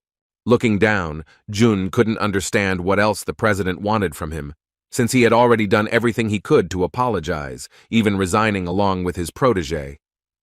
Still, he did his job, so he reported, saying that he had already finished with the formalities and was going to leave. When he said goodbye, he shocked his president, who thought he had him on a short leash. The president was beside himself with anger, and his 2 employees could only contain him, while the satisfied Jun Min Chang, adjusting his tie, had already completely said goodbye to the Hammer Guild. He was ready to face all the difficulties of his new life, trusting his intuition and faith in Wu Jin. For the first time in his life, he walked out of the Hammer Guild building with such a happy expression on his face. Seeing his light gait, Ha Min surprised him by asking him to hurry up and go to the car. As it turned out, he had been waiting for him all this time, believing that he would find the determination to accept this challenge and do what was right. With a kind smile, he explained that he would not go anywhere without his leader, after which he invited him to get in the car. Looking at Ha Min, Jun sighed with relief, thinking that this is what he likes about him, even though he can be rude sometimes. After that, they went to the cafe again, but this time to a separate business room. This time, Wu Jin greeted them with a wide smile, saying that he was glad to see them in the Ardal Guild. The guys were surprised to hear the name of their new guild. Wu Jin extended his hand to them and said that he hoped that they would get along and work effectively as a team. With a kind smile, Jun Min Chang sincerely said that he believed that with such a leader, they could do anything. After that, he offered to communicate with them without formalities, and promised that he and Ha Min would do everything to ensure that their new guild, Ardal, became world famous. With a good laugh, Wu Jin said that in that case, he would simply call him Ming Chang. In fact, even though they had decided to avoid unnecessary formalities from the start, it was unusual for the former vice president of the Hammer Guild to be so casual. With some confusion, he stuttered and asked to be called leader of June from now on. Placing his hands on his new protege's shoulders, Wu Jin agreed to call him that, after which he warned that there would be organizational issues on him, so he should start preparing. Jun immediately replied that he would take care of it, while Wu Jin suggested that they first celebrate the founding of their promising organization. The leader surprised him with his proposal, so the confused leader Jun asked if the meeting was really over. As it turned out, Wu Jin really didn't know what else to discuss, because he assumed that leader Jun would be in charge of everything and work for everyone. After coming up with the name, he decided that his contribution was over. With some tension, Min Chang began to worry, wondering if it was really okay for the guild leader to be so careless and trusting. He felt a little uneasy just by watching how Wu Jin and Sun Gu were acting. They started discussing what kind of food they wanted to see on the banquet table, without even asking about the organization of their new guild. The only person with a sufficient level of responsibility suggested skipping the introduction stage, after which he asked to decide on something first. Kang Wu Jin, as the leader of the new guild, had no idea what was going on, but was willing to meet them halfway. First, Jun Min Chang brought up the topic of raiding the dungeon of the 6th entrance of Seoul University. He said that other awakened ones will want to reserve it, so they need to agree on the conditions for the raid, which has nothing to do with creating a guild. Hearing his words, Wu Jin was surprised, because he wasn't going to let anyone in there, since he could clear it out himself many more times. Despite his words, Leader Jun still thought that it would be better if others used him while he was resting, since then the dungeon wouldn't be idle. His words made enough sense for Wu Jin to change his mind. After that, the leader inquired about the rest of the questions, and learned that they needed at least 5 people to found a guild. After thinking for a while, Kang Wu Jin began to look for options on who to choose as the last member of their team. He first thought of inviting Jae Min, but Sun Gu didn't think it would work since he was underage. Leader Jun confirmed his suspicions by saying that it wouldn't work with teenagers. Looking through his contacts, which weren't that many, Wu Jin wondered who else might be suitable for this role. He had few acquaintances, and his mother was not suitable either. Suddenly he saw the contact of the guy he had signed up as a weakling and immediately beamed with happiness. Just 10 minutes later, a fair-haired guy came into their cafe, who shuddered just from Wu Jin's greeting. The head of the new guild immediately asked the weakling whether he had taken his ID and seal with him. As soon as the frightened man entered, he replied that he had not forgotten. When he saw the terrifying hunter start to walk towards him, he closed his eyes and clenched his teeth in fear. But suddenly, Wu Jin gently placed his hand on his shoulder and welcomed him to his organization. With a sly smile, he said that in front of them was the 5th member of their team, who was a telephone scammer. Hearing this, the swindler was so confused that he was able to squeeze out a few words, wondering what was going on here. 2 days later, the Ardal Guild already had its own office. Preparations had already begun here, and workers were rushing to do everything as needed. After finishing supervising this process, Hamin wiped the sweat from his forehead and said that now their office looks really respectable. After accepting this delightful job, Leader Jun thanked the guys for their good work and noted that even Mr. Seong-hoon did an excellent job. Seong-hoon, better known as a phone scammer, was surprised by what he started doing, because 2 days ago, he thought that this was some kind of scam related to his punishment for what he did earlier. However, now he realized that the crazy guy who had beaten him half to death and stolen his phone was not who he had taken him for during their first meeting. He couldn't even imagine that Kang Woo Jin, who is now on everyone's lips as one of the most promising hunters in all of Korea. Looking at the TV that was still showing the news, Ha Min was still surprised that everyone was only talking about their leader. Woo Jin explained with a sincere smile that it was not surprising because he was the 11th A rank awakened of Korea, although it was still unofficial. It was logical to assume that he was one of the strongest hunters in history, so it was no surprise that everyone treated him like that. Looking at these guys, Seong-hoon thought about how that madman managed to attract even the guys from the Hammer Guild. With a sly smile on his face, he decided that this situation was quite advantageous because it meant that the leader was offering very good conditions. In fact, Seong-hoon had been suffering from boredom for a long time now, since the business wasn't bringing in enough money like before, so he didn't mind just working in the guild. Suddenly, his thoughts about his sudden success were interrupted by the question of how he was connected with the head of the newly formed Guild Ardal. Hamin remembered that when they met, the CEO and that guy seemed close, since Seong-hoon came running so quickly after his call. One of the founders assumed that he was a relative or close friend of Woo Jin, but he couldn't even think about what caused that guy's behavior.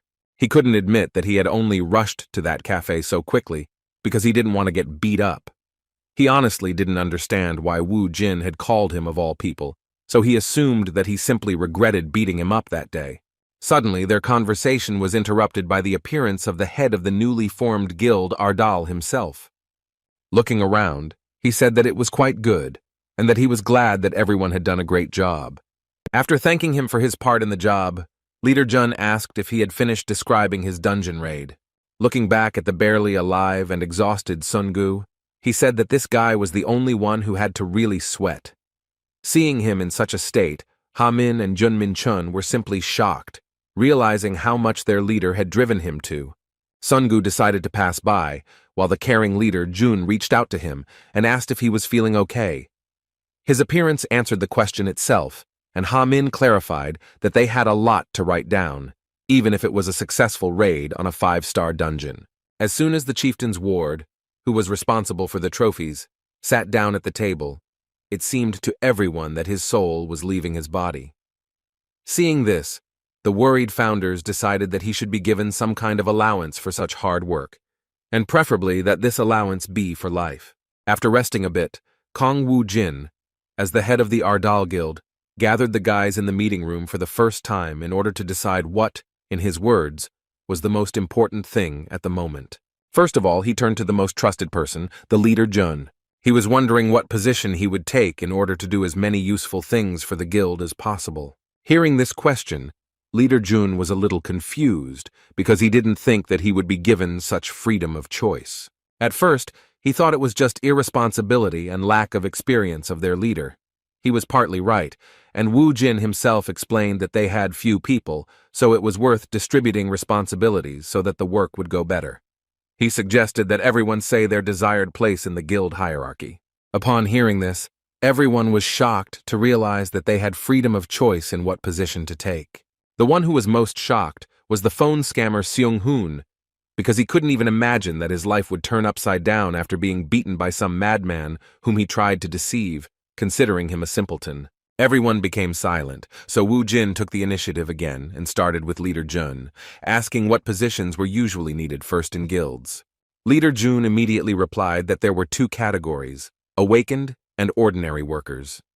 Leadership positions were usually given to awakened workers, but he said that was not so important. What he thought was really important were the details of the contract, such as the rate and percentage of dungeon raids and such. After listening to his words, Wu Jin moved on to Sungu, asking him again what he wanted. The confused guy awkwardly replied that he had been working as his manager recently and had no idea what to do next. Seeing that he was extremely indecisive, Wu Jin gave him the position of guild director without discussion. Hearing this, Songgu shuddered in shock, but seeing his boss's kind smile, he immediately realized that this was no joke. With an incredible sparkle in his eyes and a blush on his cheeks, he felt enormous pride in the fact that at 21 years old he had already become a director. As it turned out, he began to rejoice too early, because in fact the boss appointed him as the director of collecting loot in the dungeons. The difficult life that seemed to be ending after being appointed to the director's position was in fact only made worse by even greater workload and responsibility. The guys from the Hammer Guild weren't thrilled either, as they had never heard of such a position. Turning again to the experienced former representative of one of the largest hunter guilds, Wu Jin asked what departments the guild had. Leader Jun replied that it was the accounting department, the administrative department, the sales and support department, and the management department. After thinking for a while, Wu Jin noticed a discrepancy between the number of founders and the number of departments, and decided that it would be worth splitting it all into three. First of all, he decided to give a place in the hierarchy to the leader Jun. Considering his knowledge in organizing the guild's work, he pleased him by appointing him as the general manager of the entire Ardal Guild. A joyful Jun replied that he would give his all to achieve common goals. Next up was Ha Min, and he knew exactly what he wanted as the head of the support department. Without further ado, Wu Jin agreed with his wish, and he got the position he wanted. With a good laugh, he said that he promised to do his best. The last one left was a telephone scammer, frightened but touched by the leader's sudden generosity. Looking at Seung-hoon, Wu Jin turned to Leader Jun with confusion and asked what this guy was doing among them. Leader Jun was at a loss, stuttering as he asked if the leader had told them that he would be one of the founders of the Ardal Guild.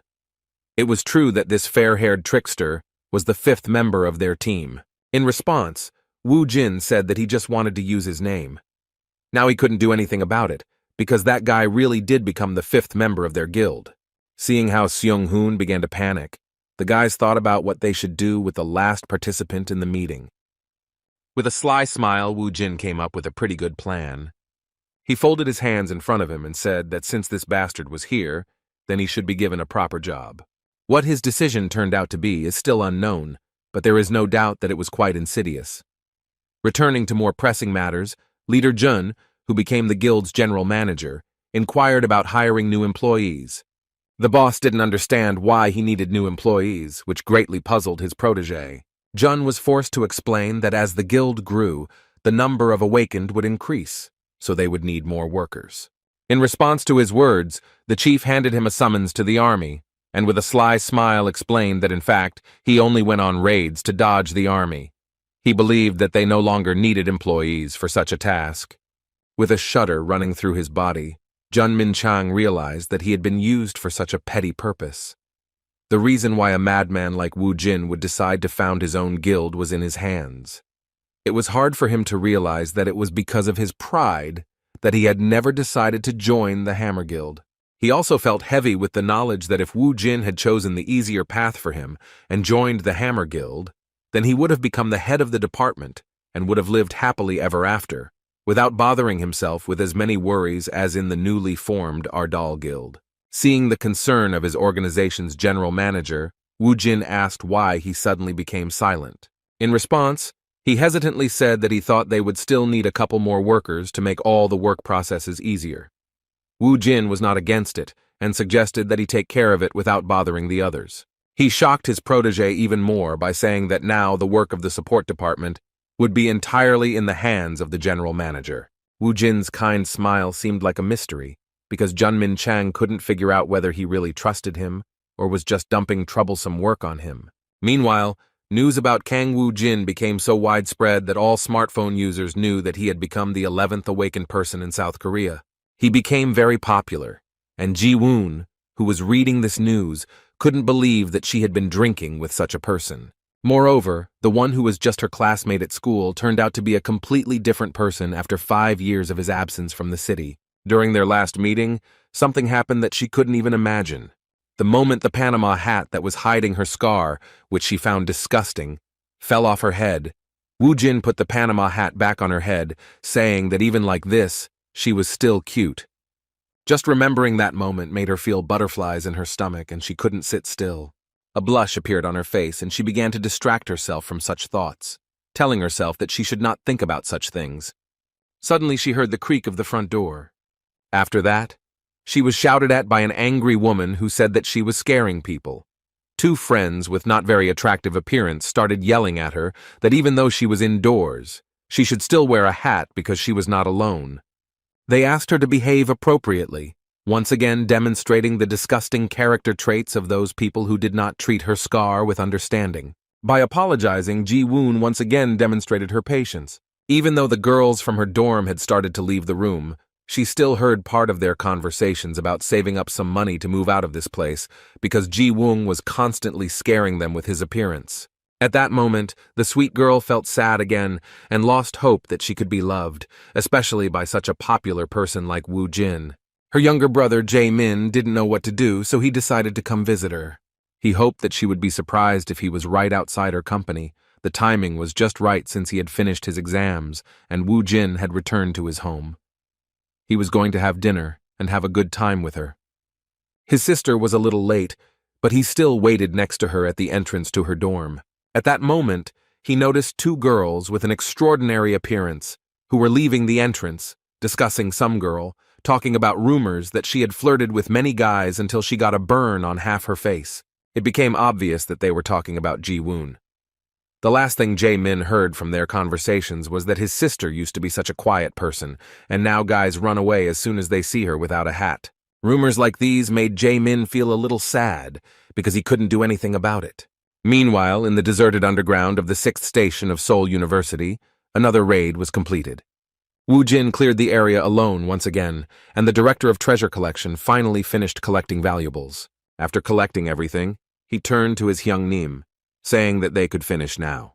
Unfortunately, this time they were only able to obtain common items. Useful artifacts were no longer encountered due to the fact that they had already conducted more than 3 raids on this dungeon. The quality of the loot undoubtedly decreased as the number of successful raids increased. After looking at his inventory, Wu Jin said with a smile that this was enough and that they had already obtained everything useful.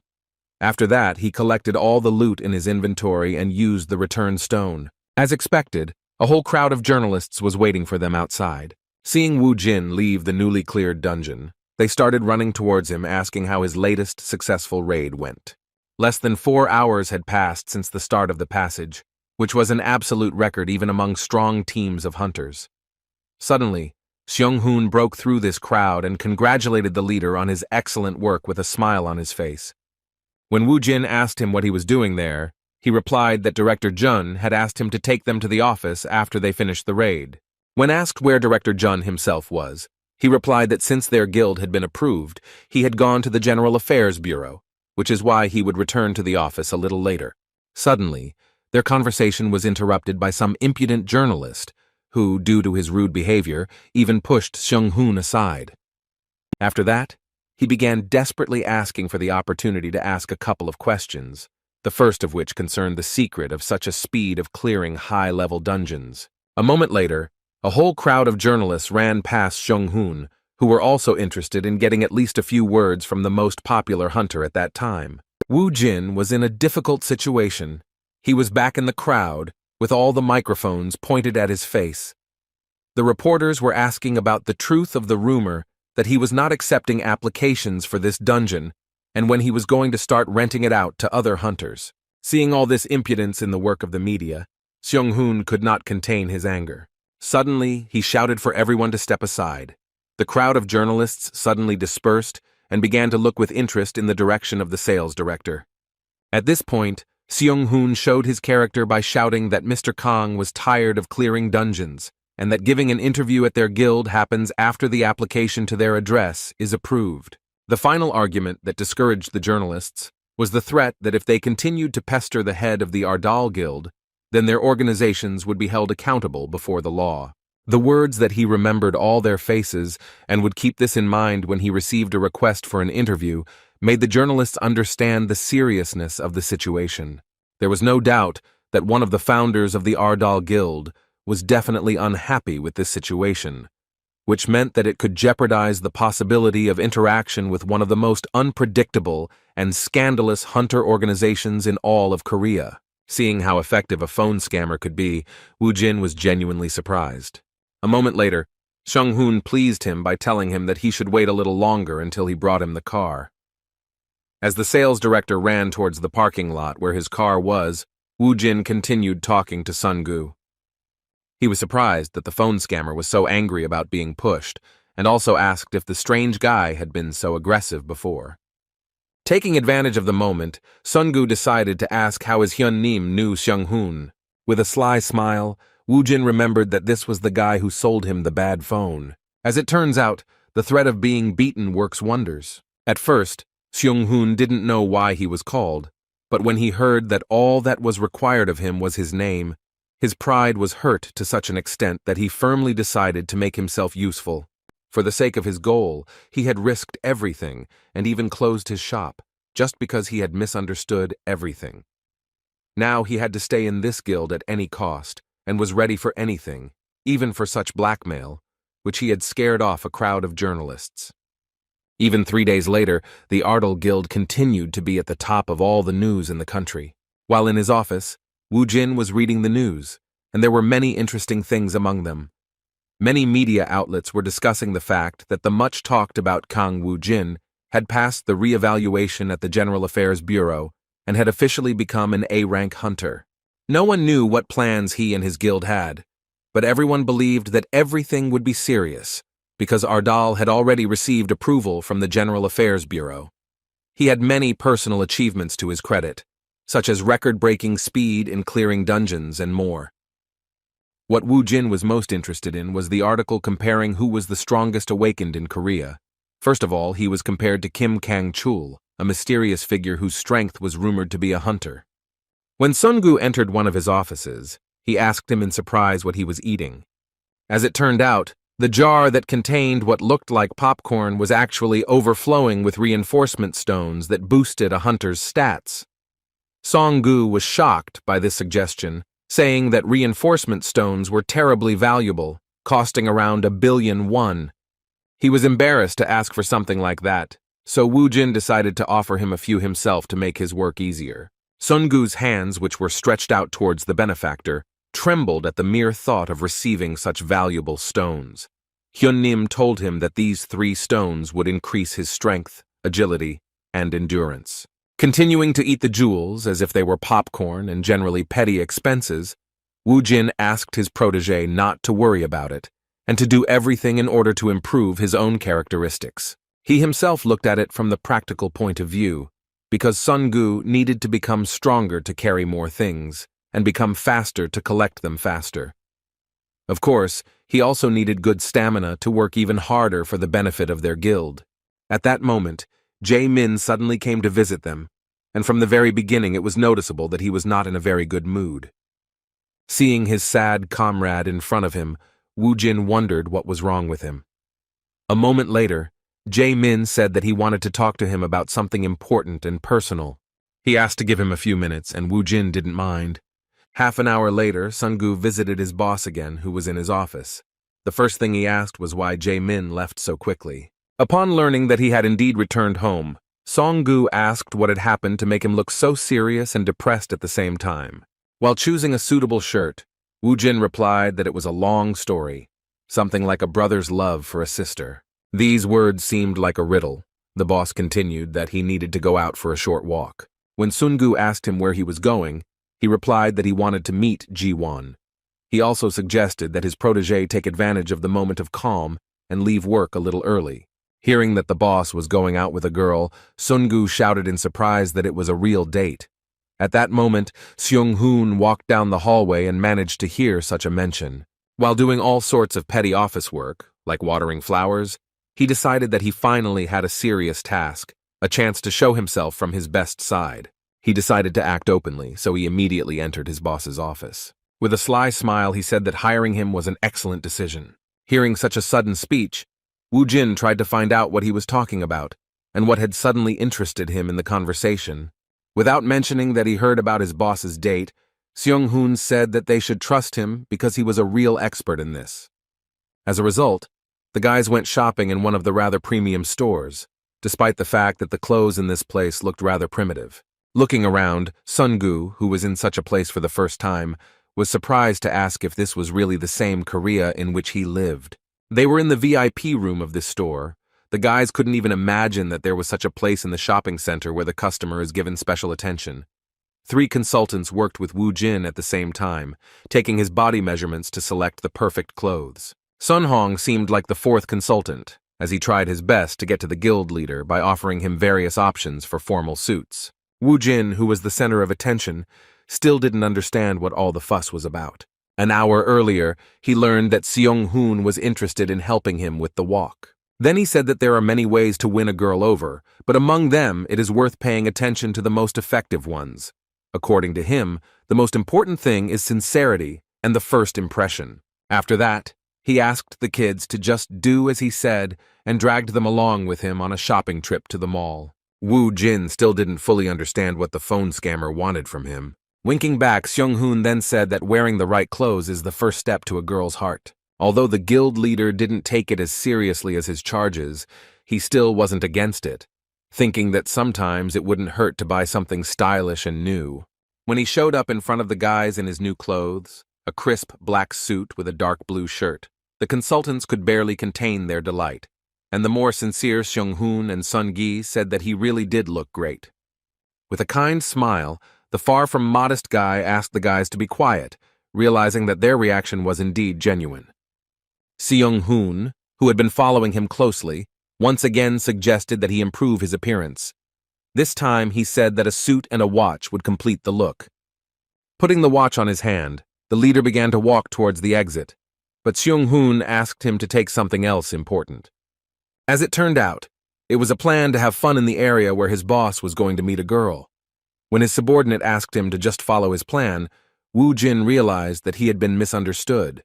Still, he wanted to have a good time relaxing, so he decided to listen and thanked Seung-hoon for his efforts, saying that they could leave work early in honor of the upcoming weekend.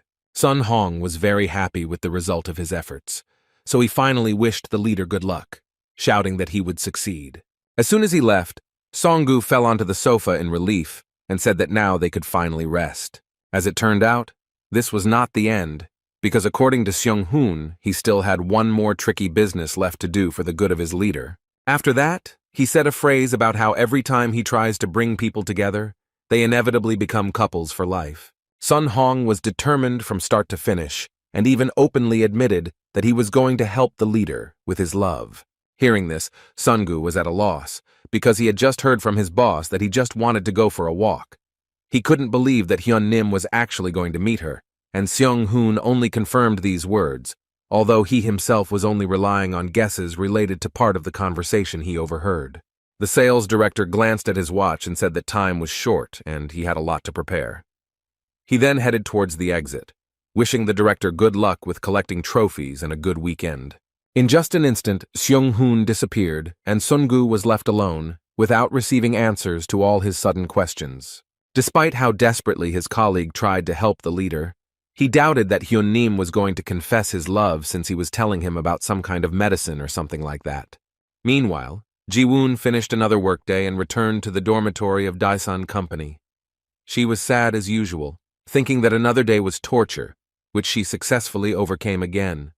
As she emerged from the shower, she noticed that she had a new message on her phone. As soon as she picked up the phone, she found out that Woo Jin had suddenly invited her out for a walk. Seeing this, a sparkle of happiness appeared in her eyes. She couldn't believe that he was actually inviting her for a walk, which could most likely be considered a date. Within a moment, she remembered her low self-esteem and inferiority complex due to the scar on her face, so she stopped even thinking about the possibility of someone asking her out. She decided that he must have some other reason for meeting. At that moment, Woo Jin called her on her mobile phone and shocked her by telling her that he was already right under her dorm.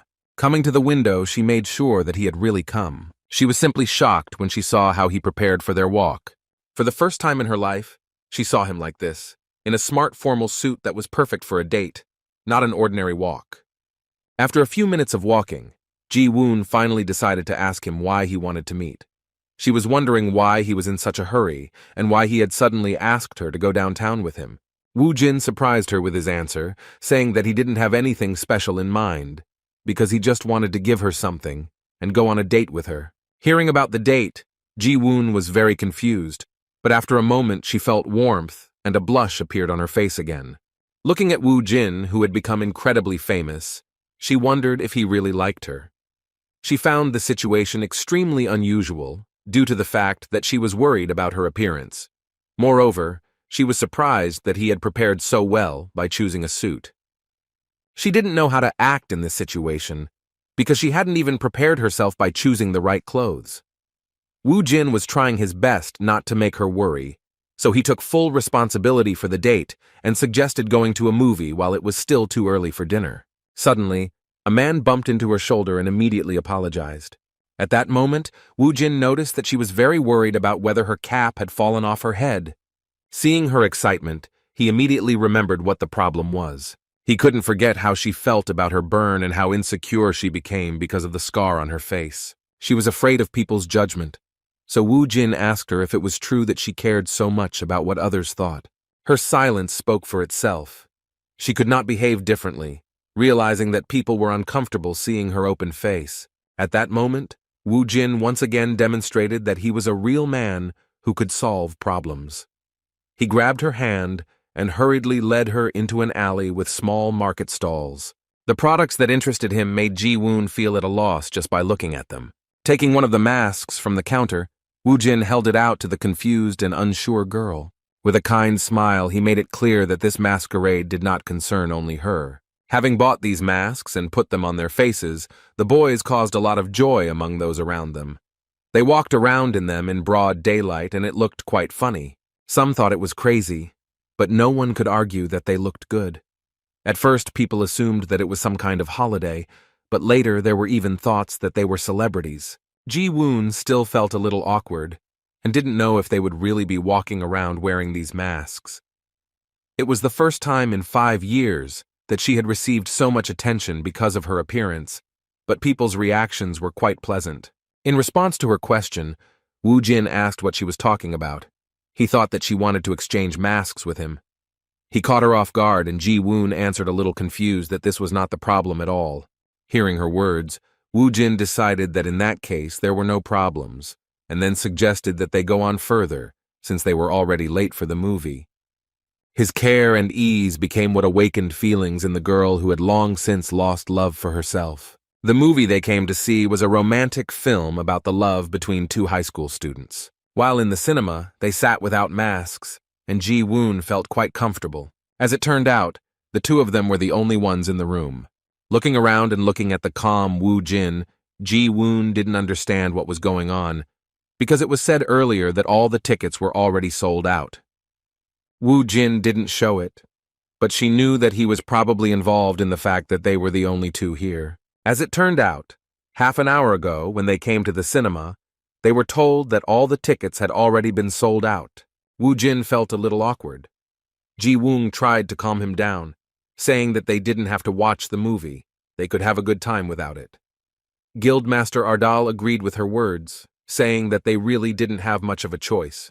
Suddenly, a man wearing a cap and a mask on his face approached them, saying that he had urgent business, because of which he was ready to give them his tickets. After handing over the tickets, the stranger ran away, wishing them a good time. At that moment, Wu Jin realized that the person who gave them his tickets reminded him of someone. As it turned out, the whole situation was a cunning trick by Sheng Hun. The thing he was talking about was a cunning plan to buy out all the tickets. When the movie started, he refunded all the tickets except for the ones he gave to the guild leader. He was very persistent in returning his tickets. As it turned out, he managed to cheat by saying that he was buying them for a large group of people. To get his money back, he started shouting that he had bought them only 10 minutes ago. To the saleswoman, he seemed crazy, but his plan worked. When they left the cinema, Ji-woon shared her impressions. She really enjoyed it, and the last time she went to the cinema was about 5 years ago. Wu Jin replied that he enjoyed it too, since he hadn't been to the cinema for 20 years. The girl took his words as a good joke, although he wasn't joking. Suddenly they heard a man shout, calling them a couple of Beauty and the Beast. A stranger in a clown costume invited them to come over and play roulette, which was free. This roulette had as many as 8 prizes and only one chance to lose.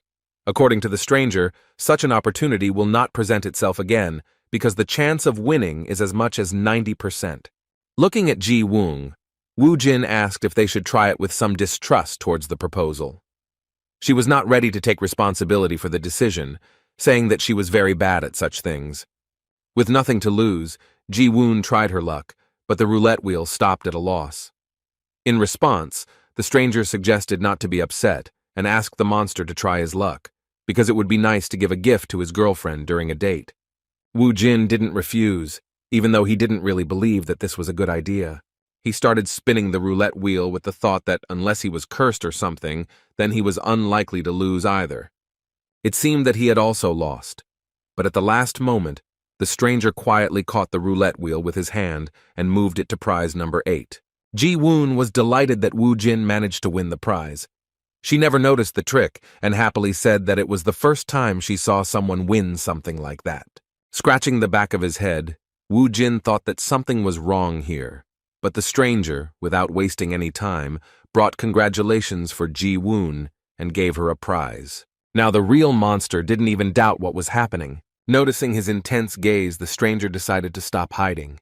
Lifting his glasses, Seung-hoon winked at his boss, who began to wonder what his ridiculous subordinate was trying to achieve by continuing to follow him. Mentally wishing his boss luck, Seung-hoon let him go, trusting him to take the last steps of the date on his own. Wu Jin actually managed to win the other games. Although it was not easy, he still managed to beat the stuffed animal machine, getting the prize as a gift for Ji-woon. Their next stop was some kind of clothing sale, and as it turned out, Seung-hoon was still following them. Even when the guys went to dinner, the cunning phone scammer, who was trying to be useful to his new boss, was next to them, carefully monitoring the process of the date. After this eventful day, the guys decided to take a walk along the empty streets of the city and stopped in one of the parks. Ji-woon felt such incredible lightness and calmness for the first time in 5 years. She wondered how much time had passed since she stopped being bothered by the looks of others. At first, she thought it was the mask, but after that, she corrected her guess by thinking that if Wu Jin hadn't done this with her, then she most likely wouldn't have been able to pull off something so daring. Looking at him, even through the mask, she felt incredible warmth and sincerity in his behavior. She thought that if this was a dream, then she no longer wanted to wake up. At the end of their date, they decided to sit down to rest after a busy day. Ji-woon shared her emotions, saying that the day was just amazing and she really enjoyed everything, even wearing a weird mask. She enjoyed watching movies and eating at restaurants with him, even though people might think they were weird. In response to her hesitant remark about them being weird, Wu Jin asked how that could possibly affect them. Ji-woon responded to his words with a kind laugh. Rising to her feet, she said that he was right. Although she still did not have the courage to walk where there were many people, she admitted that it still felt like a dream to her. Now she has started to defend her feelings again. Looking at the sky, she began to think that sooner or later the dream would end, and if this dream continued, then she would fall in unrequited love. Taking off her mask, she said with some sadness that it was time to return to reality. Wu Jin joined her, lifting his mask slightly to reveal his face and kind smile. Coming closer to her, he said that in order for her to regain the courage she had previously possessed, he had one good gift for her. Ji-woon was very confused because it was about a gift, and she had no idea what it was about. Suddenly, this touching moment was interrupted by a sudden fireworks display of incredible proportions. After this, another unexpected event happened. A huge number of people crowded around them and began to congratulate them. They were holding flowers in their hands, and as soon as they saw Ji-woon's face, they began to act rather confused. As it turned out, they started saying that her face scared them a little, but after that, realizing their mistake, they continued talking, saying that the guy next to her really loved her. The cunning swindler's latest plan was about to fail, and he began to get nervous, realizing that he had made a mistake. He had previously told these guys to clap and liven up the atmosphere, but instead, they had once again reminded the girl of what she had been worried about all this time. He had no idea what had gone wrong at all, since he had never seen Ji-woon before. Removing the mask from his face, an enraged Woo Jin couldn't believe that Seung-hoon had continued his ridiculous attempts to bring them closer, and had even made such a terrible mistake. Seeing how Ji-woon grabbed her mask, he knew she wanted to hide from all those gazes directed at the flaw on her face. He saw no other choice but to use his power. Suddenly, for everyone present, Woo Jin created a bone wall that separated them from the crowd of ridiculous guys who failed the task from Seung-hoon. Opening her eyes after the sudden noise that startled her greatly, Ji-woon looked at Woo Jin and asked where they were. The surroundings were pitch black due to the bone wall completely blocking them from the surroundings. Looking into her eyes, Woo Jin asked her to close her eyes. Ji-woon was so touched that she couldn't utter a word. As it turned out, her brother Jae-min actually came to the office regarding her problem, which was preventing her from living a normal life. He told him that during the dungeon breakthrough, they lost their parents. From that moment on, Ji-woon stopped doing what she wanted, all for him. On that terrifying day, she was hurt by a monster during a dungeon breakthrough. That's how she got the scar that they couldn't get rid of in any way. The modest guy felt guilty for turning to his friend, and still asked him to help her if it was possible. Although Woo Jin didn't answer him, he thought that as a man, Jae-min shouldn't be afraid to ask others for help, especially when it comes to his loved ones. Taking out his gift, he turned to Ji-woon and said that from now on, she would wake up from the dream she had mentioned earlier. By applying the healing ointment to her forehead, he released some mana. With this rare item, even irreversible curse wounds could be repaired. Woo Jin did everything he could to make Ji-woon actually wake up from the terrible nightmare that began with the first dungeon breakthroughs, where she not only lost her courage, but also her parents. When Ji-woon returned home, she received a caring message from Woo Jin. He asked her not to wet her face and hair so as not to wash off the medicine. Instead, he suggested that she just go to bed. She even laughed at this, because it seemed like he worked in some kind of beauty salon. Thanking him for his concern, she asked him to go to bed early and rest after such a busy day, during which she had a good time. She was pleased to even imagine that it could happen that her scar would disappear with just one application of some cream. After finishing the correspondence, she remembered that she still hadn't opened the gift they had won at roulette. What she saw surprised her greatly. It turned out to be a beautiful ring. At that moment, the big picture began to form in her head, because she understood that a simple street vendor would not give out such prizes. Remembering the events of that day, she also couldn't forget that they watched a movie in an empty cinema, which couldn't be a coincidence. Dinner at an expensive restaurant is also not a common thing for a simple walk. He really got the impression that it was a real date. The sudden fireworks completed the overall picture, as it was a real creation of a romantic atmosphere. Of course, this also included the fact that ordinary passers-by suddenly gathered around them and gave her many roses. Gathering all her memories together, Ji-woon began to blush even more than before, thinking that Kang Woo-jin was going to confess his love to her. The many things that happened that day had consequences that affected not only Ji-woon, but also the one who was behind all these pleasant surprises for her. On Monday, when the guys gathered in the office again for work, Seung-hoon was doing exercises from the very morning. He did a huge number of push-ups, saying that from now on he would only do what he was asked to do. This was explained by the fact that the head of the guild was not delighted with the huge number of intrusive surprises that his ward created. Sun Hong began to become even more obedient, because the fear of the terrifying power of the leader did not give him peace. After finishing the educational moment, Woo Jin repeated again that he should only do what he asked, and nothing more. After these words, he still asked why he did something that he was not asked to do. With great guilt and constant apologies, the humble servant shouted that he felt he had not shown loyalty to his leader, which is why he had made the mistake of trying to make up for lost time. His words even pleased Wu Jin, and he stopped being angry at him for the mistakes he had made due to his arbitrariness. So he asked him with a smile to remember once and for all that he only expected from him what he himself asked for. Seung-hun felt somewhat relieved, but the awkwardness returned after the leader asked whose money he spent on these gifts. As it turned out, he used the guild's corporate account, which was a serious strategic mistake and another problem in his life. Hearing this, the chief again made him do push-ups and shout that he should only do what he was asked to do. The educational moment was suddenly interrupted by Director Jun, who had just finished some organizational matters and found time to meet with the head.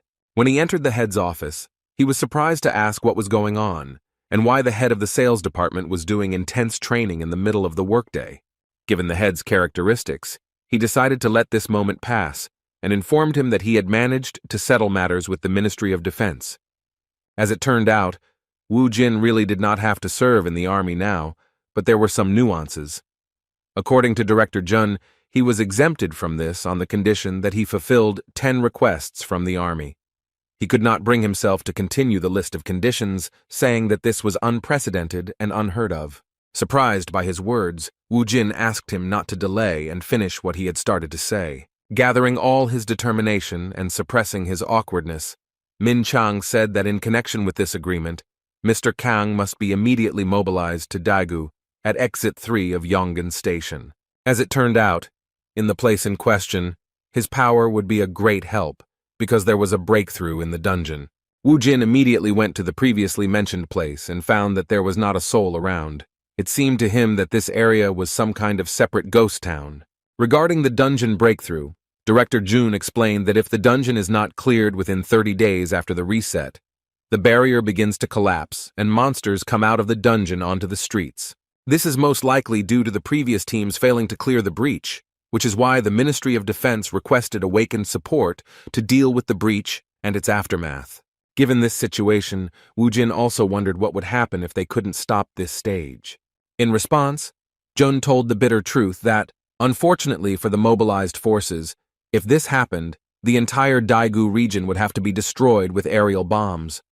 While in the Daegu area, he began to understand that the reason why there were so many open areas and parks around the station was because such places made it possible for a tunnel to break through, a very dangerous situation for the residents. Suddenly, the silence and solitude of the guild leader Ardal was interrupted by some military woman who said that the evacuation was completed 2 days ago. According to her, the dungeon breakthrough will be the next day at 2 o'clock in the afternoon. Approaching one of the most famous awakened in recent memory, First Lieutenant Choi Ha-sol introduced herself as the person in charge of the area from the Korean Army's Special Defense Force. Kang Woo-jin introduced himself in return, and strangely enough, heard that their entire squad had heard of his strength. It was truly an honor for her to meet him in person, especially in a situation where his strength was so necessary. Sighing with a kind smile, the hunter who had recently become the head of his own guild suggested skipping the formalities. Continuing the conversation, he asked why they weren't going to try to clear the dungeon before the breakthrough. As it turned out, the return portal had already been used 3 times, so they couldn't take that risk and chose the easier way, fighting outside. Hearing about the return portal, Wu Jin was a little surprised, and Ha-sol explained to him that it was possible to escape from the dungeon in the middle of clearing using the return item. Wu Jin was surprised, because he didn't even know that this was possible, despite the fact that he had already cleared more than a dozen dungeons. The lieutenant also clarified the detail that this portal can only be used 3 times in one dungeon. As for this dungeon, the main squad of the Hwarang Guild tried to clear it first, but they failed. The second time, the Hwarang Guild and the Hammer joined forces, but even that didn't work. The squad of Awakened from all over the world also failed, having used up the last portal. The lieutenant agreed that they could try to clear the dungeon in the remaining time, but that would mean putting their lives on the line, and no one wanted to take that risk. When Wu Jin suggested that breaking through would be more dangerous in that case, she shook her head in disagreement. Referring to his experience, she said that he probably already knew that the terrain of the dungeon played a significant role. Although the monsters in this dungeon were not very strong, it was the terrain that made this raid difficult.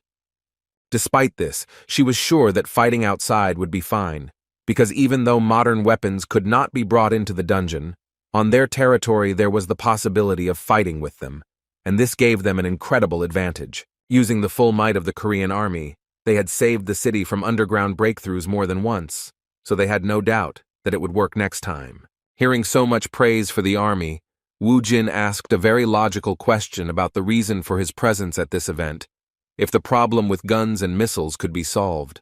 There was a weighty logic in his words, and the lieutenant even managed to get confused, but she also quickly figured out the answer, saying that the awakened also play an important role. Although the army is the main force, the awakened are always on standby in case the monsters break through the first line of defense. In addition, they initially had no information about the dungeon boss, so there was a need to prepare to fight with all the forces of the awakened.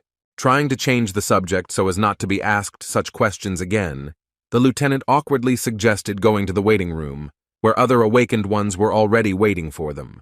All the guys gathered in a local cafe, which became a temporary waiting room for the awakened ones participating in this whole event. When Kang Wu Jin entered, everyone present recognized him. Just like him, the guys were dressed in regular clothes and hadn't even thought about changing into combat gear yet. In fact, they were happy to see such a strong reinforcement, knowing that Kang Wu Jin had become the 11th A-rank hunter. Looking around, Wu Jin couldn't find anyone interesting until he came across a lady, with whom ironically their paths crossed once again. Standing against the wall was Yun Hee, the troubled captain of one of the Hwarang teams. He looked at her and said with some mockery that they had met again. With a sly smile, he said that this was certainly his destiny. Yun Hee didn't know what to answer and just said his name angrily. She didn't end up in this place by chance. Her older brother had planned everything from the very beginning and entrusted her with a special task that, in his opinion, only she was capable of. Having made an appointment shortly before this incident, he explained to her the whole essence of his plan.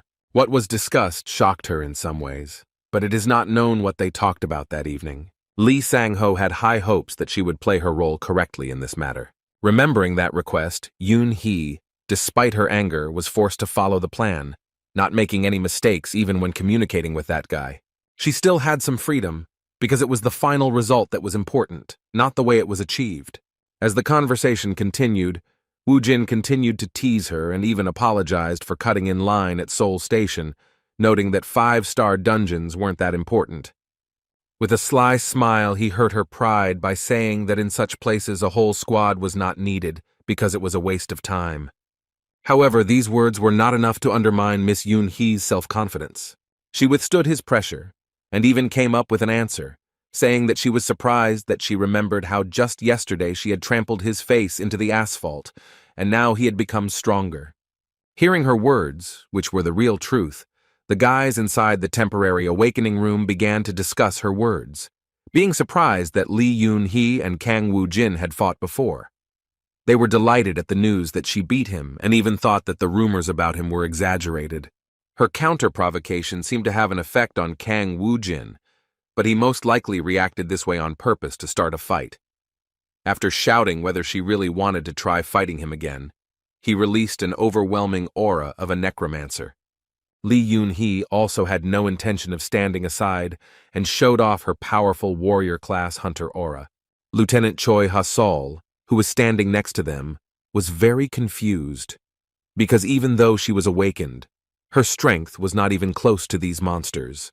She began to frantically beg them to stop, addressing the participants of the conflict one by one. The words that they were allies, that tomorrow they would fight shoulder to shoulder, brought the parties to the conflict to their senses a little. Having stopped pressuring him with her impressive strength, Yun Hee admitted that he had indeed become stronger, but noted that his behavior was still that of a child. Demonstrating her dominance in the conversation and the situation, she warned him that he shouldn't worry about it, because people could die because of his one mistake. Kong Woo Jin continued to be angry at her words, replying that he didn't understand why she was so stuck up and who she was to speak to him in such a tone. In an attempt to stop him, Ha-Sol informed him that Yoon-hee would be the leader of the awakened support team, and therefore such conflicts could not be carried out with her. Feeling victorious in the verbal altercation, the red-haired girl turned around with a smug laugh. At this point, the conflict ended. Everything went without a fight and no casualties. Once the two calmed down, the lieutenant who was in charge of the Awakened's participation in the operation to clear the breach let out a sigh of relief. After that, she was surprised by Kang Woo-jin's words that he couldn't do anything about it, so he wasn't going to disturb the peace of this group. He then turned to the lieutenant and asked if she could get information about what was inside the dungeon, which no one had been able to clear out, even despite using joint efforts. The lieutenant was a little worried, because soon there would be a dungeon breakthrough and she did not understand why he needed this information. In response, Woo Jin asked if it was a state secret, since she refused to answer him. In an attempt to befriend and maintain a good relationship with the promising hunter, Ha-Sol nevertheless agreed to let him print out the information, saying that it was available to anyone who wanted it. As soon as they left, Yoon-hee realized what he was planning. She was right, because Kang Woo Jin was indeed extremely interested in clearing this 6-star dungeon and was not going to sit back and wait for a breakthrough to occur due to the series of failures of the previous hunter groups. Standing next to the barrier, he admitted that the energy of this dungeon was truly astounding. Now it was no surprise to him that this dungeon was called the strongest among those in their territory. Suddenly, his enjoyment of the barrier's powerful aura was interrupted by a stern female voice. Yoon-hee, who had guessed what he was planning, followed him and now wanted to know what he was going to do.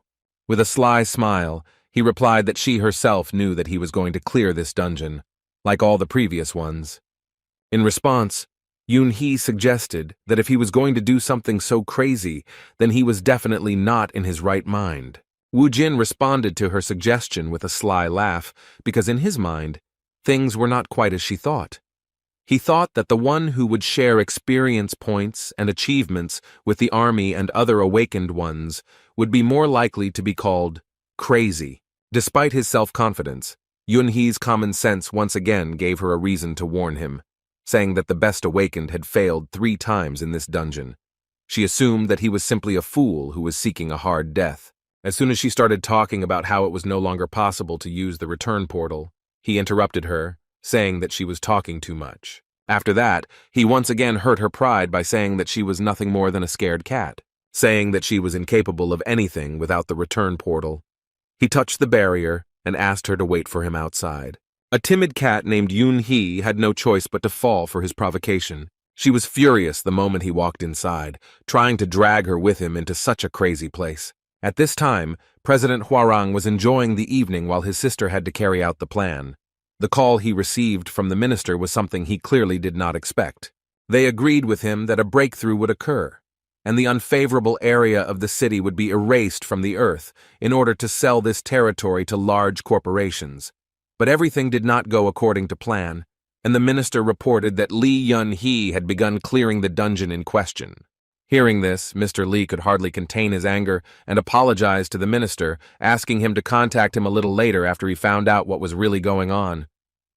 He had no idea why Yun-hee had entered the dungeon, or how she could turn away from his mission. Yoon-hee actually fell for the provocation and went inside. Finding herself at the first location after passing the portal, she saw a very bloody place, which by its appearance alone indicated that a huge battle had already taken place here. The entire place was in traces of mana and battles, which told her that this was the work of soldiers summoned by the hands of a necromancer. Thinking about the scale of the battle, she guessed that Woo Jin wasn't alone. There were at least 20 soldiers with him. At first, she really thought he was crazy to clear the dungeon alone, but now she understood where his confidence came from. Just one look at the battlefield told her that he had no difficulties here. However, even so, she was not sure that he could cope. Considering his level, she believed that with such skills and such an army, he had no place in such a dungeon. She had already tried to clear this portal with strong awakened ones several times, so she had no doubt that he would not only not get the return stone, but also clear the dungeon. In a sense, she was right, and Wu Jin first experienced difficulties during his encounter with a level 60 ogre that could destroy an entire squad of his skeletons with one blow. However, after several minutes of fighting without any result, Wu Jin said with a smile that he had finally achieved his goal. He needed experience points in order to make a worthy counterattack. Taking advantage of the moment, he once again summoned his demonic familiar, which this time became a stone golem, befitting the environment he was in. After that, he pointed at the enemy and gave the order to his familiar to attack. Both monsters with unimaginable brute force clashed in a duel, and it became clear that they were matched in size. The sudden attack from the rock gave them a chance and an advantage, as the ogre was caught off guard and lost his balance. Taking advantage of the moment, Wu Jin used his familiar as a springboard and quickly closed the distance with his opponent. The ogre didn't have time to do anything because he was still falling and couldn't regain his balance. In the end, Wu Jin ended the fight with his warrior weapon, a hammer with unimaginable destructive power. After finishing the battle and defeating another powerful monster, Wu Jin was cheered up by the news that he had finally reached level 40, which gave him additional achievement points. He celebrated his small victory not alone, but to a stormy ovation from Bibi, who called the work done magnificent. In response, Wu Jin asked in surprise where she got so much emotion from and where she learned to communicate like that. Most likely, life in the body of a cat gave her some feelings, because even when she met Rocky after a long time inside the seal, she hugged him and called him a good man. Upon hearing that the golem had a name, the necromancer came to the conclusion that Bibi was watching too much TV, which is why she had similar feelings and desires to communicate even with the golem, calling it by a fictitious name. He was not going to delay, so he went further and asked to hurry up and not waste time on such things. However, taking a few more steps towards the supposed center of the dungeon, he discovered something very unexpected. He encountered a peculiarity of the landscape that was the reason why this dungeon could not be cleared by other awakened. Right under his nose was a huge cliff, due to which the path to the next part of the dungeon was blocked for most awakened. In his case, the situation was a little different, because he came to this place with an experience that no one else among the awakened of Earth could boast of. He had already heard of such a place, which is sacred from the legends of Alphen. At that moment, they were on the so-called Tart Plateau. After looking around this location, Wu Jin remembered a lesser-known name for this place. It was also known as the Temple of the Giants. This ravine was the reason for the previous raids to fail, so he had to prepare thoroughly. This was the right time to unlock special level bonuses. This time, he gained the skills of the Necromancer class, which included armor and a phantom spear, which were necessary for using subordinate souls in physical form, which could either defend or carry out attacks. He had previously learned the soul extraction skill, right when he was rescuing Songgu during their first joint raid. Now he has gained the ability. He has the opportunity to use an advanced skill related to soul extraction. After raising the phantom armor skill to level 10, he summoned the wandering spirits to himself. In this way, he was able to collect the spirits of most of the defeated opponents, replenishing the scent of 100 subordinates to the full. After finishing this, he gathered his strength and unlocked a new skill of the warrior class, namely the weapon of the altered form, the Great Sword, which he could not use before. Once he had access to this weapon, the system automatically gave him access to the Great Sword techniques and the cleavage skill. The final stage of preparation for the final battle was the summoning of the crystal with the seal. Bibi happily recognized the object, as it contained one of the familiars she had previously fought with on Alphen under her master's command. Wu Jin waited with a smile for his new assistant to gradually reunite with his previous warriors. As it turned out, he knew in advance that Shinshin was inside the demonic stone. A moment later, the seal opened, and a powerful demonic beast appeared before them. Shinshin is a horse that once obediently served its master, the most powerful necromancer of Alphen. It is a phantom warhorse with blood boiling in its veins that not only moves its master, but also attacks without fear of death. Bibi immediately rushed to her old comrade and happily asked him if he missed her or not. Even the rock, having cast off its golem form, flew closer to the phantom horse with joy at the reunion. Everyone was excited about this moment, but the owner suggested that they leave the touching reunion for later. They had a serious challenge ahead of them, a battle with the final floor with a limited time to clear, so he suggested that they hurry. Using the phantom charge, the horse easily jumped to a great height and helped them overcome the large distance of the cliff between the temple and the rest of the surface. Ogres continued to appear even after the boys reached the site of the giant sacred temple. As an A-rank hunter, Yun-hee had no fear of such enemies, having cleared similar dungeons more than once. Her steadfastness was also due to the fact that she possessed a huge reserve of deadly skills. Using one of them, she turned a huge level 60 ogre into a drushlak in an instant. The monster was defeated, and the way forward was open and safe for the swordswoman. Continuing to slowly move forward, Yun-hee assumed that she would soon meet her offender, an overly impudent and arrogant newcomer among the awakened of her rank. However, as soon as she reached the cliff, she saw something she clearly could not have expected. Wu Jin was in the sky, riding on some kind of horse that was summoned using his necromancy magic. She assumed that he would find a way out of this situation, but she could not even imagine that he had such a large stock of necromancer tricks. There was little time, so she decided to hurry. From previous raids, there was a rope left in this place that connected the giant temple and part of the surface to the cliff. Yun-hee was not going to stop and prepared to overcome this obstacle. In fact, the main reason why they couldn't clear the dungeon wasn't the ravine, because they could use the flight abilities of some awakened ones. The real problem was what they were facing in the temple grounds. There were only 3 monsters behind this ravine, guarding the stone of return. It was because of them that they decided to retreat, not continuing the battle due to the high risks. For greater benefit, it was decided to allow the dungeon to be breached in order to completely destroy and then rebuild the area around it. Although she didn't like this political decision, the final decision still rested with the leader, so she had to obey. However, this was an exception. She couldn't allow anyone to clear the dungeon after their guild failed the mission. Also, she felt angry at the thought that, in the future, it would be said that one person had performed better than their party.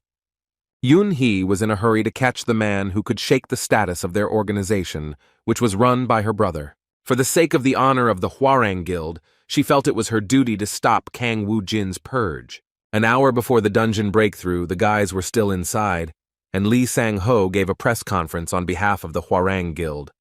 A huge crowd of journalists gathered in one place wanted to know what chances of survival Lee Yun-hee and Kang Woo-jin had, who entered the dungeon. With complete seriousness, the president of the organization replied that such a probability was extremely low and that he expected that most likely even his sister would meet a sad end in such a difficult place. One of the reporters mentioned that there was about an hour left until the dungeon breakthrough. Mentioning that Lee Yun-hee was his sister, he wanted to ask the Hwarang Guild president what he thought about it. The question was personal, so Mr. Lee asked if they were really interested in what he thought. Showing feigned trembling throughout his body and anxiety about the situation, he said that one of his family members was about to die and he was unable to do anything. He began to act like an incredibly weak person, overwhelmed by the weight of imminent loss. After this answer, the Hwarang Guild president jumped up and said that the press conference was over. As expected, this behavior was just an excuse to avoid talking to reporters. When he left the room, one of his charges met him and said that it was a great performance by the head of their guild. Looking at his watch, he asked if there was any change. Upon learning that everything was heading towards a dungeon breakthrough and the death of his sister, the hypocritical Hwarang Guild president responded that it sounded like a real relief, after which he suggested returning to headquarters. The subordinate was shocked by such an answer, but tried not to show it. He did not know about the political plans for this region, and therefore could not even imagine that cooperation with the minister was more valuable to the head than the life of his own sister. Thinking about the leader's words of relief, he felt a certain fear due to his superior's cold-bloodedness, as it made him think that even his own sister was just a common card in his guild's deck. Leaving this place due to the danger of the imminent breakthrough of the dungeon, they began to walk towards the parking lot where their car was parked, but suddenly stopped, seeing people shouting about some boss of their guild. Mr. Lee asked what was going on, and his protege replied that the guys who were organizing this commotion were employees of the Ardal Guild, which belonged to Kang Woo-jin. At this moment, the head of the Hwarang Guild learned for the first time that the Awakened One, whom he so wanted to get under his control, had organized his own organization in such a short time, under whose command there were several very brave and very loyal guys. Meanwhile, Wu Jin reached the floor of the giant temple and thanked Xin Xin for his excellent work. Looking around, Bibi was surprised that this place was actually called a temple. She said that she would have believed her master's words if he had said that this was just some kind of cemetery. There were a lot of strange stone statues everywhere, which made the place truly creepy. Bibi assumed that the giants in question had simply turned into golems or something. Wu Jin himself didn't know the answer to this question, because he only knew about the giant temple from rumors. Even so, he had a way to check whether this place was safe, or whether he should expect a sudden attack from the enemies. Turning to the rock, he suggested that he try to eat the stone statues. The order was quite unexpected, but the familiar immediately placed his demonic soul into one of the statues. In an instant, he had completely taken over the stone and returned to his golem form. The fact that this strategy worked meant that it was just a normal stone without any soul sealed inside. Otherwise, Rocky wouldn't have been able to obtain such a body. As it turned out, it wasn't that simple. In just a moment, Rocky lost control of the stone, and all the other statues actually turned into golems. In an instant, they were surrounded by giant level 65 monsters. This situation was more difficult than any previous one that Wu Jin had been in. Even so, he did not lose his grip, and continued to look for a way out. Thanks to his observation skills, he noticed that out of all the statues, only 5 golems were activated, which meant that there was a trap in front of them that worked in a certain area. Golems left no corpse or soul behind, which was somewhat useless for using his necromancer skills. Here he could only rely on his familiars and his own skills as a warrior, so he immediately summoned a weapon in the form of a hammer. With a smile that was in anticipation of battle, Wu Jin prepared to level up his warrior skills. Meanwhile, Yun-hee was already very close and managed to see the beginning of his battle. She was amazed by his agility and strength. She was shocked to realize that the necromancer looked like an awakened warrior class, which is not inferior to real warriors of his level. She hadn't fought on this floor yet, and hadn't even thought that all these statues would turn out to be golems. It was clear to her now that if they had gone further, and someone had simply walked madly towards the altar, then they would have been surrounded and destroyed in an instant, without any chance of survival. On the other hand, she watched as a necromancer class person, even without using his own skills, but only fighting with a strange hammer in his hands, gave a good rebuff to these powerful monsters. His instincts really surprised the woman who had been a warrior for the past 5 years. After several minutes of intense battle, the necromancer with the skills of a warrior finally brought the matter to an end. During the battle he was very tired, but his strength was restored the moment he destroyed all 5 golems. It seemed that the end was near, because the only advantage of the enemies of this temple was their numbers. Yet there was something that bothered Wu Jin. He felt that things were not so simple. There was still something that he didn't like from the very beginning. It was the 3 monsters that stood motionless in one place next to the altar. The one-eyed inhabitants of Alphen seemed very dangerous, and it was they who were entrusted with the Stone of Return. Now he had no way of knowing who he was dealing with, so he decided to continue pushing forward, gradually getting closer to the altar by destroying the golems. Gradually he became stronger and stronger, and his mastery of the hammer increased noticeably. Bibi and Rocky watched him from the side. The cunning demonic blonde encouraged her master in every possible way, and thus all the statues that turned into golems were destroyed. There were only 3 strange monsters from Alphen that were preventing them from getting the return stone. Judging by how brightly the return stone was shining, they could guess that the dungeon was about to break through. They were short on time, and Wu Jin knew that this was the first time he had been in a situation like this where he actually needed to hurry. Despite the rush, he could not make a single mistake because his enemies were Cyclops. Cyclops are one of the races that originated from the line of ancient giants. Although they are descended from the same stock as the ogres, they differ from them in that they lack the barbaric qualities and savage nature. The Cyclopes actually inherited wisdom from a race of ancient giants. Their race prospered due to its civilization. They are strong and truly worthy of being the final boss guarding this temple. One of the 3 Cyclops, seeing Wu Jin in front of him, said in the language of Alphen that it was surprising for him to meet such a person in such a place. Wu Jin didn't know him personally, so he was surprised that his name was known to this Cyclops. As it turned out, these guys were also familiar with his demonic familiars, because they called Ricky a giant god of destruction who could charge up. Bibi received a cute nickname that she hadn't heard since Alphen, where she was called the Witch of Hallucinations. Wu Jin himself was called a ruthless necromancer, which made him smile from the pleasant memories. Hearing this, he assumed that even among the clan that belonged to the giants, he was still quite famous. The Cyclops responded to his words about fame with some anger, saying that he could not help but remember such a person.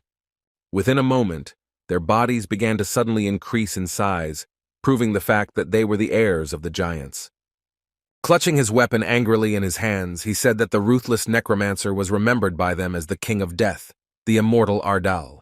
There was no surprise that his name from the time of Alphen was spoken out loud, but Wu Jin was extremely concerned about the gigantification ability that the Cyclopes had demonstrated.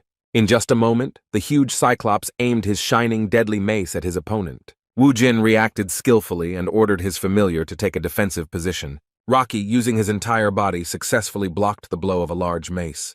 It was not possible to destroy a person in an instant using surprise. Having escaped this deadly attack, Wu Jin began to prepare for the fight, but first decided to check if Tranit had sent them, like his previous opponents. The Cyclops, who was expected to be a proud being representing the race of wise giants, responded quite shamefully, as he said that Tranit was the new order of their universe, which would fix everything. He was sure that Wu Jin would not be able to cope and stop his army. When he continued his shameful speech, saying that the immortal Ardal had already lost when he escaped from Alphen, Wu Jin became seriously angry. Continuing to irritate the legendary necromancer from Alphen, the Cyclops said that his anger confirmed his words. Wu Jin lowered his eyes and said with an evil smile that he shouldn't cross the line because he would pay a very painful price for it. Having transformed his warrior's weapon into a spear, he rushed into the attack, and only at the last moment did the Cyclops realize that this attack could no longer be dodged. The giant monster's only eye was pierced by a spear. This is the weakest point of this Alphen race. Wu Jin thought with a satisfied smile that this was the end for his opponent, and there were only 2 of them left. However, a moment later the Cyclops unexpectedly struck back, slapping him with his palms. Squeezing his palms with all his might, he said that now the immortal Ardal had come to an end. However, just a moment later, Wu Jin proved that he was still not suppressed, and used a whirlwind of blades to cut his limbs like tofu, freeing himself from his grip. Returning to the surface, he ignored Bibi's concerns, and uttered words of incomprehension regarding the Cyclops being normal, even after he pierced his eye with a spear. In just a moment, the system reported that the Cyclops had completely healed all of its wounds, and the lost limbs had returned to their original appearance. This news was quite bad. It was too powerful an ability that Wu Jin did not expect to see in such a place. Meanwhile, the conflict between the military and the guys from the Ardal Guild continued outside. A scandal broke out at the 4th guard post because the guild founders asked to let them through to the place where their guildmaster entered the dungeon. They were refused to find out about his condition, no matter how much they asked.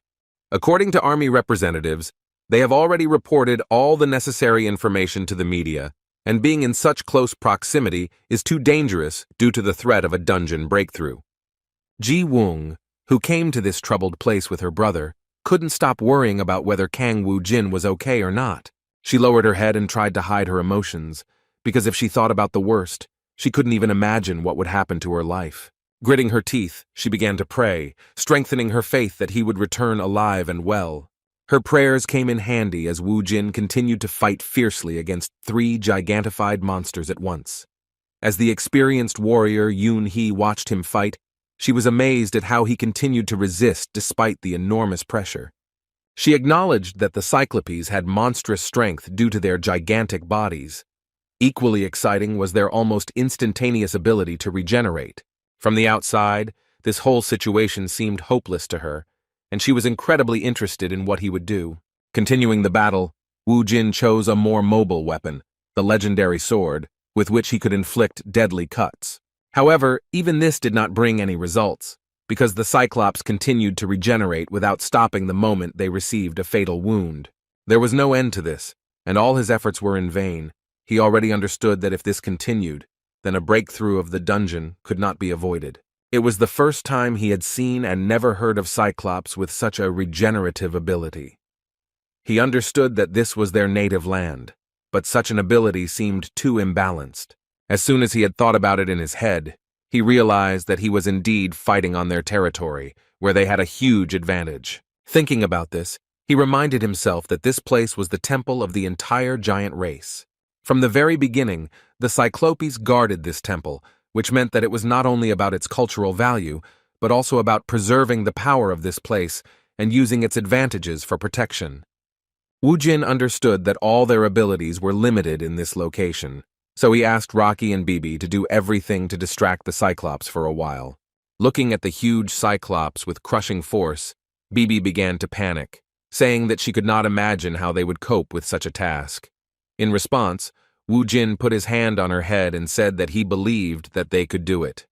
Having offered them an excellent training that they couldn't refuse, the cunning master ran away from his charges, leaving them to be torn apart by monsters like mad dogs. It wasn't the first time Rocky had been in a fight where he was just a body to be beaten, but this was the first time Bibi had tried on such a role, and the sight of the terrifying Cyclops alone sent shivers down her spine.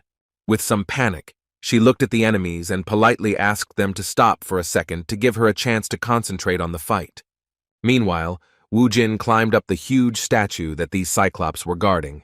This statue was so huge that without it, no one would have known what kind of temple it was. The ironic thought was not only about the decoration, but also the functionality of such a thing in such a place. Wu Jin guessed that the divine relic kept in this temple bestowed buffs to its believers. He guessed that in this case, it was a regeneration buff. Just as he thought that this relic was the statue beneath his feet, he saw one of the enraged Cyclops rush towards him and begin to shout angrily for him to remove his feet from their deity. With a sly smile, Wu Jin replied that his reaction meant that he had finally managed to find out their weak point. The Cyclops' alarm clearly indicated that he was close to the answer to this riddle. The Cyclops could not use his brute strength near this place, so he shouted out in anger the name of the necromancer from Alphen, calling him the immortal Ardal. Without wasting any time, Kong Wu Jin turned to using a warrior skill. In just a moment, he used an earth strike that turned the statue of the giant deity into a pile of stones. The Cyclops' reaction was immediate. He immediately rushed into the attack with an anger that he had never shown before. Now he was not afraid to swing his huge mace, which indicated that the counterattack would have the desired result. Using his legendary sword, Wu Jin decapitated his opponent with one precise cut. As soon as the Cyclops fell to the ground, it became obvious that he was no longer able to receive the terrain buff. His regeneration was not able to restore him after such an injury. Looking at the satisfactory result, Wu Jin slyly said that he was right, and now his swings were working properly. Turning to the other two monsters, he asked if they would like to repeat their words about him being a frightened fugitive who had left the battlefield. The battle was now more fair, as they had almost the same level of regeneration at their disposal. With a determined look, he stated the fact that despite their tricks, they could no longer continue to spout their nonsense, confident that they would defeat him. The last two monsters were not much of a problem, and Wu Jin had access to a lot of items that could quickly increase his power level in less than a minute. Seeing the giant's belt and the Cyclops' tears in front of him, he was so delighted that he didn't even pay attention to Bibi's worries. Looking through his inventory, Wu Jin thought about how he was starting to drift further and further away from his former self. His strength stats were already almost on par with his magic stats, and that was only after several battles with monsters that his skeleton army was no match for. It didn't matter much now, so he suggested that his familiars hurry up with their return. Bibi was delighted with this suggestion, because she was already missing the carefree life while watching TV series. However, as soon as they returned to the altar, they discovered that the return stone had disappeared. Wu Jin immediately asked the familiars if they had taken it, but it turned out that they had done nothing of the sort. It seemed as if the stone of return had been stolen by some ghost, but a moment later the answer to their question appeared before them. A cunning cat thief appeared before them and, showing them the stone they were looking for, asked if they really needed it that badly. For the first time since entering the dungeon, Yun He appeared before Wu Jin, fully appreciating his abilities in battle. Wu Jin hadn't noticed her before. He asked her with confusion what she was doing here. and whether she really just fell for his provocation and followed him. As it turned out, the Hwarang Guild president actually asked her to make Kang Woo-jin enter the dungeon that would break through at Yongan Station. Hearing such madness, Yun-hee couldn't understand what her brother was even thinking. He explained that Kang Woo-jin was a dangerous person because he was an individual with unknown abilities and past. That was why he believed that there was no better place to find out his secrets than the breaking dungeon where he would be forced to fight at the peak of his abilities. Mr. Lee wanted his sister to risk her life and observe him up close to find out what kind of abilities the mysterious necromancer had and what skills he possessed. He considered him a serious threat, so he was interested in who was supporting him and everything he could find out about this hunter. Hearing such a difficult request, Yoon-hee was not thrilled. She wondered why she had to do this and whether it was possible to send someone of lower rank. Mr. Lee replied that he was sure that only she could do that. In addition, he really wanted to have Kang Woo-jin on his side, but it was impossible due to him founding his own independent force, the Ardal Guild. Now he didn't care what Kang Woo-jin was doing, because the fact that he was able to clear dungeons single-handedly in the shortest amount of time meant that it would not be difficult for him to carry out a revolution in the Bloodstone market, which would shake the authority of the strongest guilds in Korea that were in balance. While in this place, Yoon-hee knew that she wouldn't be able to get him, so she thought about how it would be better to get rid of him before he gained influence. For the first time since they met, the red-haired girl showed some respect towards Woo-jin, saying that she was surprised when she heard that he was clearing the dungeon alone. She initially thought he was using some tricks, but now she admitted that he was indeed strong. Despite her words, Woo-jin was still wary and replied that he didn't need her gratitude. After that, he reminded him that the dungeon was about to break through and he had to return the hearthstone to him as quickly as possible. Hearing his threatening tone towards her, Yoon-hee rushed to the attack without hesitation and tried to strike first. Woo-jin was amazed by her strength, as she was indeed a true A-rank warrior class. After blocking her attack with difficulty, he angrily asked her what she was doing and whether she knew that they would both be finished if they were in this place during the dungeon breakthrough. In response, the mad woman said that it just so happened that she could not allow him to leave this place alive. Meanwhile, the guys from the Ardal Guild continued to try to get to the entrance of the dungeon, saying that they had a direct relationship with the person involved in this incident. They were not going to find out the details through the media because we are talking about the leader of their organization. Their conversation with the army representative was suddenly interrupted by Mr. Lee, the president of the Hwarang Guild, whose interests also affected this situation. Upon seeing him, Min Chang introduced this red-haired scoundrel to his colleagues, the founders of Ardal.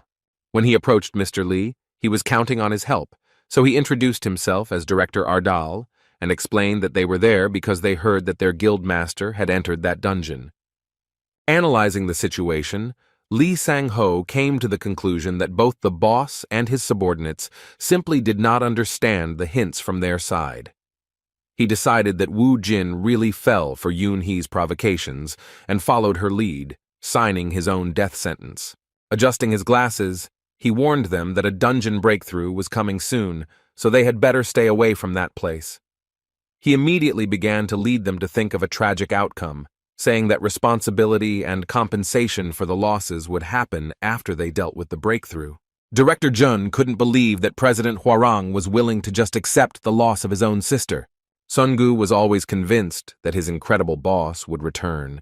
He asked in bewilderment, with a cry of confusion, why the dungeon had to break through, and then spoke words of faith that his Hyun Nim would definitely break the barrier and return soon. As expected, his straightforwardness really offended the one who thinks that everything in this life is under his control. Mr. Lee's self-confidence and arrogance were hurt by how some boy sincerely believed in his comrade's success. Suddenly, their tension was interrupted by a commotion among the military.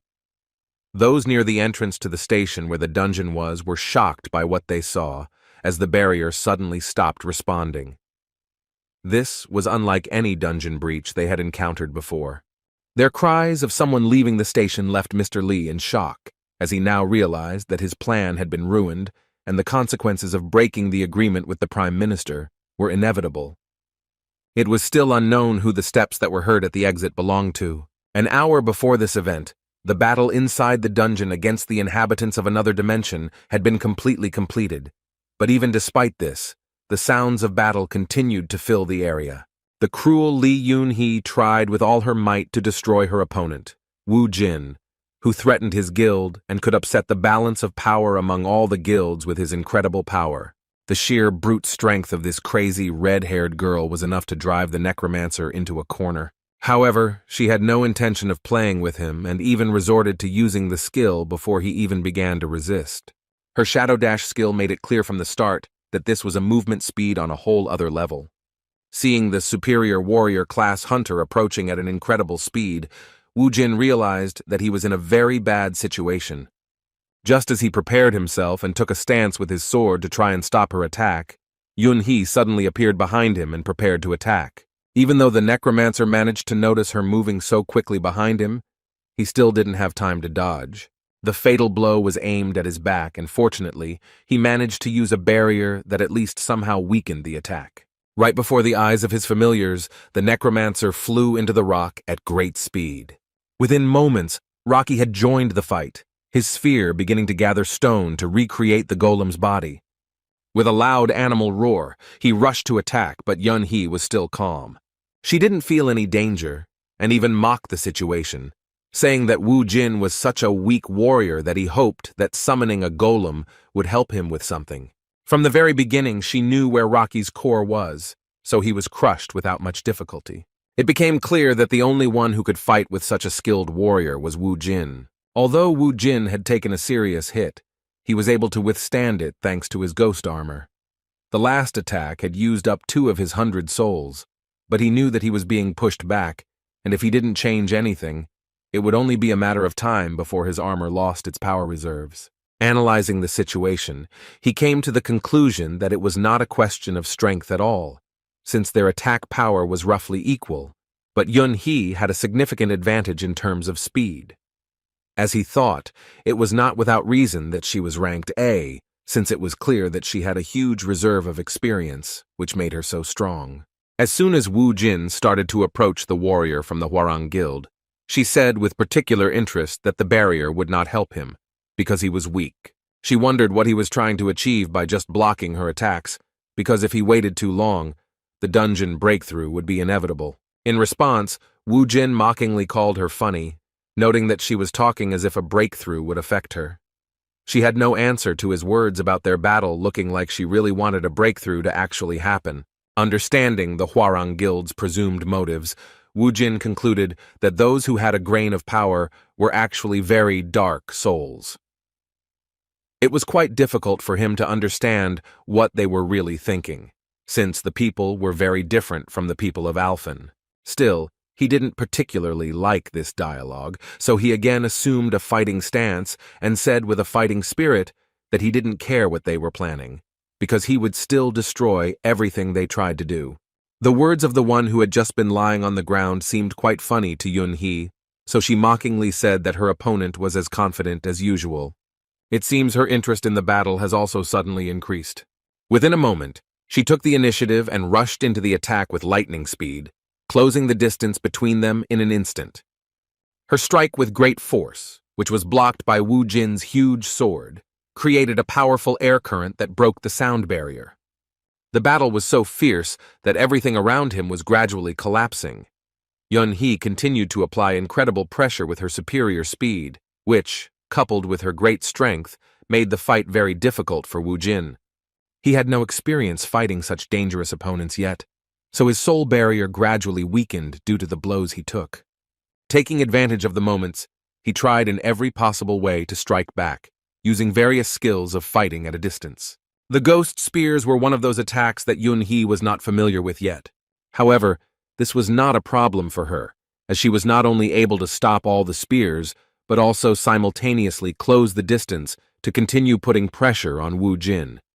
Another skill, which was also associated with acceleration, made the situation even worse.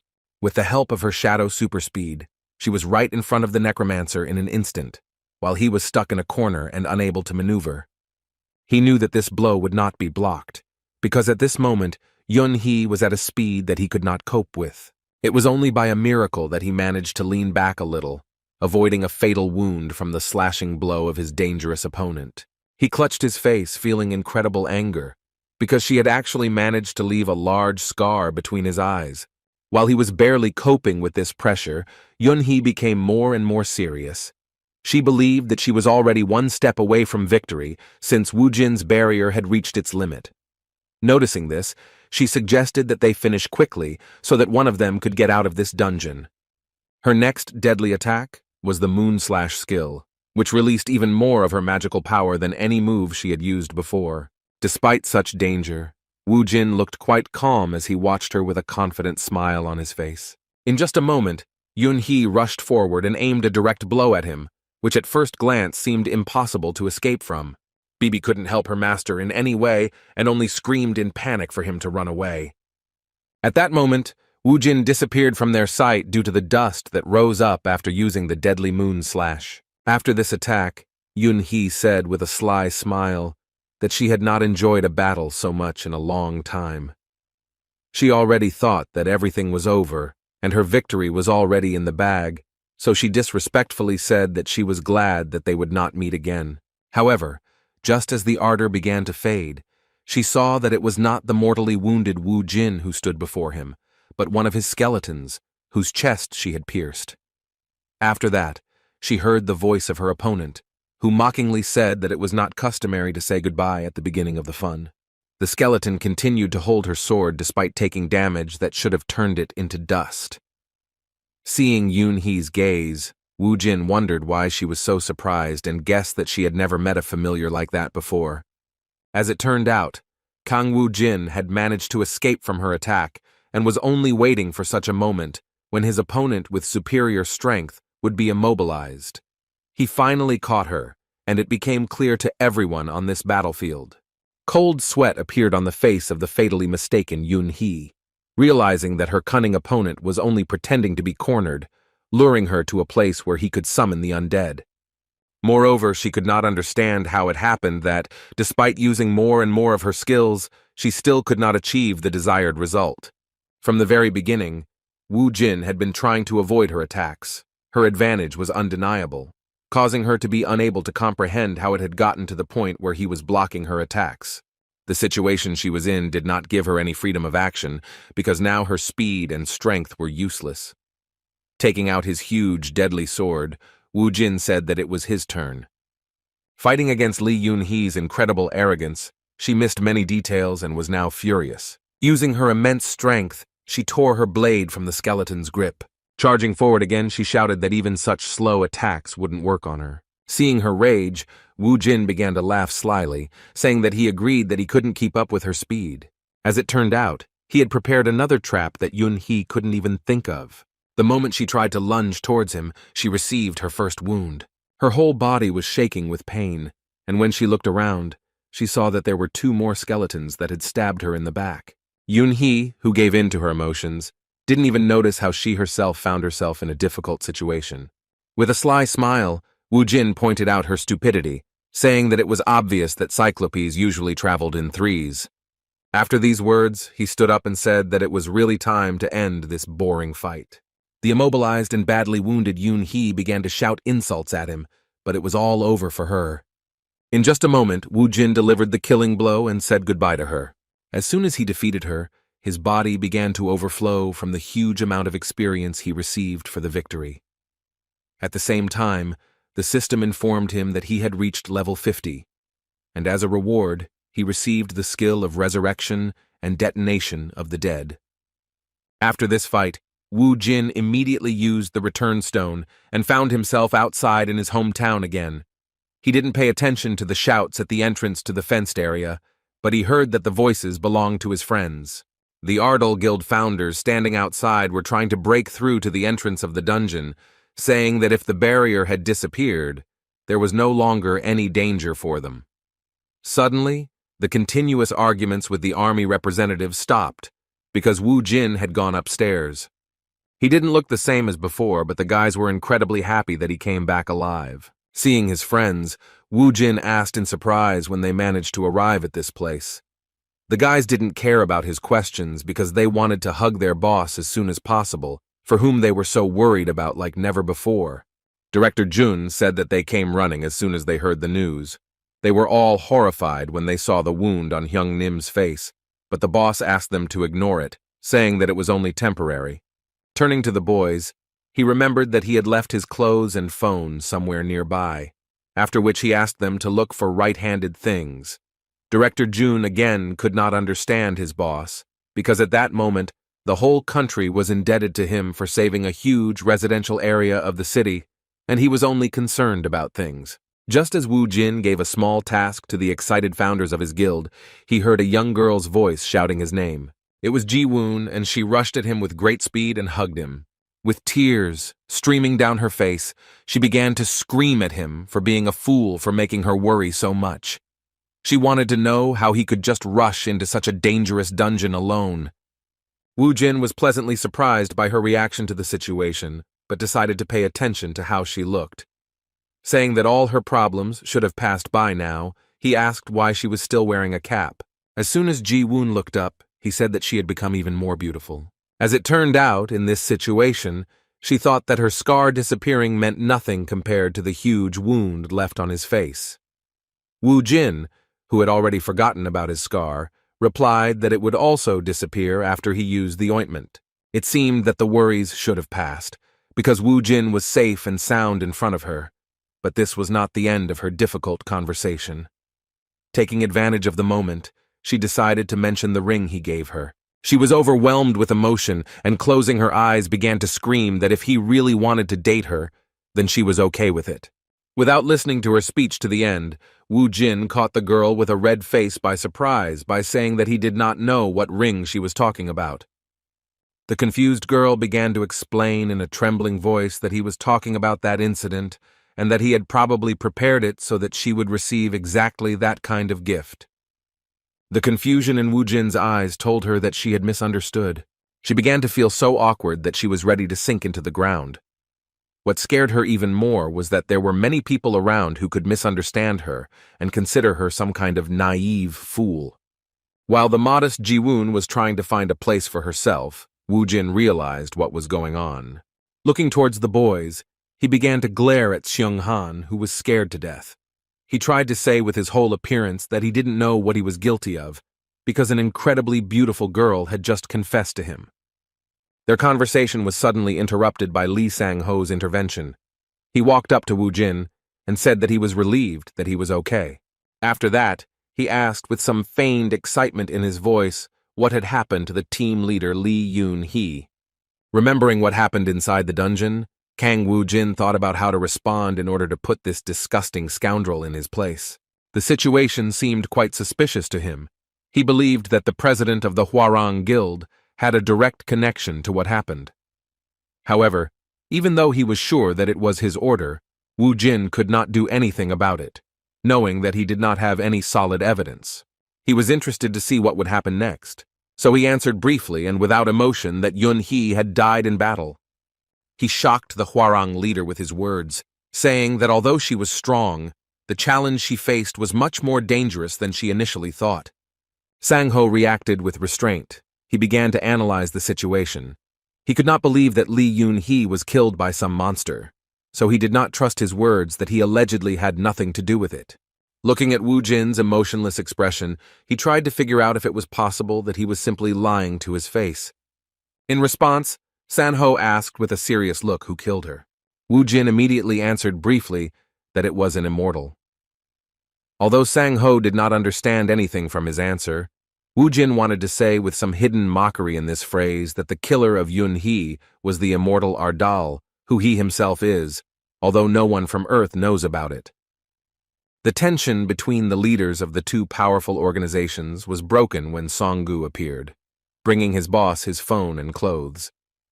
As it turned out, the military had noticed them near the entrance to the dungeon and decided to save them just in case.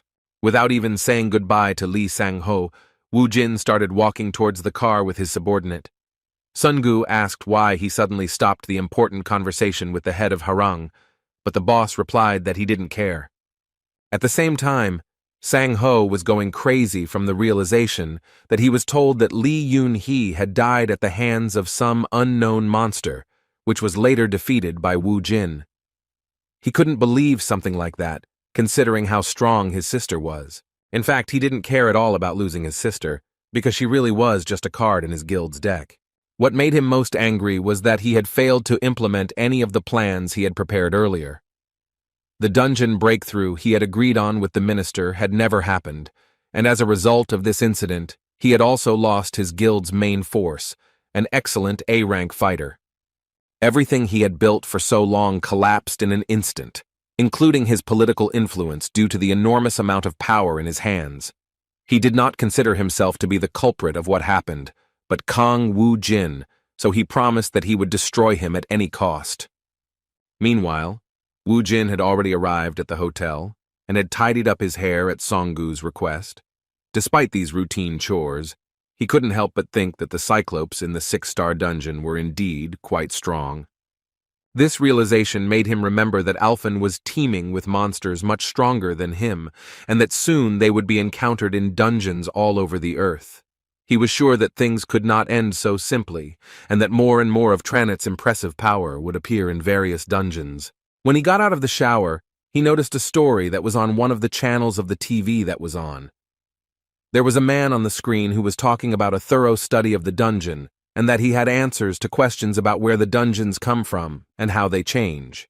Dr. James Toppler was the mysterious figure who agreed to tell us about where the dungeons came from and what they would be like in the future. A mysterious scientist with a thick gray beard, folding his hands in front of him, said that the monsters were just an alien life form, the existence of which they could only guess about before. According to his hypotheses, the dungeons are just the aliens' paths to Earth, and he was sure that these are some kind of steps so that life forms unfamiliar to them could get to their home planet.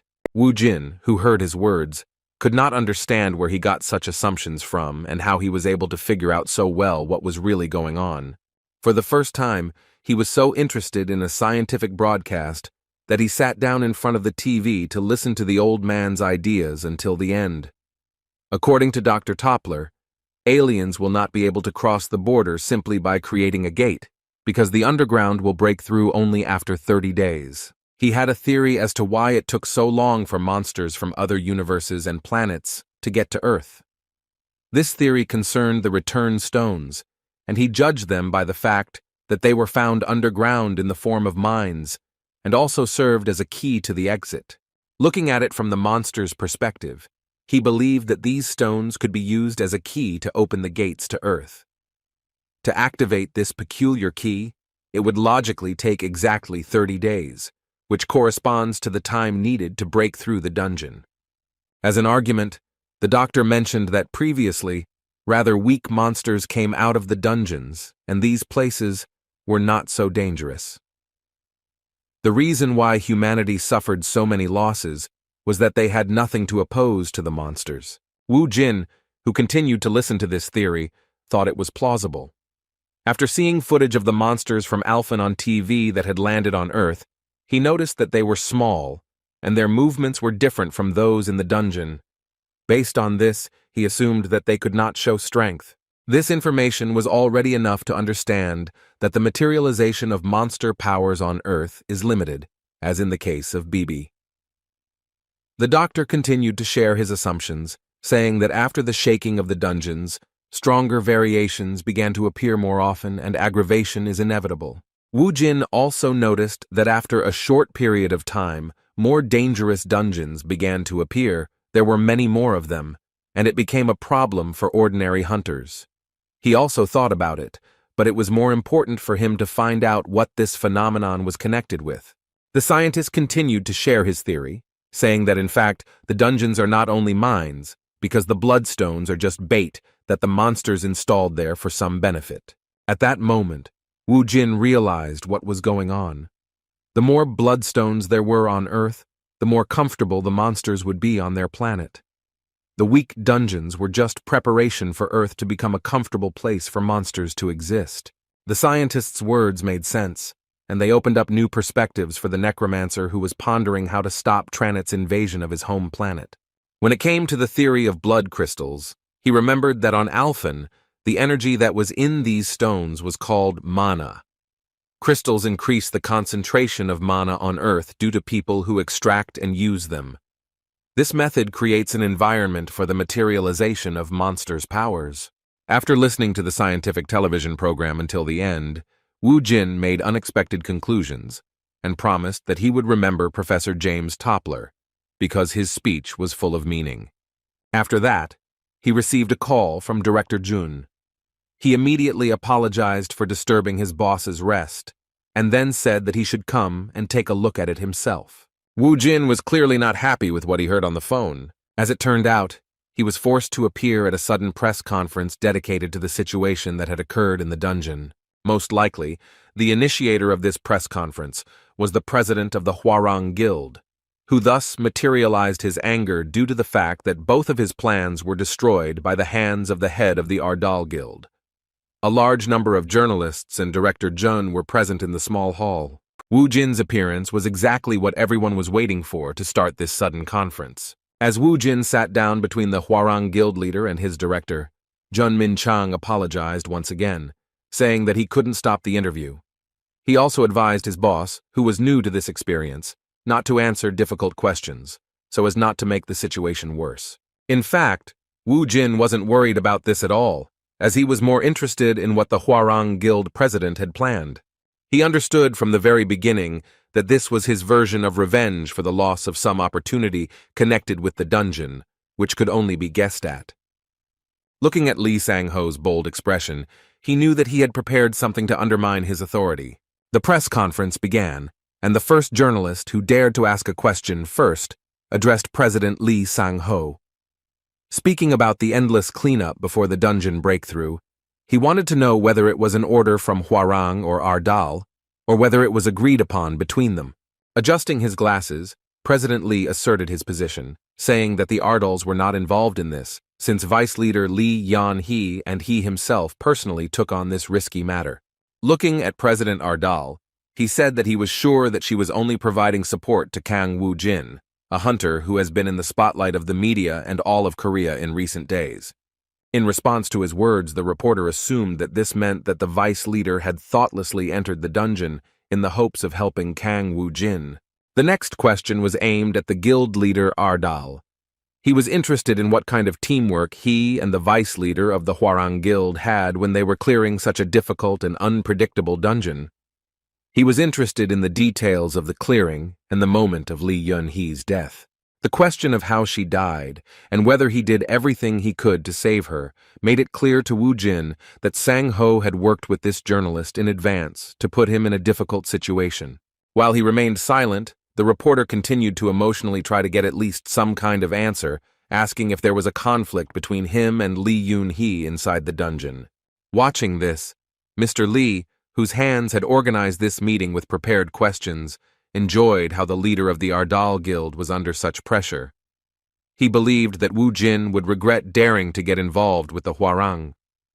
At that moment, when Wu Jin suddenly refused to continue the conversation with him and silently left with his protege, President Hwarang addressed the reporters with the message that he had some suspicions about Kang Woo-jin. He believed that from that moment on, the entire Korean press would never let him go. The mood was heating up. The reporters were playing their part in Lee Sang-ho's plan and doing it well. The one who started asking questions sowed doubts among those present about whether Wu Jun was a hero. He said that the country had the right to know, and he should answer instead of remaining silent. Everyone present began to whisper about whether Lee Yun-hee's death might be related to Kang Woo-jin. The reporters began to believe that it was possible, and Director Jun was horrified to realize that this had unexpectedly turned into a public hearing, a real trial among the media. If Jun had known in advance that this would happen, he would have definitely rejected this press conference. Seeing how his boss was lost in himself due to being accused of killing an A-rank hunter, he asked him to keep a low profile with some panic. Despite his words, Guildmaster Ardal boldly jumped up from his seat and asked directly with a disapproving look what they wanted from him. The reporter continued his speech about how the country had the right to know what happened inside, but Wu Jin would not tolerate this and sternly said that he should stop his meaningless chatter. This was the first time that such a bold response was directed at a reporter by a guild representative. The man in a white shirt was simply shocked by something so unexpected. Kang Woo-jin wasn't going to stop there, and immediately turned his attention to the culprit of all this chaos, the president of the Hwarang Guild. Mr. Lee Sang-ho didn't expect something like this to happen. He had no idea what the so-called defendant wanted from him. A moment later, Woo-jin unexpectedly kicked him in the shoulder, causing him to flip over along with his chair, and his glasses flew off to the side. Such rudeness was unheard of.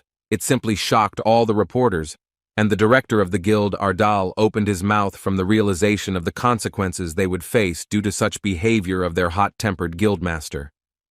President Lee's free fall was short-lived, but he fell to the floor quite painfully. Rising to his feet, he, continuing to play the victim of the situation, grabbed his shoulder and in an angry, threatening tone asked his offender what this meant and what he wanted to tell the media present at this press conference with this unheard-of behavior. In response, Woo-jin said with an evil smile that this all looked like a very bad joke.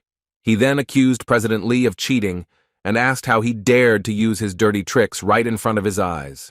Continuing with this madness, Woo-jin walked up to the president again and grabbed him by the shirt, then lifted him into the air. Lee Sang-ho, who was shaking from the situation, hoped that he would gain an advantage from being beaten. Continuing to play the role of the victim, he asked what Woo-jin was trying to achieve by doing this in the middle of a live broadcast. There was genuine anger on his face. He was already enjoying the victory he had anticipated due to Kang Woo-jin's thoughtless actions. With some mockery, he said that the impudent man named Kang Woo-jin had made a serious mistake because the entire country was watching him at that very moment. However, his words did not shake Woo-jin's confidence at all, and with a sly smile, he asked his enemy if he was sure that it was really a mistake. While all the reporters present were taking pictures and videos of what was happening, Woo-jin wondered what the population was like on Alphen, where he had ended up 5 years ago. He had no doubt that there were at least 2 billion people there. These thoughts led him to the fact that since then, it was difficult for him to remember such statistics due to the fact that he had to get rid of the majority of the population. His crude methods were always effective, so he did not pay attention to Director Jun's deep concerns. Looking at the cameras that were recording, he thought that even though he had wiped out a huge portion of Alphen's population, it was not a problem, even though every citizen had witnessed his actions with their own eyes. That was why he thought that a live broadcast from one country was nothing to him. Looking into the eyes of the defenseless president of the Hwarang Guild, he asked if he really wanted to be beaten in front of the entire country. When Lee Sang-ho responded to his serious question with disrespectful incomprehension, Woo-jin explained the situation to him in a language he could understand, the language of pain. Once Mr. Lee received a mind-blowing slap in the face, he realized the reality and that in this situation, he was not dragging his opponent into the mud, but was simply being made redundant in front of the entire country.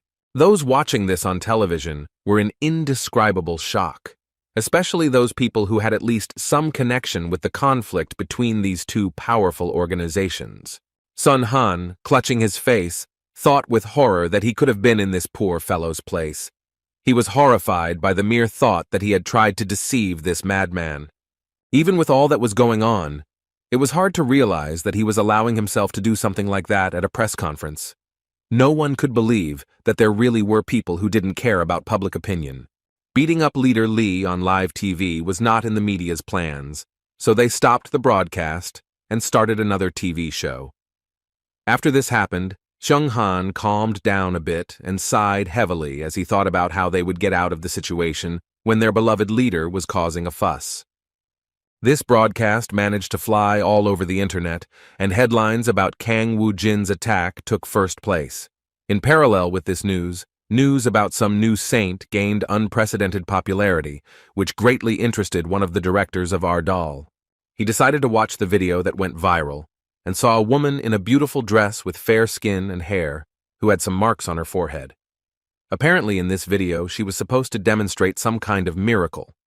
The host of this online program greeted the viewers and said that he was near a miracle that the whole world is talking about. Hundreds of people came to this place to receive favor from Saint Merdi. The woman with delicate white hair and marks on her forehead resembling drops of water looked unimaginably beautiful. When Seung Han saw her for the first time, he almost had a panic attack because her beauty was simply beyond their world. A little later, the host said that she could be attributed to the race of elves, whose appearance is indeed distinguished by its tenderness and sophistication.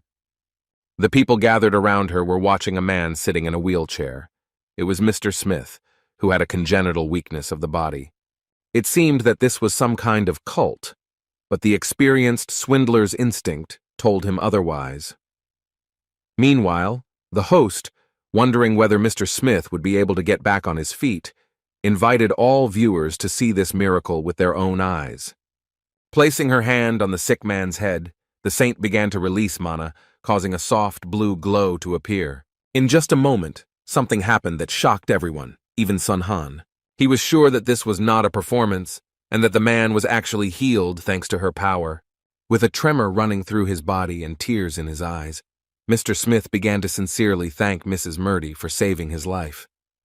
In response, she said that the Lord's favor has no limits to those who believe in him. She did not consider herself a benefactor, since she presented herself as a messenger of the Lord. It was hard to believe something like that, but Seung Han had no doubts about the authenticity of this video.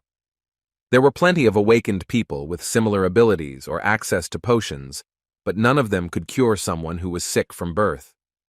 There was particular interest in this throughout the world, especially those who witnessed this miracle in person. The amazing power, the miracle of healing did not leave people indifferent to her personality. It seemed that she was truly a messenger of the Almighty. Hundreds of thousands of people were already following her and were ready to become members of the Arya Order. No one had yet doubted her miraculous abilities. A representative of one of the major guilds in the United States knew more about her than anyone else, but Murdy remained a mystery to him. He found it funny that after she came out of the dungeon, she was in a state where she couldn't speak or understand human speech properly. Despite this, she managed to learn English in just a couple of days. The goddess whose messenger Murdy was is the goddess Arya, who is the goddess of fertility and providence in the world of Alphen. Murdy, once she mastered the local language, introduced herself as a priest serving Arya. Afterwards, she demonstrated many miracles, because she not only has magical healing, but can also convey Arya's prediction through divine revelation, which is truly incredible. Due to her ability to predict the location and time of a dungeon's appearance, the awakened were able to excel at this, clearing 5-star and 6-star dungeons in just 1 week. What was also known about Saint Murdy is that there is a condition to using this power. To use her help, one must found a squad of paladins serving the goddess Arya. A man with long white hair, who is a guildmaster of one of the large organizations in the USA, decided to create a squad of paladins with his own hands. They received a lot of applications, and according to his subordinate, it takes time to process such a large amount of information. What was alarming to them was the news that most of the awakened in their guild were asking for a transfer. There was nothing they could do about it. It was decided that if it was impossible to stop their own awakened ones, then it was worth getting the maximum benefit from their activities. As an experienced hunter and guildmaster, he was confident that the woman was the best awakened at the moment.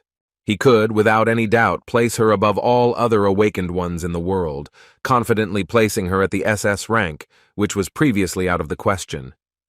Although the broadcast of the press conference was interrupted, the events continued.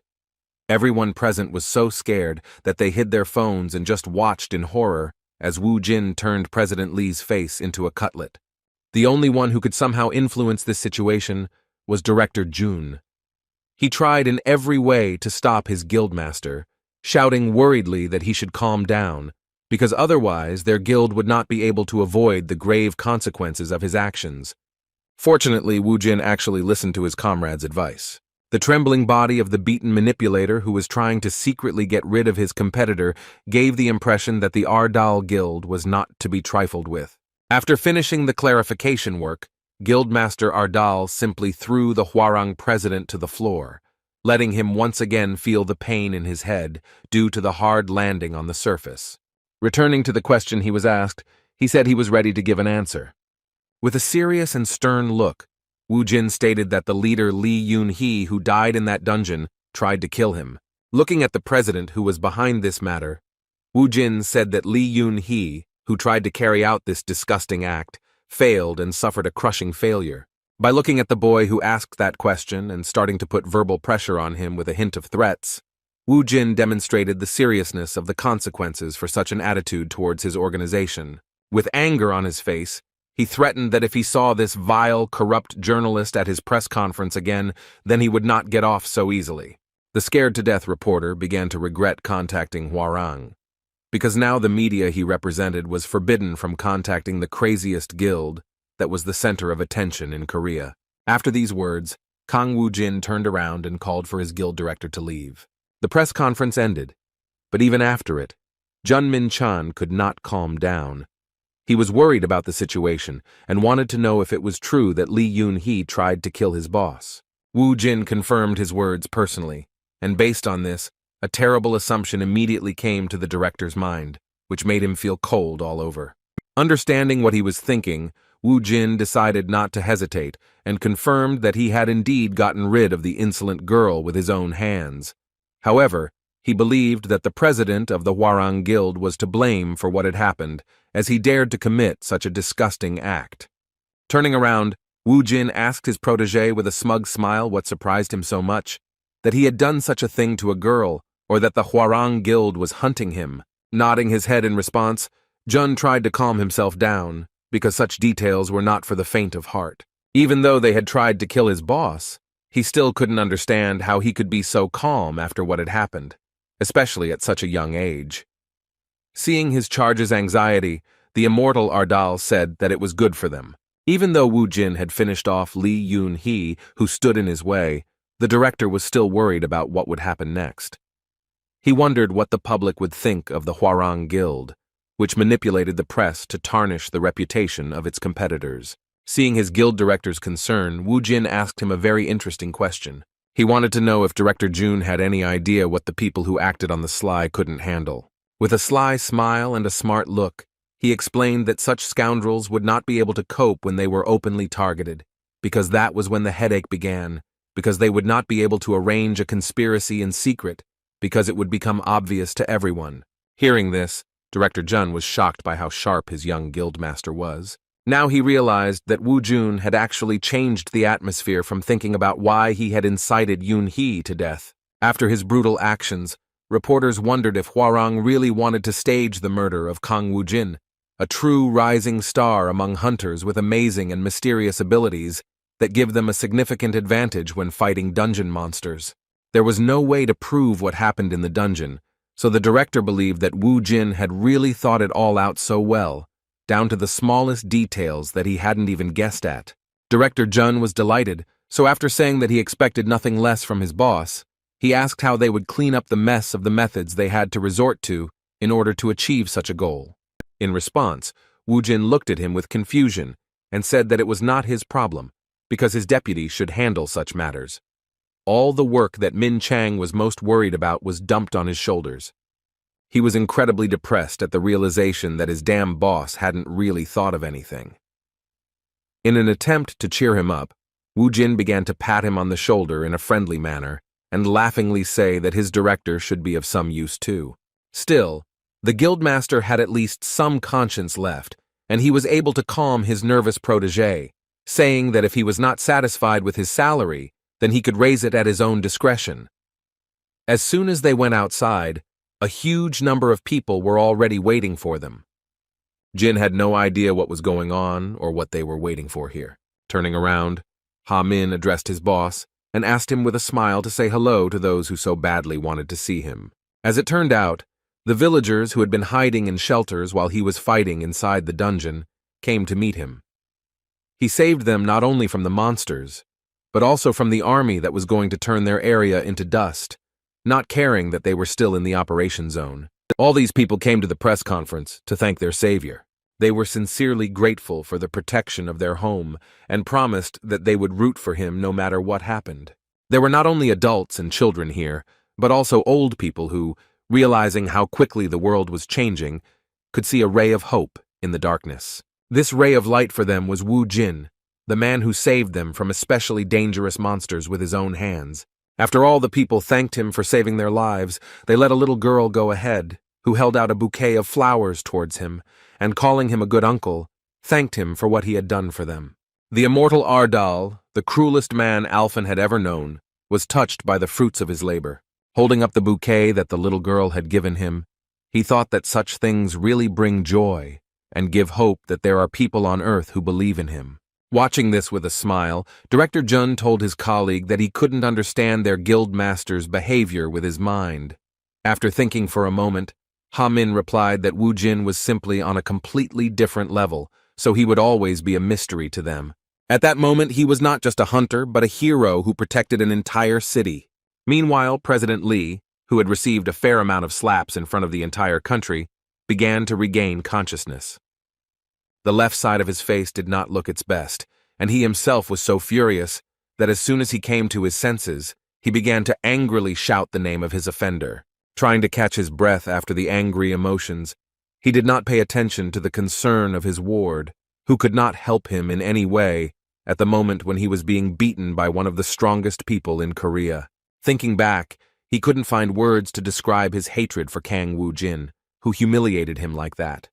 All his manipulation was destroyed by the most disgusting method, brute force, which Lee Sang-ho couldn't boast of. The glasses that had flown off his face during the first blow had fallen victim to the wrath of their owner, who had clutched them in his hand with all his might. The Hwarang Guild president, who had lost everything he had been trying to achieve for a long time in one night, was shaking with anger. He promised himself that he would do everything possible to finish off the leader of the Ardal Guild. What was happening in Korea did not worry the United States at all, because what was happening in Manhattan was more astonishing. The Order of Arya was founded in the headquarters of the Titan Guild, and there was already a temple for the goddess. The messenger of the goddess Arya, known as Saint Merdi, prayed to the deity in her native language, the language of Alphen. At such moments they tried not to distract her, but she devoted all her free time to prayers, so one of the guild was forced to interrupt her with the message that the guildmaster had arrived to meet with her. Upon meeting the saint, the guildmaster first paid his respects by kissing her hand. The immaculate being that Merdi seemed to be took this for granted, for addressing her meant respect for the entire church, and in particular for its deity. Looking at the kneeling guildmaster, she asked how the process of creating a squad of paladins was going. The blond man replied that everything was going even better than they had planned. They were still getting a lot of requests, so he had no doubt that everything was fine. In response, the saint said that the goddess would be glad to hear such news. According to her, the Order of Paladins would be heroes in a holy war that would save Alphen. She wanted to use the power of the Awakened of the Earth in order to retake Alphen back, freeing it from the influence of the invader. Looking at the light that was shining through the windows, she mysteriously said that it would be too late if the enemy's main forces invaded the Earth's territory, which would not be able to withstand such a load, not to mention that the resistance force at this moment was negligible. The goddess's messenger feared that the Earth would suffer the same catastrophe as Alphen. The guildmaster already knew what was going on. They had no choice but to follow the saint, agreeing to a holy war to protect both worlds, which, as a result of their faith, would be at peace. As before, he still found it hard to believe such a terrifying truth. He thought that if it was true, then this was not a problem that their guild could solve alone. It became obvious that the power of the Paladin Order alone was not enough, and they would need the help of people from all over the world. Rising to his feet, he took the tablet from his secretary's hands and announced that he had one more piece of news that needed to be told urgently. Holding the tablet out towards the saint, he delighted her with the news that he had finally found the man she had mentioned in her prediction. However, as soon as Saint Merdi saw who was depicted on the tablet screen, she was horrified and barely said that she could not believe that this was possible. Her whole body began to tremble, and she was so shocked that she asked herself how it was possible that this person was on Earth. The guildmaster of the Titan Guild saw the saint in such a state for the first time. She worriedly asked what happened and if there were any problems. Looking down, the goddess's messenger said that the last thing she wanted in her life was to see the ruthless, immortal necromancer again. As she looked at the screen, she felt terrified that Kang Woo Jin, known as the immortal Ardal of Alphen, was indeed the savior that her goddess had prophesied. 6 days after clearing the 6-star dungeon and all the subsequent events, Woo Jin finally returned to his office, where he gathered with the other founders and began the workday with some unpleasant news. In his hands was a letter, which turned out to be a subpoena.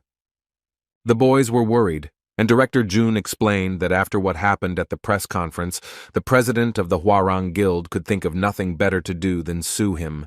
Hearing this, Wu Jin felt incredible anger and rage towards himself for having pitied the insignificant Sang Ho and left him alive, unlike his sister. Having calmed down a bit and looking at the accusations again, he asked his team with complete seriousness whether it was worth killing this problematic person. He admitted that he was going to forget about that incident, but what was happening would haunt him for a long time. The boss's words made the boys feel uneasy, because they couldn't understand how anyone could forget about beating up a man on live TV. Not only could they not forget it, but it also affected the majority of the Korean population, while the perpetrator of this massacre was quite calm. The silence was broken once again by the mad guild boss. He turned to Sun-gu and asked him to prepare the car quickly. In response, the trophy collection director replied that the boss had 2 more days before he had to report to the police. As it turned out, he misunderstood him, and in fact Wu Jin didn't even think about going to the police station. His answer made it clear that the boss was up to something else, most likely illegal and no less problematic than his previous exploits. Wu Jin once again turned his colleague's attitude towards this situation upside down when he said that it was time to pay a visit to the Hwarang Guild. There was a smell of trouble, and the guys decided that giving the boss free rein would mean losing everything they had achieved during this time. The guildmaster was not pleased with this reaction from his subordinates. He sighed heavily and asked why they were so surprised, saying that everything was going exactly according to his plan. Trying to be polite, Director Jun, who was on the verge of a nervous breakdown, asked with a forced smile to leave it to him. Despite his polite request, Wu Jin thought otherwise. He replied that there was no need to complicate the situation, since he could fix everything once and for all if he visited the Hwarang Guild. Realizing that the boss would not give up on his intentions so easily, Director Jun approached him and said with a pained expression on his face that it would not be difficult for him to deal with this situation with his own strength and easier methods. Such an initiative from the director was rare, so surprised by his behavior, Wu Jin decided not to object. Returning to the other questions, he asked if there was a problem that needed his fate to be solved. In response, Director Jun said that they had an urgent need for staff, and then asked to let him hire more workers. At least to deal with the lawsuit, they needed a lawyer as well as more service personnel. Hearing about the hiring of workers, Wu Jin thought about it because there really weren't many of them, unlike the number of members in the other guilds. He was also worried that the bloodstones were continuing to accumulate on Earth.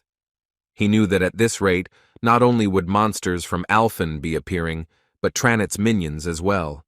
By minions, he meant the 72 captains under Tranit's direct command. Each of these captains is too dangerous for one person to handle. Even with his followers from Alphen, the army of the undead and the help of the Alphen Alliance, it was not so easy for them to fight on equal terms with the army of Tranit. Upon returning to Earth, things got much worse, as he could only count on 4 harmless workers from his guild, whose fighting skills were only enough to fight flies in the office. Looking at Song-gu, he wondered what kind of resistance they could possibly have when the only one who had awakened among them was a man with such a sweet look. This guy's only strength was his kind heart, but in a war, that would be a disadvantage rather than an advantage. Returning to the topic of hiring employees, he looked at his director with the hope that he could be trusted with this matter. Unexpectedly for the others, he changed his mind regarding the personnel and allowed people to be recruited, noting that he wanted to see more awakened ones. The thought of the inevitable future, in which he would have to contain the entire power of Tranit on his own, using only the resources of Earth and those resources of Alphen that could be obtained in the dungeon, pushed him to action. Looking at Song-gu, he suddenly invited him to follow him. As it turned out, he wanted to go with him to one of the dungeons. Even though there were some pretty dangerous monsters here, Song-gu, who he entrusted with the battle, was doing quite well. Using the sword was the first time he had discovered this type of close combat, but his progress was quite rapid, and given the stones he had used to improve his stats, the ogres were no longer much of a problem for him. Turning to his boss, he offered to look at the result of his work and boasted that he had become stronger than before. In response, he saw some misunderstanding or even disappointment on Hyunim's part.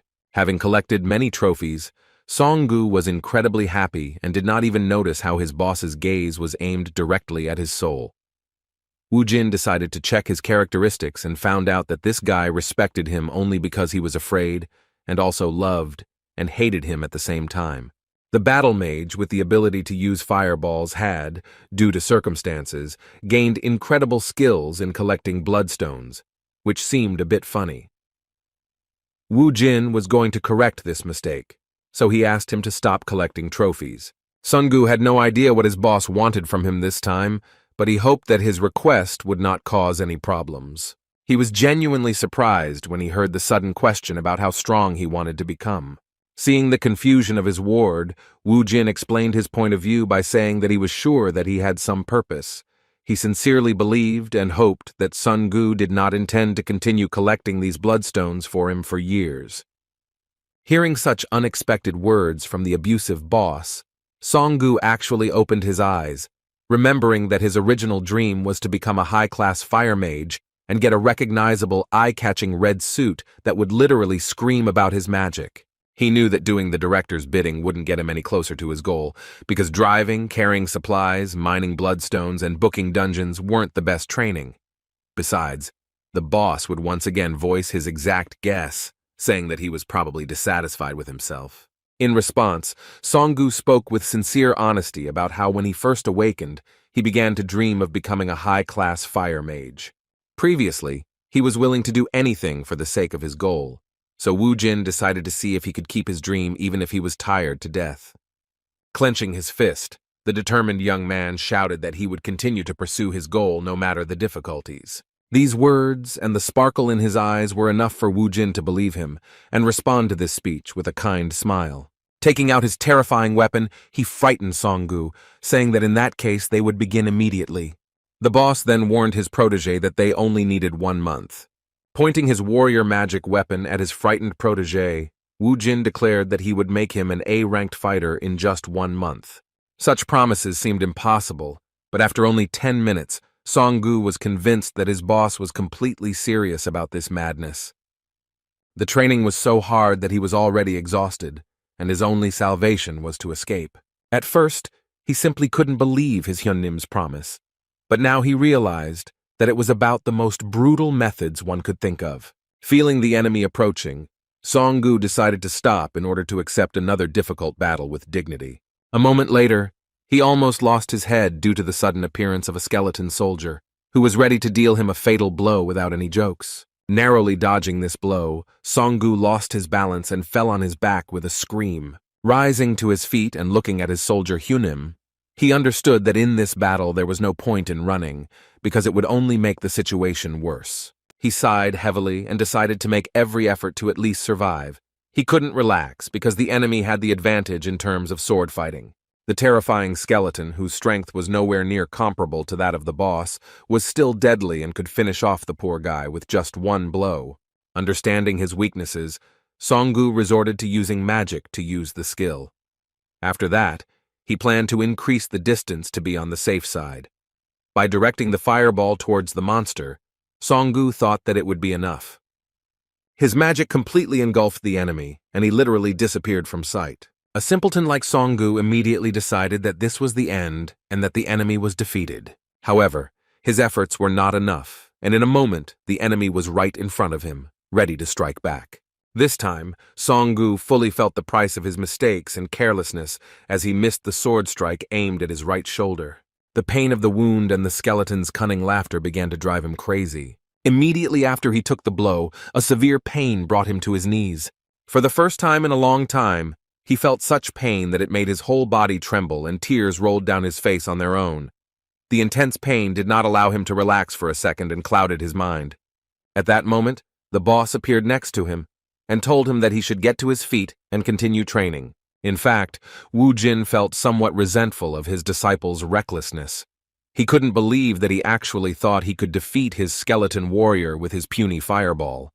Furthermore, he was bothered by the absurdity of his disciple lowering his defense after attacking once.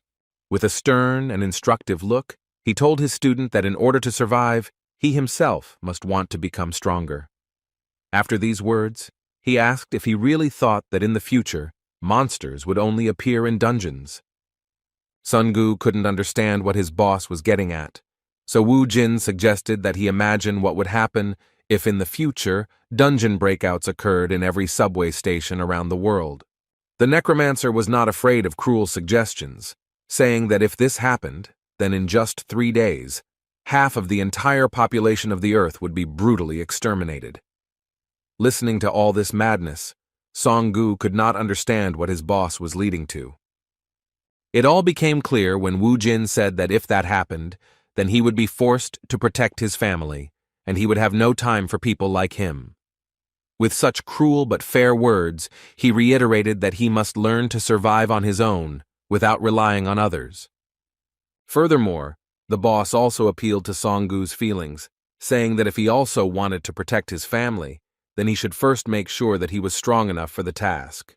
In just a moment, Wu Jin saw how his words, like a healing potion, began to raise the poor guy to his feet.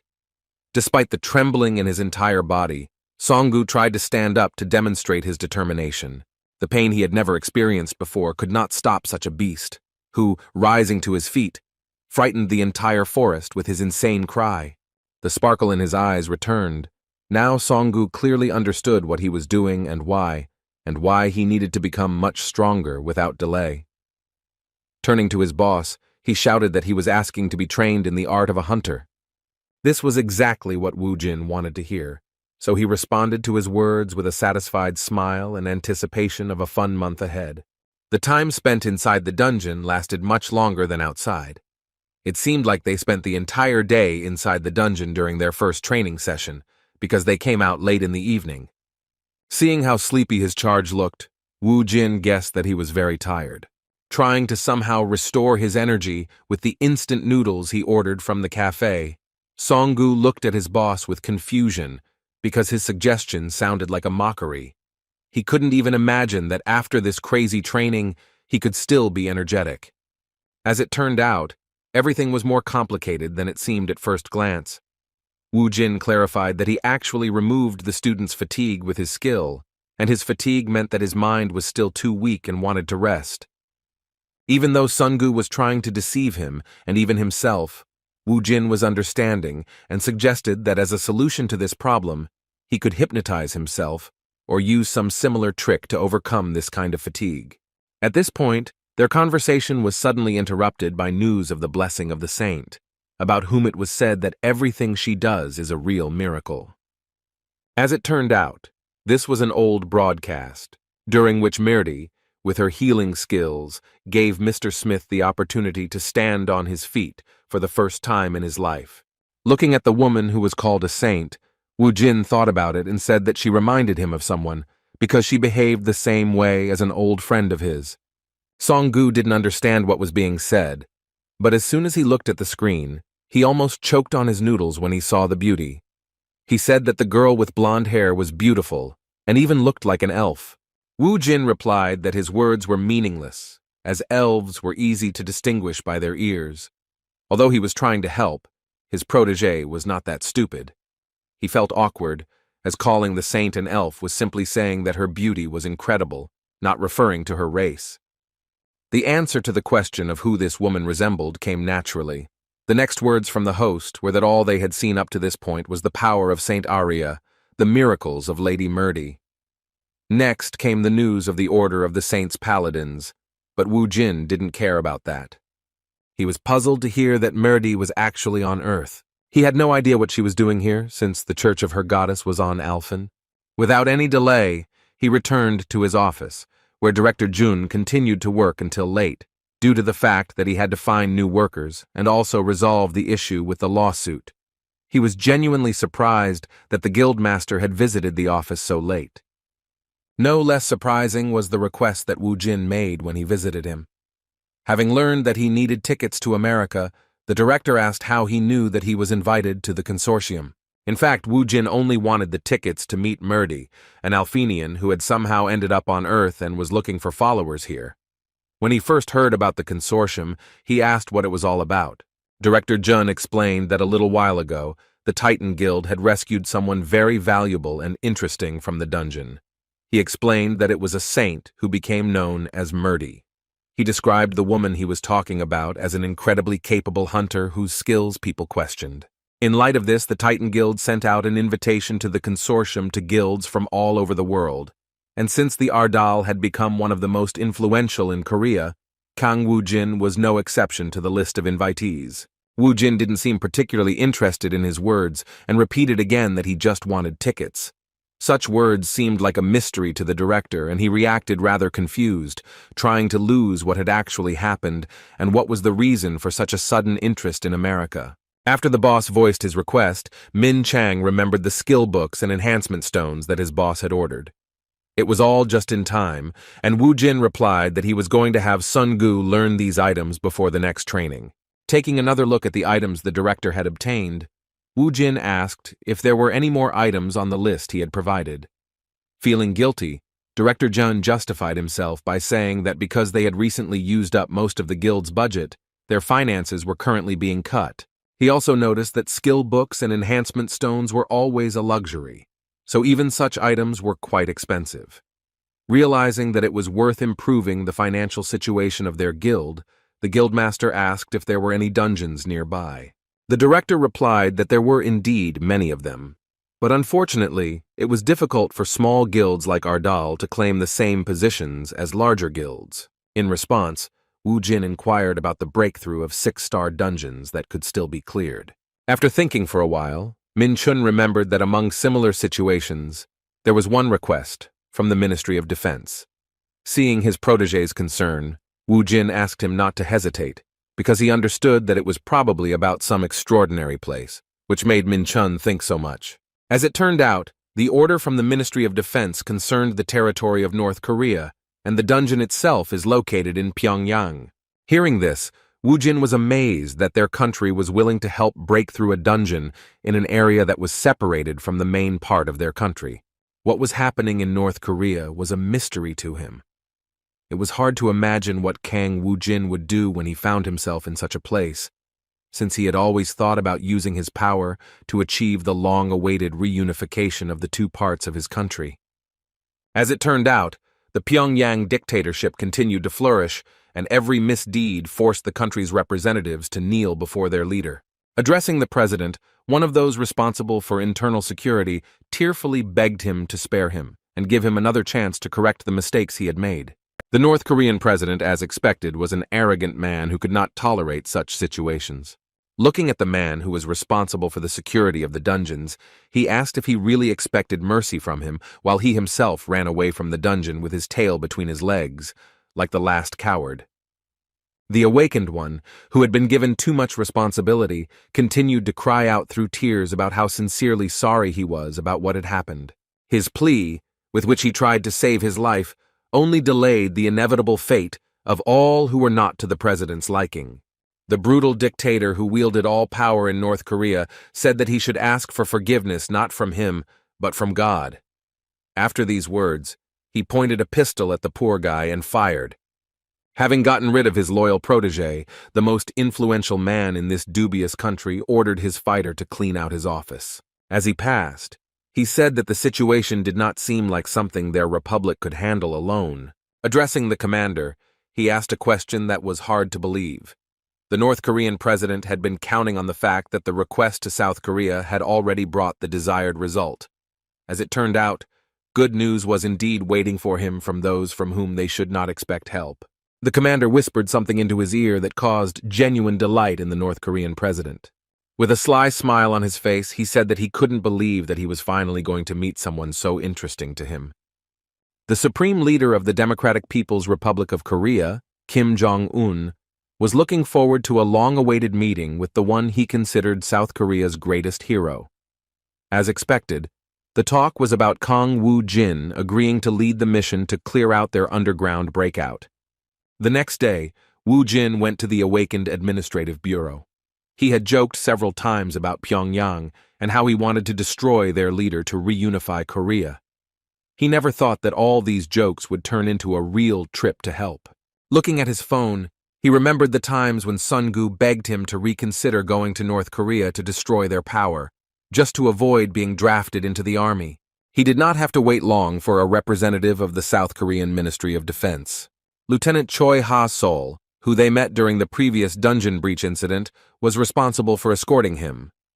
She first said that it was an honor to meet him again in a work setting. Shaking her hand, Woo-jin replied with a smile that he too would be much more comfortable going to North Korea with someone he already knew. Having crossed the border of North Korea, the necromancer was surprised by what he saw. Choi Ha-sol was not the first time here, so he shared his impressions, saying that he initially thought that there would be a bunch of soldiers at the military facilities, although in fact it turned out that it was quite quiet there. The lieutenant explained that very few areas of North Korea were well developed, but most of the country looked like South Korea of the last century. Only Pyongyang had a subway, and based on this, Kang Woo-jin assumed that they had asked for help because they could not cope with small things. As it turns out, they do have awakened ones, but compared to South Korea, there are far fewer of them. That's why it was difficult for them to assemble a team consisting only of A-rank hunters. In addition, the mortality rate among their awakened ones is quite high. When it came to the death rate, Woo-jin made a very correct guess, saying that the rate was so high because awakened North Koreans could die either in the dungeon or simply be shot due to failure to follow orders. The lieutenant clarified that they were forced to turn to them only because the situation forced them to. Previously, they did not have too many problems, since up until that moment they were supported by China. This time they tried to solve the problem on their own and failed, and China just demonstratively watched their failures. That is why North Korea asked for help from many countries around the world. Upon hearing this story, Woo-jin immediately came to the conclusion that they simply felt it was unprofitable to share the spoils of a high-ranking dungeon with China. This theory he voiced was the same one that the lieutenant believed in. Skipping these boring moments, Woo-jin suggested that they ignore such things in order to quickly sort everything out and get away. He also asked the accompanying lieutenant to make sure that he would receive the half-month sentence as originally promised. Ha-sol assured that everything was fine. After this short conversation, Lieutenant Ha-sol looked at the mysterious, popular, and extraordinary hunter who was making a splash in Korea. She noticed that the condition that Woo-jin insisted on was to let him spend half a month in the dungeon from the start of the first sweep. The negotiations between the North and South were scheduled for the period after the arrival of the Northern delegation. However, this is a rather insignificant request for the first to clear the dungeon, since it is known that the first party faces the most serious difficulties that the location can provide. Considering this, she hoped that, despite the hunter's character, everything would go smoothly. However, her calm only applied if the dungeon was successfully cleared. If it failed, the result would be the death of Woo-jin, and North Korea would suffer huge financial losses, including the loss of a major city where the dungeon was located. It was about Pyongyang, and it made her worry that if the worst-case scenario became reality, then gradually relations between the North and the South would become even worse than ever. Looking at this confident young man, she hoped that he would cope, as with all the incredible problems he had solved with his own hands before. Everything was in his hands, not only the events in North Korea, but also their relations with South Korea. Upon arrival, the lieutenant introduced the square as the Kumsusan Memorial Palace of the Sun. Looking at the rather bulky building, Woo-jin asked in bewilderment why tanks were placed there. Ha-sol continued, saying that the palace was originally a symbolic building. The nearby Kwangmun station became a dungeon that he had to clear. The tanks that were there were measures to prevent a breakout from the dungeon. In the meantime, one of the government workers approached them and offered to follow him. When they entered, they saw symbols of dictatorship, such as posters with the faces of past heads of state. The soldiers in this place looked almost identical. They were ideal warriors due to the fact that they had been trained since early childhood. The atmosphere of the meeting room they were in was quite gloomy for Lieutenant Ha-sol. She was actually worried.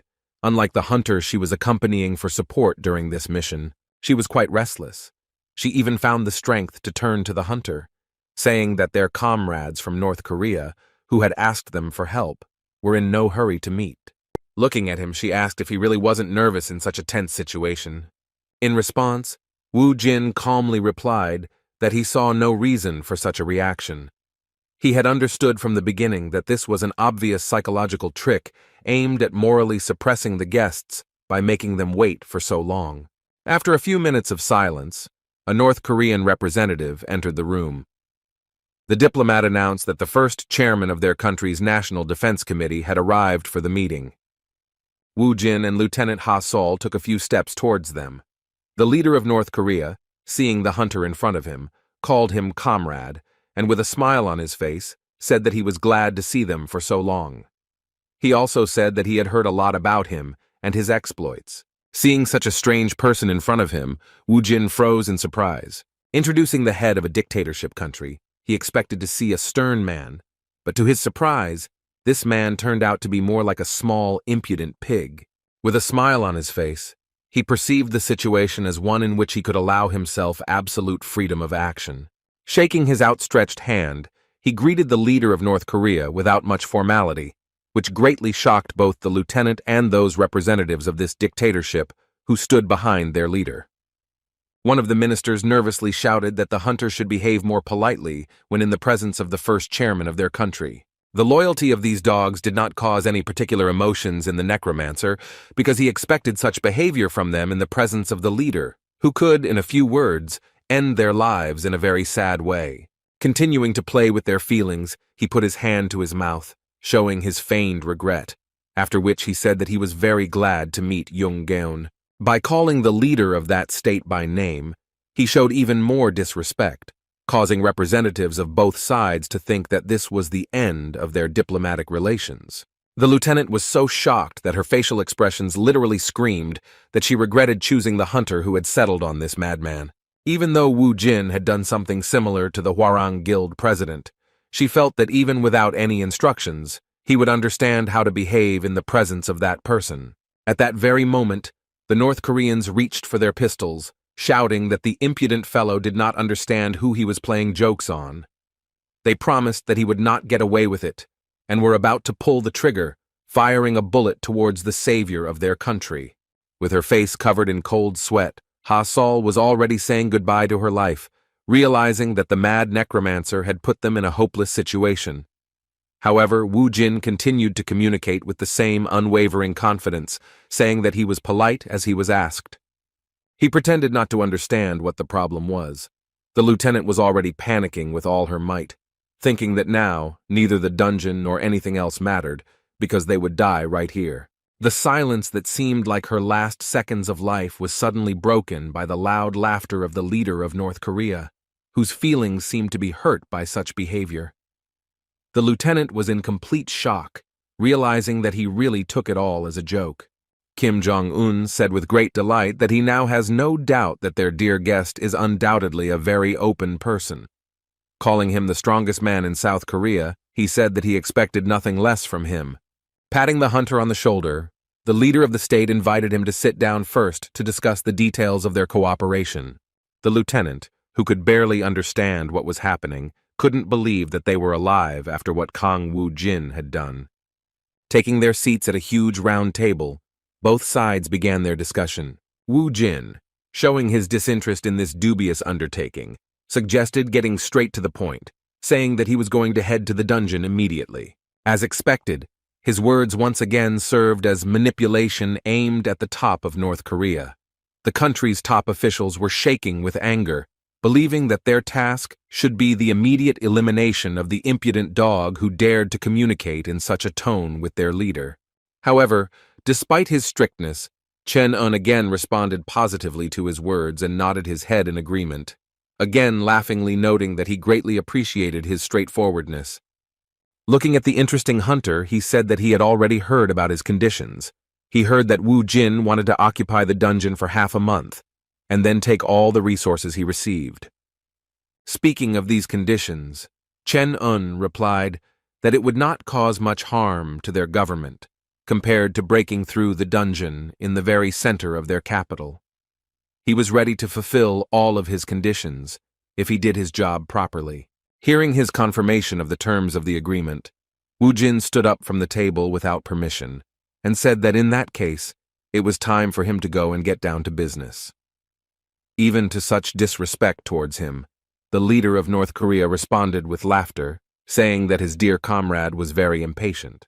Everything ended just fine, and at the end, Chen-un even offered the hunter to take a joint photo. When they started leaving the Palace of the Sun together with the lieutenant, Ha-Sol spoke about her worries. She was angry at the hunter for his behavior and asked him not to do such things in the future. Sighing, Wu Jin replied that he didn't see a problem with the choice of words she was talking about. He believed that he hadn't done anything that threatened their agreement, much less their lives. Wu Jin's confidence that he had acted cautiously amazed the lieutenant. In fact, she didn't even know what was going on in the mind of the inveterate South Korean patriot at that moment. If their government had only known how he was going to escape conscription, they certainly wouldn't have sent him to Pyongyang. As soon as Wu Jin met Chen-un, he was in a bad mood, and even thought about simply eliminating this problematic leader of a dictatorship country. However, he decided not to do such stupid things, because he did not want to be fired, depriving himself of some advantages. Passing by the descent into the dungeon, the lieutenant hoped that they would reach their hotel, but a moment later, Wu Jin walked away towards the descent into the subway and said goodbye to her, saying that it was time to begin their mission. He continued to act in his manner, causing the lieutenant to worry. This action seemed to her less crazy than the previous one, so she treated it with patience and wished him to return safe and sound. Wu Jin had no doubt that he wouldn't let her, his country, or the Ardal Guild down, so he responded to her words with a kind smile that spread hope. The leader of North Korea secretly watched everything that was happening through his binoculars. Such Chrissy methods were a common thing in his arsenal of strange actions. Watching Wu Jin disappear after passing through the portal, he asked his comrade if he thought this hunter was amazing, to which his protege, as expected, gave a positive answer. Kim Jong-un said that he would be incredibly happy if such an incredibly strong person appeared in their country. In response, his protege asked whether their leader thought that Kang Woo-jin could handle such a difficult task alone. In response, Chen-un confidently replied with an anticipatory smile that Woo-jin would definitely return victorious. With a more serious look, he mentally wished his comrade success in his mission. At that moment, Woo-jin felt goosebumps on his skin and even looked around because of this disgusting feeling, confusing it with an instinctive sense of the presence of a monster. When he entered the dungeon, he found himself in a very creepy location where there was only darkness and no vegetation. Lightning was striking everywhere, and he looked around and came to the conclusion that they had hit the place where the Tranit colony was located. While in this place, Bibi felt a disgusting stench and asked who exactly this colony belonged to. Wu Jin didn't know the exact answer, but he confidently said that if any of the 72 Tranit commanders showed up in front of him, he would kill them without hesitation.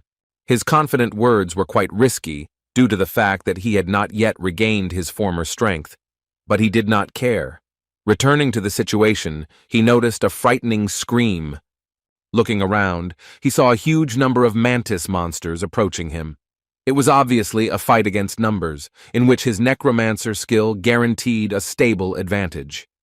The lower monsters of Tranit, which tended to move in groups, did not frighten him at all. Wu Jin immediately used his golem, which was much stronger this time.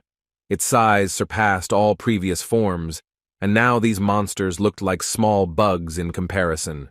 With a terrifying cry, the Vzics rushed to the attack, using a formation that guaranteed them an advantage in battle with such numbers. This might work with the lone skeletons, but it certainly didn't work with Rocky, who turned some of the monsters into dust with a single wave of his hand. With a smile on his face, Wu Jin decided to strengthen his attack by summoning skeleton soldiers and skeleton mages. His skeletons appeared with a loud creak of their bones, their numbers now far more impressive than ever before. He didn't have many souls at his disposal, but he could summon a large army, summoning as many as 500 warriors. He didn't need to use all his resources on such a trifle, so he hoped that this battle would replenish the number of souls for future battles. It wasn't hard to deal with these weaklings, but Trenay's next squad was much more serious. This time, spider-like monsters began to crawl towards them. These were ranchers, the lower monsters of Tranit, who spit out tentacles from their mouths that resemble sharp needles. As it turned out, they were accompanied by Rokdo, a monster with great strength and high defense. It was a huge alien rhinoceros. Its huge body alone looked threatening, Addressing the golem, whose real name was Dolso, Wu Jin ordered him to engage the big guy to distract him. The loyal familiar immediately began to carry out the order and began to move towards Rokto. Wu Jin, riding his familiar, which was a loyal horse, took out a level 50 warrior weapon in the form of an axe. Now his warrior skills had been supplemented with new privileges, and he and his skeletons were ready to enter the battle. Seeing such a terrifying force approaching, the lower-ranking monsters of Tranit became wary and began to feel fear. Without wasting any time, Wu Jin and his army of skeletons rushed to attack. Fighting such small fry was not a big problem, so the skeletons coped well even on their own. It was a great training not only for soldiers, but also for mages who could unleash their full potential on the big battlefield. This time, Bibi, known as the Queen of Hallucinations, was also able to join the fight by casting a sleep spell on the enemies. There was no point in fighting the small fry, so Wu Jin rushed towards the big guy who was being held back by Dolso with difficulty. Due to Rokto's hard body, no attack from mages, skeletons, or even a golem had any effect on him. In a battle like this, there would be no need to intervene personally if Wu Jin had the strength of his previous familiars, the Death Knight and the Lich. Despite this, he was not sad, as this was a great opportunity to test his strength as a warrior. Using the power of the necromancer, he spent several souls, turning them into arrows made of bones. Their power was not enough to penetrate Rokto's thick defense, so he used them more wisely, creating a cage around the enemy monster. After driving Rokto into the cage, Wu Jin used his horse to fly above it. As he charged, he used a skill that he had never used before. It was the property of his new warrior weapon form that, swinging furiously at high speed, turned this monster into sliced tofu. Jin was genuinely delighted with his new power, because even though he lacked his main offensive powers as a necromancer, he had the offensive skills of a warrior that he had acquired upon returning to Earth. For the next 12 days, he fought the same monsters he had encountered before. They weren't particularly strong, so it was good training for his army. In the end, they came to a place that was the center of the entire colony. Here was the tree, the source of all the monsters. The hatchery they had reached was still creating low-ranking enemies. Seeing this, Wu Jin came to the conclusion that they would not be able to meet the owner of this colony in this dungeon. Although he wanted to find out whose wards he was dealing with, the cleanup had to be completed. Raising his hand up, he used the monster's corpse resurrection skill for the first time, which he had last used during the fierce battles on Alphen. Controlling corpses with half their original abilities was a great way to preserve souls during battles like this. Using this very useful necromantic ability, he commanded the monsters to attack their own lair. Having lost contact with Tranit's will, the monsters rushed to attack. Their fast movement and lack of any fear led them to their own lair, where they were now ready to destroy everything around them. After surrounding the monster incubator of one of Tranit's captains, Wu Jin decided to take advantage of another advantage of this unique skill. Using the corpse explosion skill, he completely destroyed the incubator they had come out of a few hours ago. The force of the explosion of such a large amount of explosives caused a powerful wave, and Wu Jin even covered his clothes with a long cloak. Once the dust settled on the surface, he and his familiar Bibi were able to see the returned stone, which meant that the dungeon was completely cleared. To his surprise, by destroying the incubator, he managed to obtain another valuable item. This object turned out to be a fragment of a dimension that he had never encountered before. Upon touching this mysterious fragment that made up the material world, he learned that it was used as a material to form spatial, sacred ground, in this case to create a dungeon through which Tranit moved his army. After obtaining this mysterious stone, Wu Jin asked Bibi if she knew anything about the spatial sacred land. His familiar was surprised by such a question and immediately replied that it was the first time she heard about such a thing. Looking again at the fragment he had little information about, Wu Jin decided that he shouldn't think too much about it, since even Bibi didn't know what it was. He concluded that there would come a time when he would need to use it. Until then, he decided to keep it in his inventory. At the same time, strange things were happening in Kim Chung-woon's secret hobby room. This place contained many rare artifacts obtained from inside the dungeons. The head of state observed the results of the execution of his order, gradually correcting the new painting in his gallery. As it turned out, in the middle of this crazy room, he decided to place a huge portrait in which he was depicted next to the strongest hunter in South Korea. The painting he had replaced with a photo of himself with Kang Woo-jin was now in the place where his previous favorite photo had been. Concerned about this spontaneous decision, the subordinate wanted to know what to do with this item that no longer interested the head of their state. Taking a closer look, Kim Chung-woong remembered that it was a photo of his favorite African-American singer. After thinking for only a moment, he came to the conclusion that it should be thrown in the trash, after which he looked away, continuing to enjoy his new favorite exhibit. A sudden knock on this crazy room distracted the chief, and he allowed his guest to enter inside. This time, one of the higher officials visited him and informed the chairman that there was news that he would be glad to hear. Kim Chung-woong was overjoyed to hear that Comrade Kang Woo-jin had successfully cleared Gwangmyeong Station. He began to scream with delight, and having calmed down a little in his emotions, he shouted for Comrade Kang Woo-jin to be brought to him so that he could treat the hero who saved Pyongyang well. With a cheerful laugh, the chairman said that nothing could be known for sure, but Comrade Kang Woo-jin might return to this place because he felt that he was being treated well by their republic. He really hoped that he could become friends with his idol.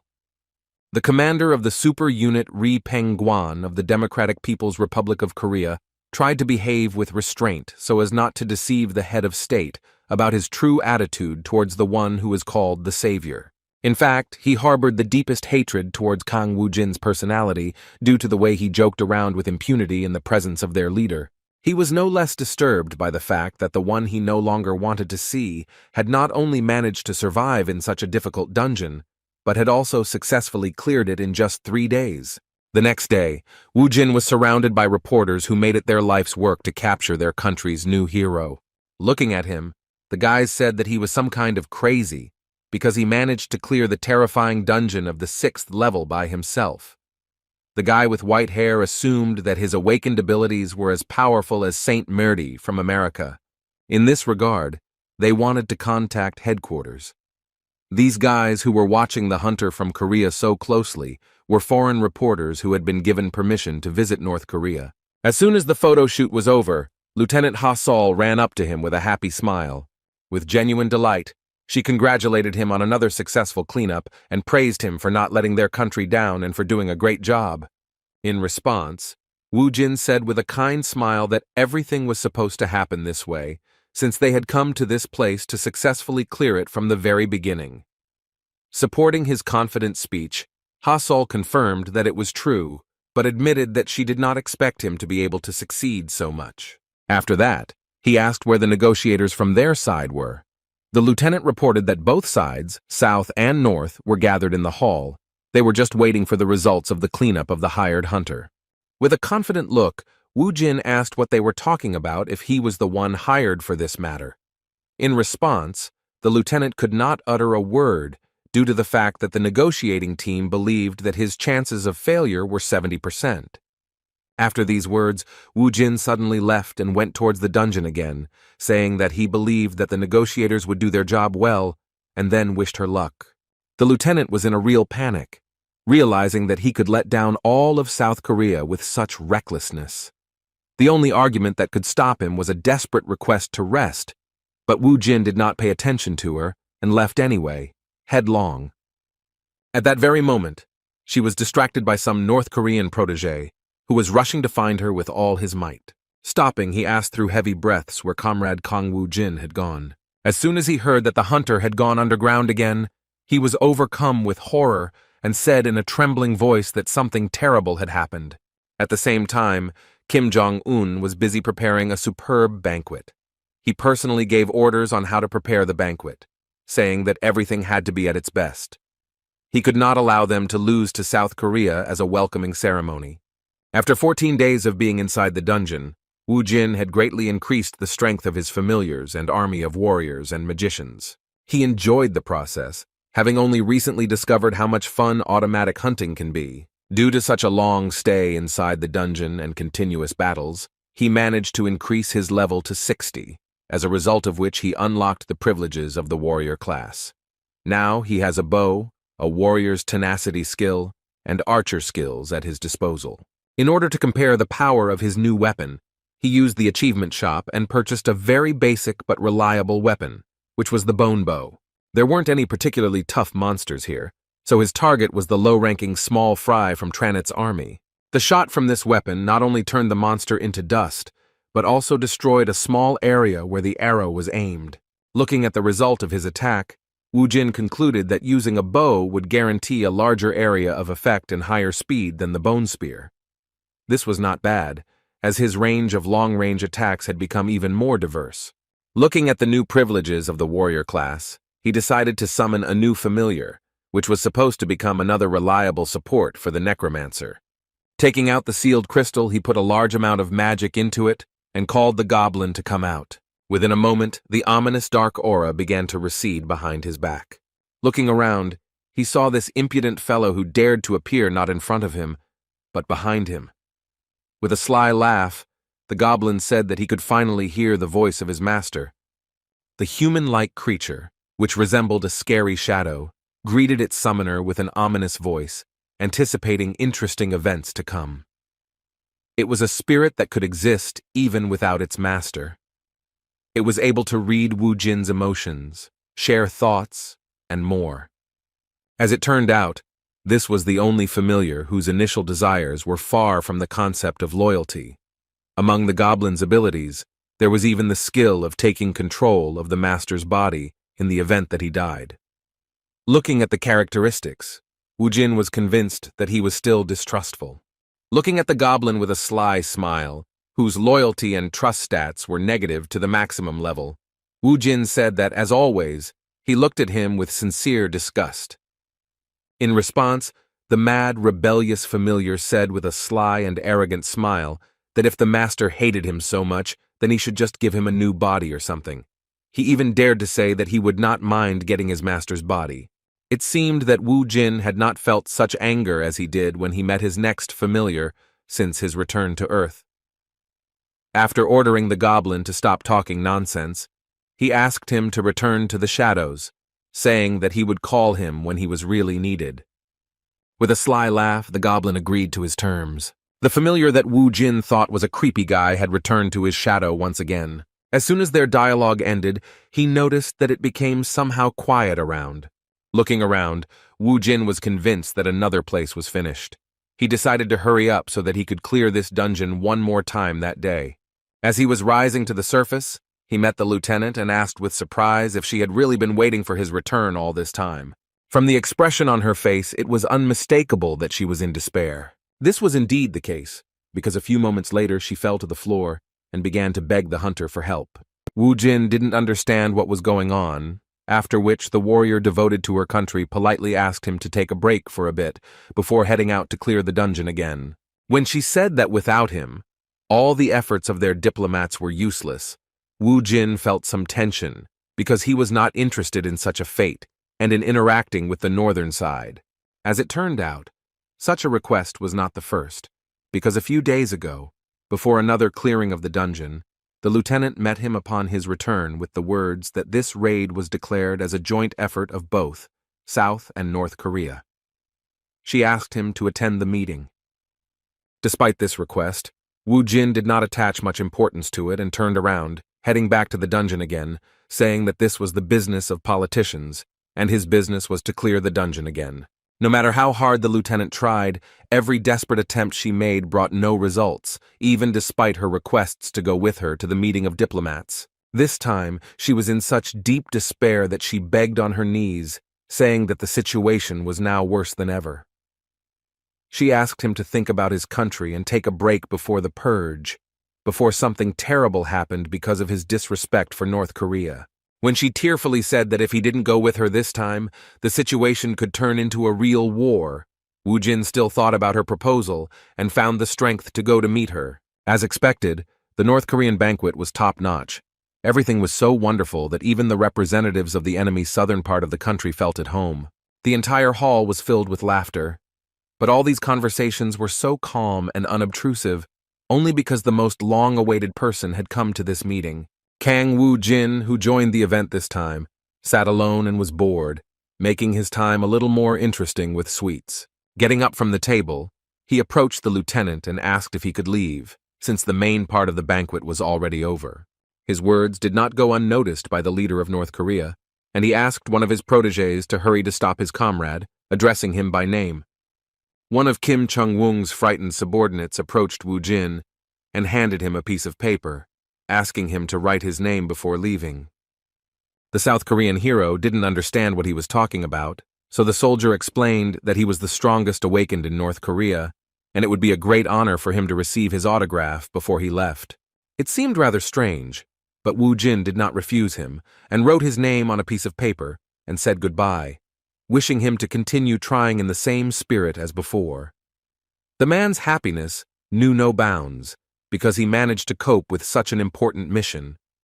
Thanks to Woo Jin not refusing his request, his life was spared, and he nodded to his leader as a sign that his task was completed. As he left, Kang Woo Jin began to suspect something was wrong. Looking at the head of North Korea, he turned to the goblin and asked him to watch the piglet, who was behaving extremely suspiciously.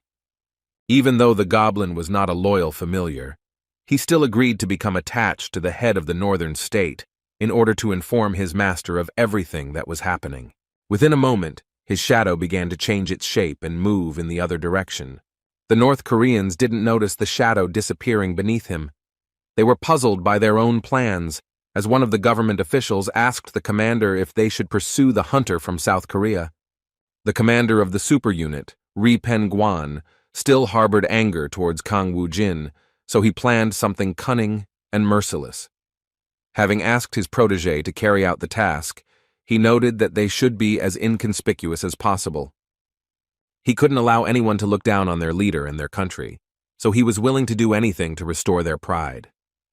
The moment of Kim Chung-woon and Woo Jin's first meeting was imprinted in his memory for the rest of his life. Even though the South Korean hunter's brazen behavior did not hurt their leader's feelings, he still could not forgive him for it. He was also deeply disturbed by the way Kim Chung-woong spoke with such admiration of the scoundrel who looked down on them all. Everything he had in mind, he dedicated to his president, whose mind, in his opinion, had been clouded by the one he considered a real scoundrel. For the sake of the prosperity of a strong and prosperous republic, they decided to take the most desperate steps. Woo Jin, as before, calmly went to the dungeon, where this time he was suddenly met by two North Korean fighters. He was alarmed by their appearance and warm words of good luck in his latest cleanup, but he did not even suspect anything amiss.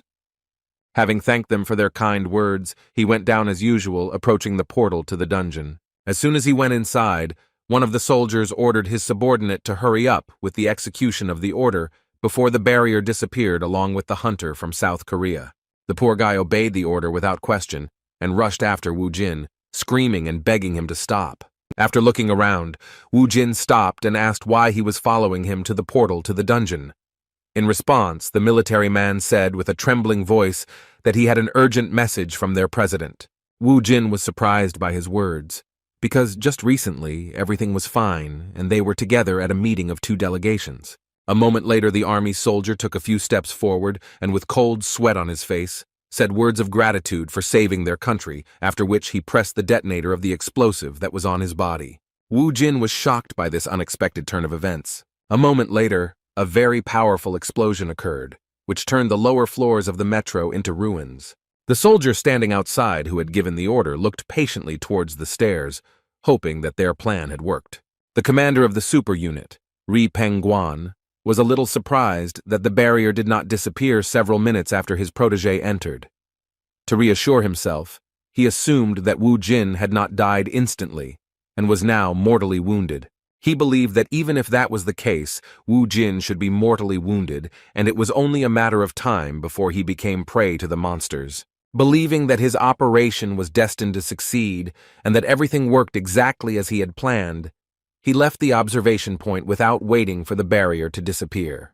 2 days after Kang Woo Jin entered the dungeon, the issue of him still not returning from the dungeon began to come up in the negotiation room.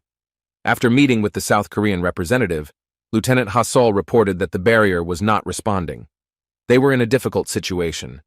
Clutching his head, the representative of their country said that a day had already passed since the deadline that Kang Woo Jin had requested. He was afraid to think about what kind of compensation North Korea would ask for in connection with the fact that the terms of their agreement had been violated. Only Lieutenant Ha-sol, who knew Woo Jin best, suspected that something was wrong. She said that it all seemed suspicious, since their hunter's last sweep of this dungeon lasted only 1 day and 17 hours, which meant that he should have come out by now.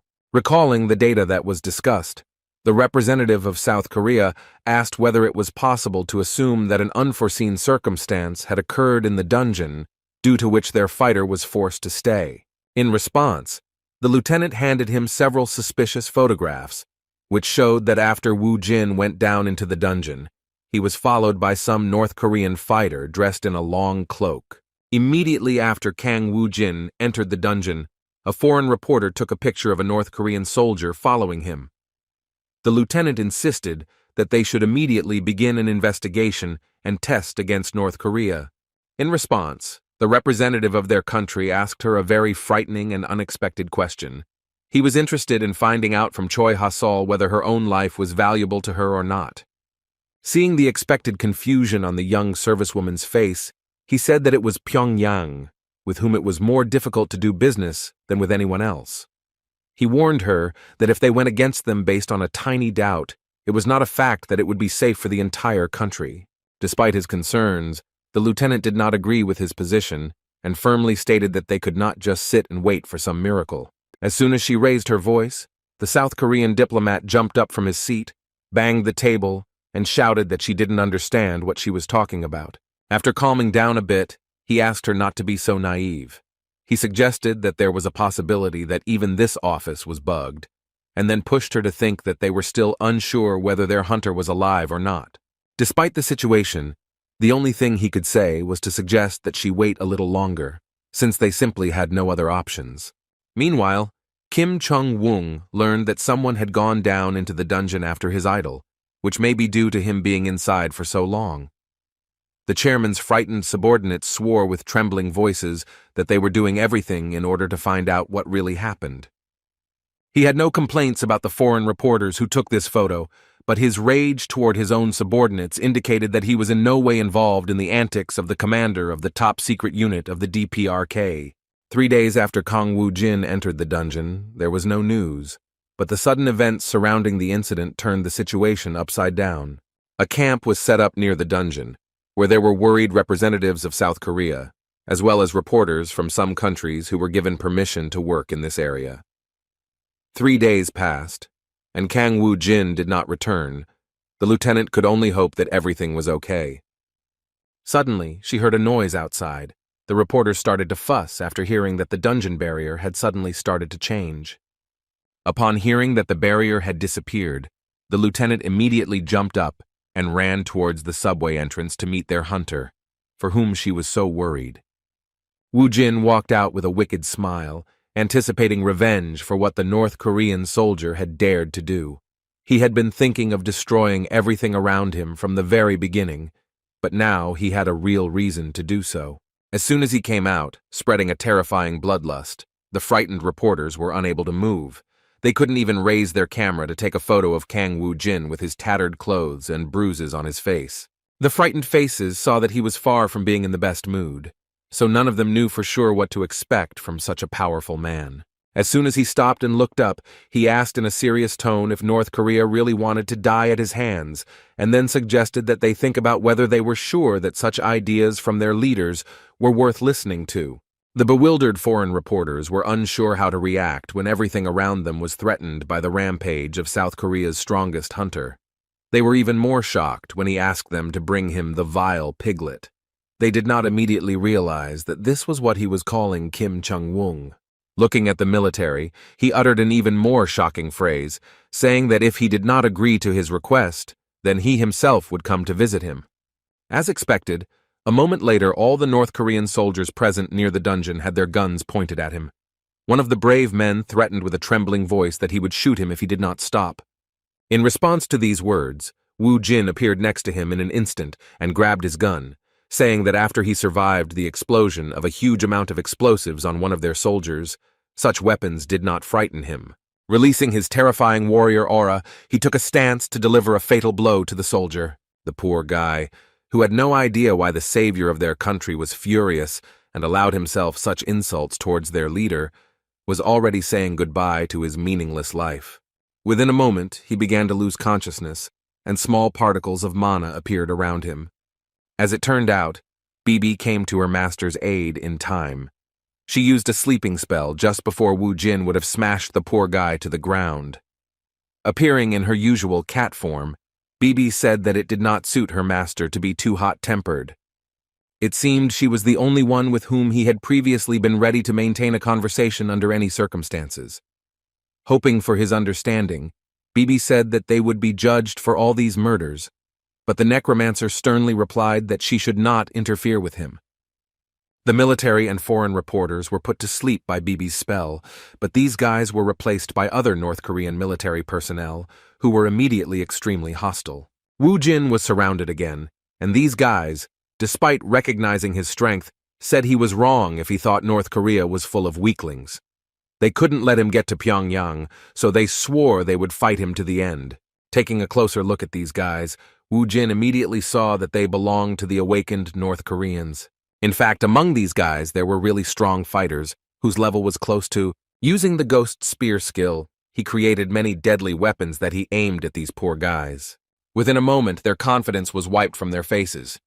Instead of arrogance and confidence that their superior numbers would produce results, they felt despair in the face of the terrifying strength of their enemy. Even with their high levels, they were unable to see through or dodge Wu Jin's attacks. In fact, the necromancer didn't care how strong they were, because among them, at most, there were A-rank fighters. Having destroyed the strongest awakened of North Korea, Wu Jin headed towards the Palace of the Sun, from which the energy of the goblin that was attached to Kim Chung-un emanated. A moment later, the lieutenant tried to stop him, who was getting to her feet with a tremor in her body. Looking at her, Wu Jin realized that she was also an awakened one. More detailed information about her status revealed that she belonged to the tamer class, and her personality was characterized by the system as a person with great loyalty and pride. Despite being such an important person in the South Korean Ministry of Defense, she was an F rank, meaning she was only slightly stronger than an ordinary person. He found it hard to believe that with such abilities, she could overcome Bibi's sleep spell. As it turned out, it wasn't her abilities that were the problem, but her terrifying fortitude. Trying to stop him from making rash decisions that would only make matters worse, she said with genuine panic that they couldn't fix the situation if he didn't give up on his plan. In response, Wu Jin calmly said that they didn't need to fix anything, because the only one who should fix this incident was the fat pig who betrayed him by sending a fake rat stuffed with explosives into the dungeon. Hearing the details of what happened, Lieutenant Ha Sol froze for a moment, realizing that this was indeed a betrayal. She had previously assumed that the North Korean spy was indeed trying to eliminate their hunter Kong Wu Jin, who everyone in the army had high hopes for. Even though it had happened, she still tried to convince him that he had to accept it. Trying her best to change his mind, she warned him that at this rate, a real war could break out, and their country would suffer enormous human losses. Her words did make sense, but Wu Jin was not going to trust this to ordinary people, so he was going to put all the responsibility on his shoulders. Turning to the lieutenant, he asked her to step aside and said that she was talking too much. With a serious and threatening look, he warned her that if she did not want to die, then she better not get in his way. In response, Ha Sol said without hesitation that if he wanted to get through her, then he would have to resort to murder. Such determination once again confirmed the information from the system that its devotion and pride have no limits. Jin was clearly in no mood to waste his precious time on such arguments. Unexpectedly for Ha Sol, he began to scratch the back of his head and said with displeasure that in that case, he had no other choice, if even the lieutenant had gone so far in order to stop him. His words brought genuine joy to Ha Sol, and she said with relief that he had made the right choice, and his decision played a very important role in resolving the conflict. Before she could finish this sentence, she felt a sharp pain in her stomach due to Wu Jin's sudden blow. For the first time in her life, her breath was momentarily interrupted by the force of the blow she received in a relaxed state. Unlike Bibi's spell, this method turned out to be more effective, and the effect was immediate. The lieutenant lost consciousness. Looking at her, Wu Jin said that he was not going to kill her, but was simply giving her a chance to relax and get some sleep. Wu Jin went on the attack and was met with all the weapons that were inside the Palace of the Sun. Surprisingly, there were even machine guns with remote targeting, but the ghost armor that Wu Jin used reflected the bullets without much difficulty.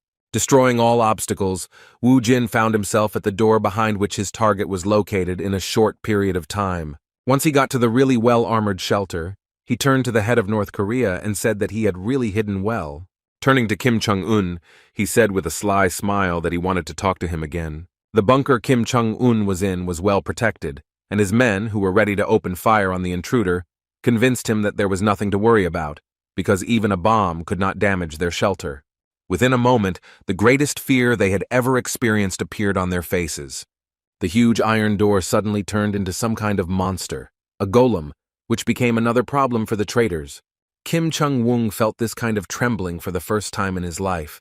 The cold sweat running down his frightened face made him realize that he had never even thought about being in this kind of situation.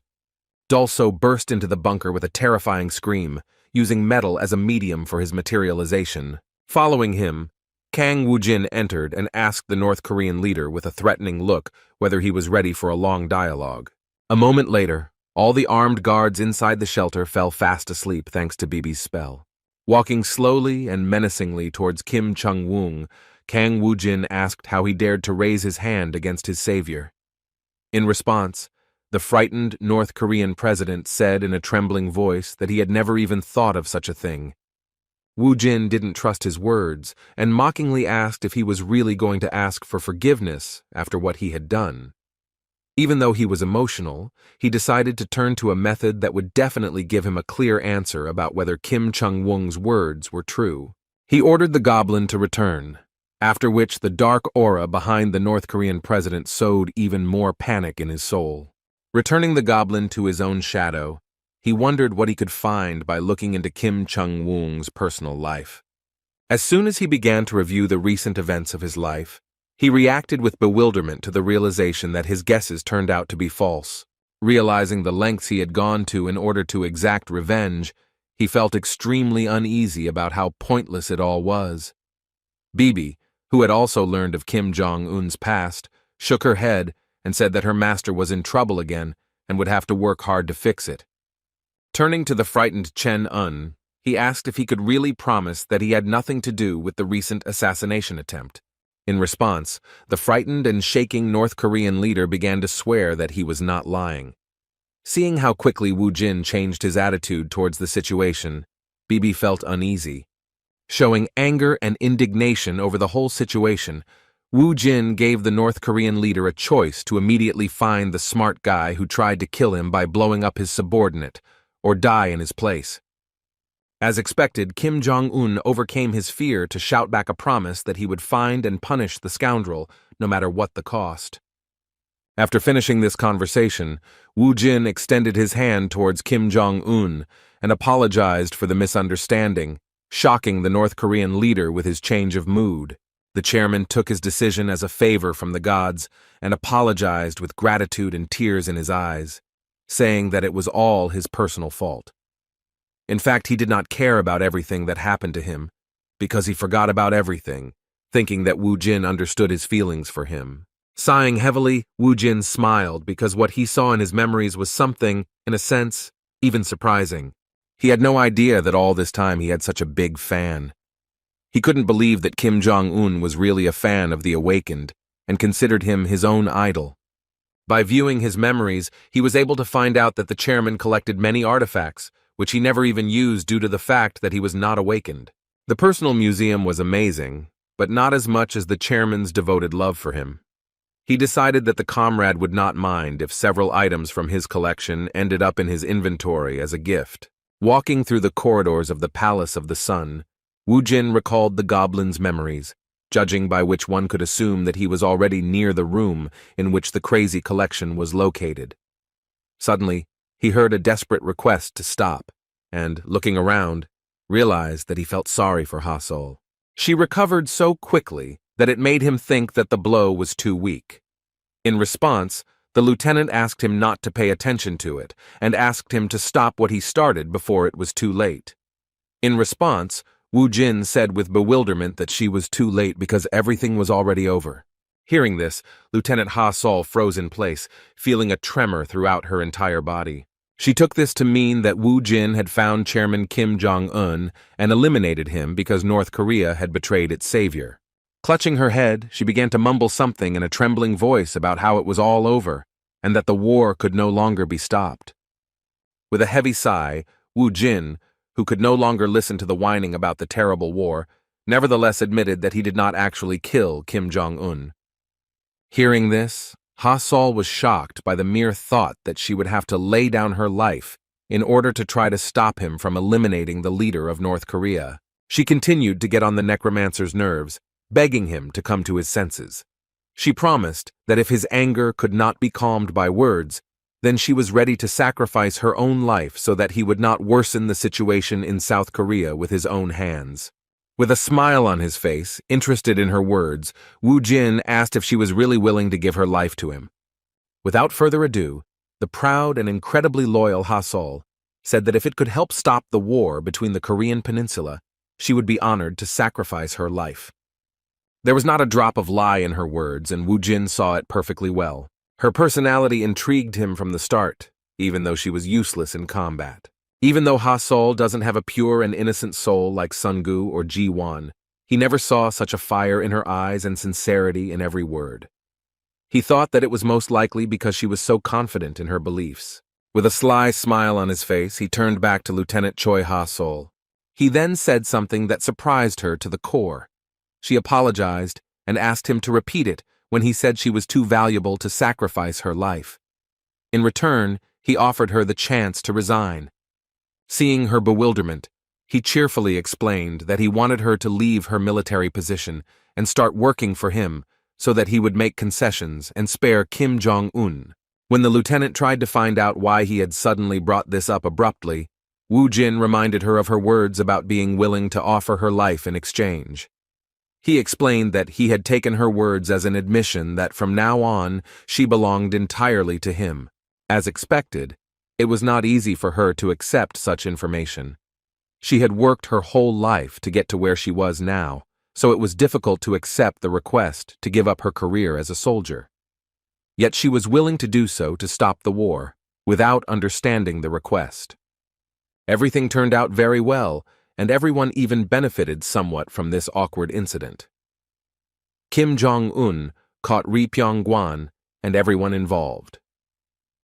As for his investigation, as is often the case in North Korea, there were innocent people among those caught.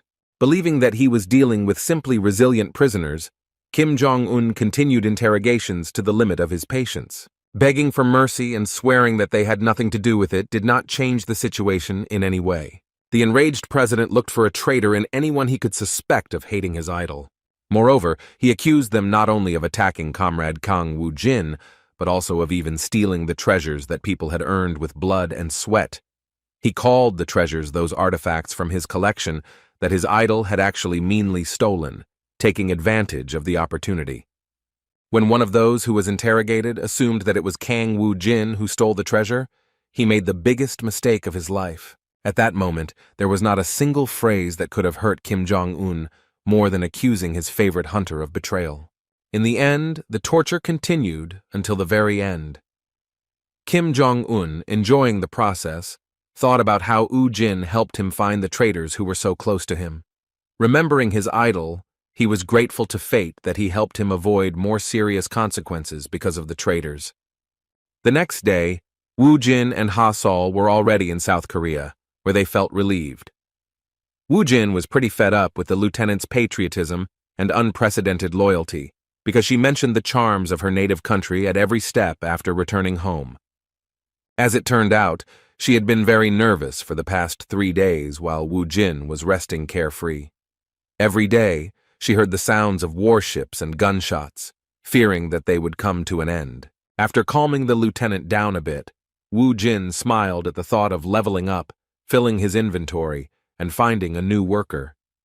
Looking up at the sky, where he could see an international flight that was not visible in North Korea, he called their trip a success. His next destination was the United States. He couldn't wait to see what awaited him at that time. Of course, it was about the long-awaited meeting of Saint Merdi. who somehow left Alphen and ended up on Earth, where she began her activities. Several days passed, and the events in the DPRK were already being covered around the world. While in the Ardal Guild, the guys were watching the news, and the host and the expert were discussing how the Awakened are an ambiguous and extremely dangerous force that is capable of not only protecting people from monsters, but also easily committing crimes. The whole world was already talking about the fact that if it were not for Kang Woo-jin, there is a high probability that Kim Jong-un would have been overthrown from power by a coup in North Korea. His contribution to relations with North Korea was recognized as something amazing, and in connection with this, he was planned to be awarded a presidential order. As expected, upon hearing this, the founders of the Ardal Guild were surprised. Furthermore, the one who feared the guildmaster the most was sure that it was all a lie.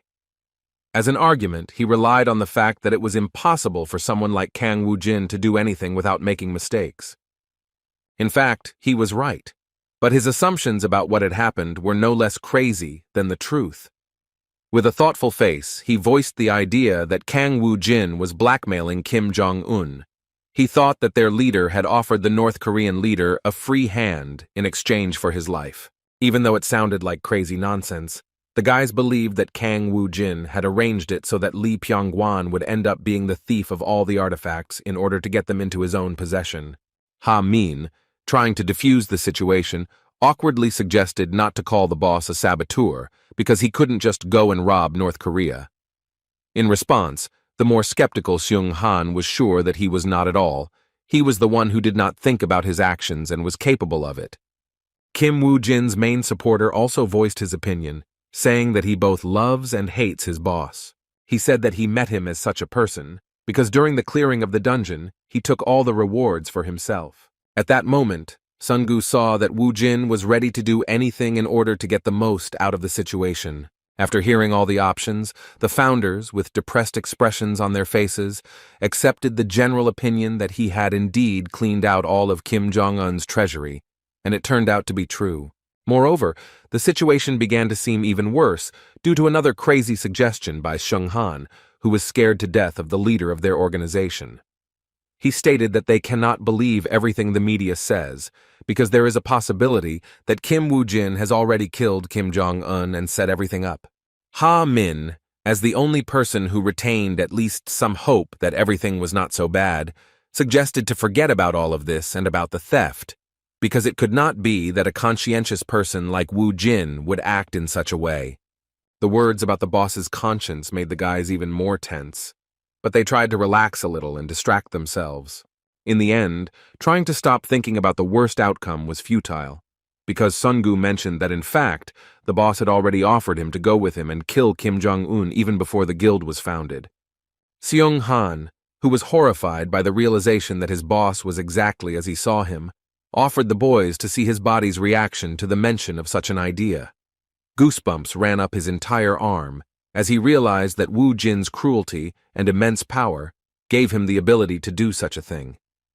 He was even more shocked when Song-gu clarified that the boss had made a similar offer when he received his military draft notice. Sighing heavily, Seung-han finally decided to tell the story of what happened when he was selling phones in his small electronics store. As he began to tell the story that he had never dared to tell before, the door to the room opened. Woo-jin appeared behind Seung-han and he instantly began to shake in fear, opening his mouth in shock. Woo-jin entered with a smile on his face, but as soon as he saw his ward's strange reaction to his appearance, he asked why he was so alarmed. Seung-han started to look away and act extremely awkwardly. He was sweating all over from the adrenaline he had experienced, so Woo-jin assumed that they were gossiping about something behind his back. Luckily for the founders, they managed to hide the fact that they actually discussed it. The guys all went to the establishment together to have a few drinks and celebrate a job well done. Having gathered everyone at the table, Woo-jin, with a cheerful laugh, suggested that they eat well so that they would have enough strength for the enormous amount of work later. While pouring alcohol into glasses, Ha-min thanked the boss for his work with a good laugh. Everyone relaxed a little, but this did not concern Director Min Chang, because he was responsible for most organizational issues and for the guild's interaction with the authorities. He decided to ask the boss with some concern whether it was true that he was not going to the Blue House to receive the hero's order. Wu Jin replied that he was not going to, and that there was no point in pestering him with this question again. Noticing his protégé's persistence, he suggested with some irritation that his protégé thought that he would run to the president at his first word. Jumping up, he said that in that case he should leave so that everyone would know how he felt about this. The director began to panic because of the guildmaster's reaction and shouted in confusion that such a reaction was unnecessary because he was the one who should decide. Taking out his phone, he pretended to be already working on the matter and said with an awkward laugh that he would politely decline the request from government representatives. Despite the wonderful dinner and great company, the founder's depression became even greater as Wu Jin once again demonstrated his stubborn nature by making one of them suffer over a nearly impossible task. In order to somehow break this silence, Seung Han decided to ask his boss if he knew who was currently even more popular than him. Wu Jin was skeptical about what the former phone scammer was saying, but he decided to listen to him. It turned out that he wanted to show him the saint of the Arya Order Merdi, whose abilities seemed simply incredible. At first, the guys supported Seung Han's version that the video was fake, but Wu Jin refuted their guesses, saying that it was all true. Opening another bottle of sake, he decided to deflect the question of how he was so sure that it was true. Wu Jin replied that it was because they just knew her personally. Hearing these words, the guys were in incredible shock and did not know what to answer him. They had no reason to doubt his words, because all the madness he spoke about always turned out to be true. Director Jun decided to clarify the information. He mentioned that the saint was first found in the dungeon during research. Speaking about the fact that she should be on par with the awakened S-rank, he asked again whether they could really be acquainted. While slowly pouring the drink, Wu Jin mysteriously said that there was a planet called Alphen. The guys still didn't understand what was being discussed, but they were surprised that Wu Jin had some knowledge of astrology, despite the fact that he didn't give the impression of being an educated person. As it turned out, Wu Jin had enough trust in his team that he was willing to reveal the information he had been hiding from others all this time. With complete seriousness, he stated that 5 years ago he disappeared from Earth and ended up on a planet known as Alphen. There was silence after these words. The confused boys did not know how to react. Sun Han was drunk enough to react with boisterous laughter, saying that the boss's joke was too complicated, that it took him a few seconds to understand it. In response, Wu Jin asked him to shut up, because these were not jokes. Then the guildmaster continued his story, mentioning that on the planet Alphen lived not only people, but also monsters, and even hybrids. Speaking about his experience, he said that he fought them for 20 years in an attempt to survive, and was eventually able to return to Earth, where only 5 years had passed. Director Jun, who took the boss's words seriously, remarked that it was very similar to the passage of time in the dungeons. Wu Jin confirmed his guess, saying that just like on Alphen, dungeons had also begun to appear on Earth. The story of another world made the director think that it might be true. Assuming that Wu Jin was telling the truth as usual, he realized that it was now clear why he was so inhumanly strong. This also explained the fact that he could communicate with other people so easily. After calculating all the time that Wu Jin had existed, he realized that his real age was 44 years old. Returning to the question of the saint, Wu Jin explained that it was there that he learned about Merdi. It was still a question for him how she got to Earth, but he made it clear to the boys that they would only understand it when he met her in person and asked about it. Sungu, who, like the director, believed his every word, asked the boss if he was sure that he could tell him everything like that. In response, Wu Jin replied that he saw no reason to hide such things, because they all lived in a world where priestesses from other planets appeared from the dungeons. The next question was from Min Chang.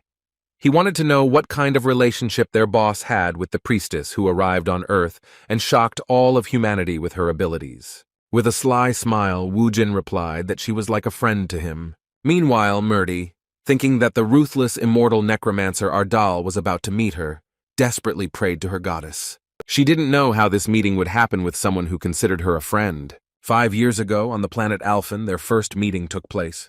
Having covered a huge distance on horseback across the wasteland, Mrs. Murdy arrived at her destination. She was accompanied by her warriors, but she was still nervous. Turning to the general of her paladins, she wanted to make sure that everything would be all right. While surveying the eerie area, she mentioned that it was known as the Valley of Death, from which no one ever returns. The general confirmed her words, but clarified that for them, this was the only way to survive. The war on Alphen was in full swing, and according to the words of the high-ranking paladin, they could not stop, because if they did, they would be caught by Tranit and the immortal Ardal. Suddenly, one of their scouts shouted that someone was hovering right above them. Hearing this, the general assumed that the immortal Ardal had finally managed to catch up with them. Addressing his warriors, he ordered them to prepare for a clash with Ardal. Just a moment after he uttered these words, his life was suddenly cut short. Seeing how brutally her general was destroyed, Murdy desperately screamed his name. Looking up, she saw the one she most feared to meet. Turning to her goddess, she asked why she was putting her through such terrible trials. The immortal Ardal of Alphen, who suddenly appeared on his horse against the backdrop of the full moon, wondered why the dogs from the Alliance had suddenly decided to enter his territory. With a sly smile, he suggested that they had decided that this was the safest way to commit suicide. The feast of the founders of the Ardal Guild continued, and Xiong Han, who drank the most because he was nervous, fell asleep and began to rave in his sleep about how he got himself into deep trouble because he simply sold a phone with a tiny markup.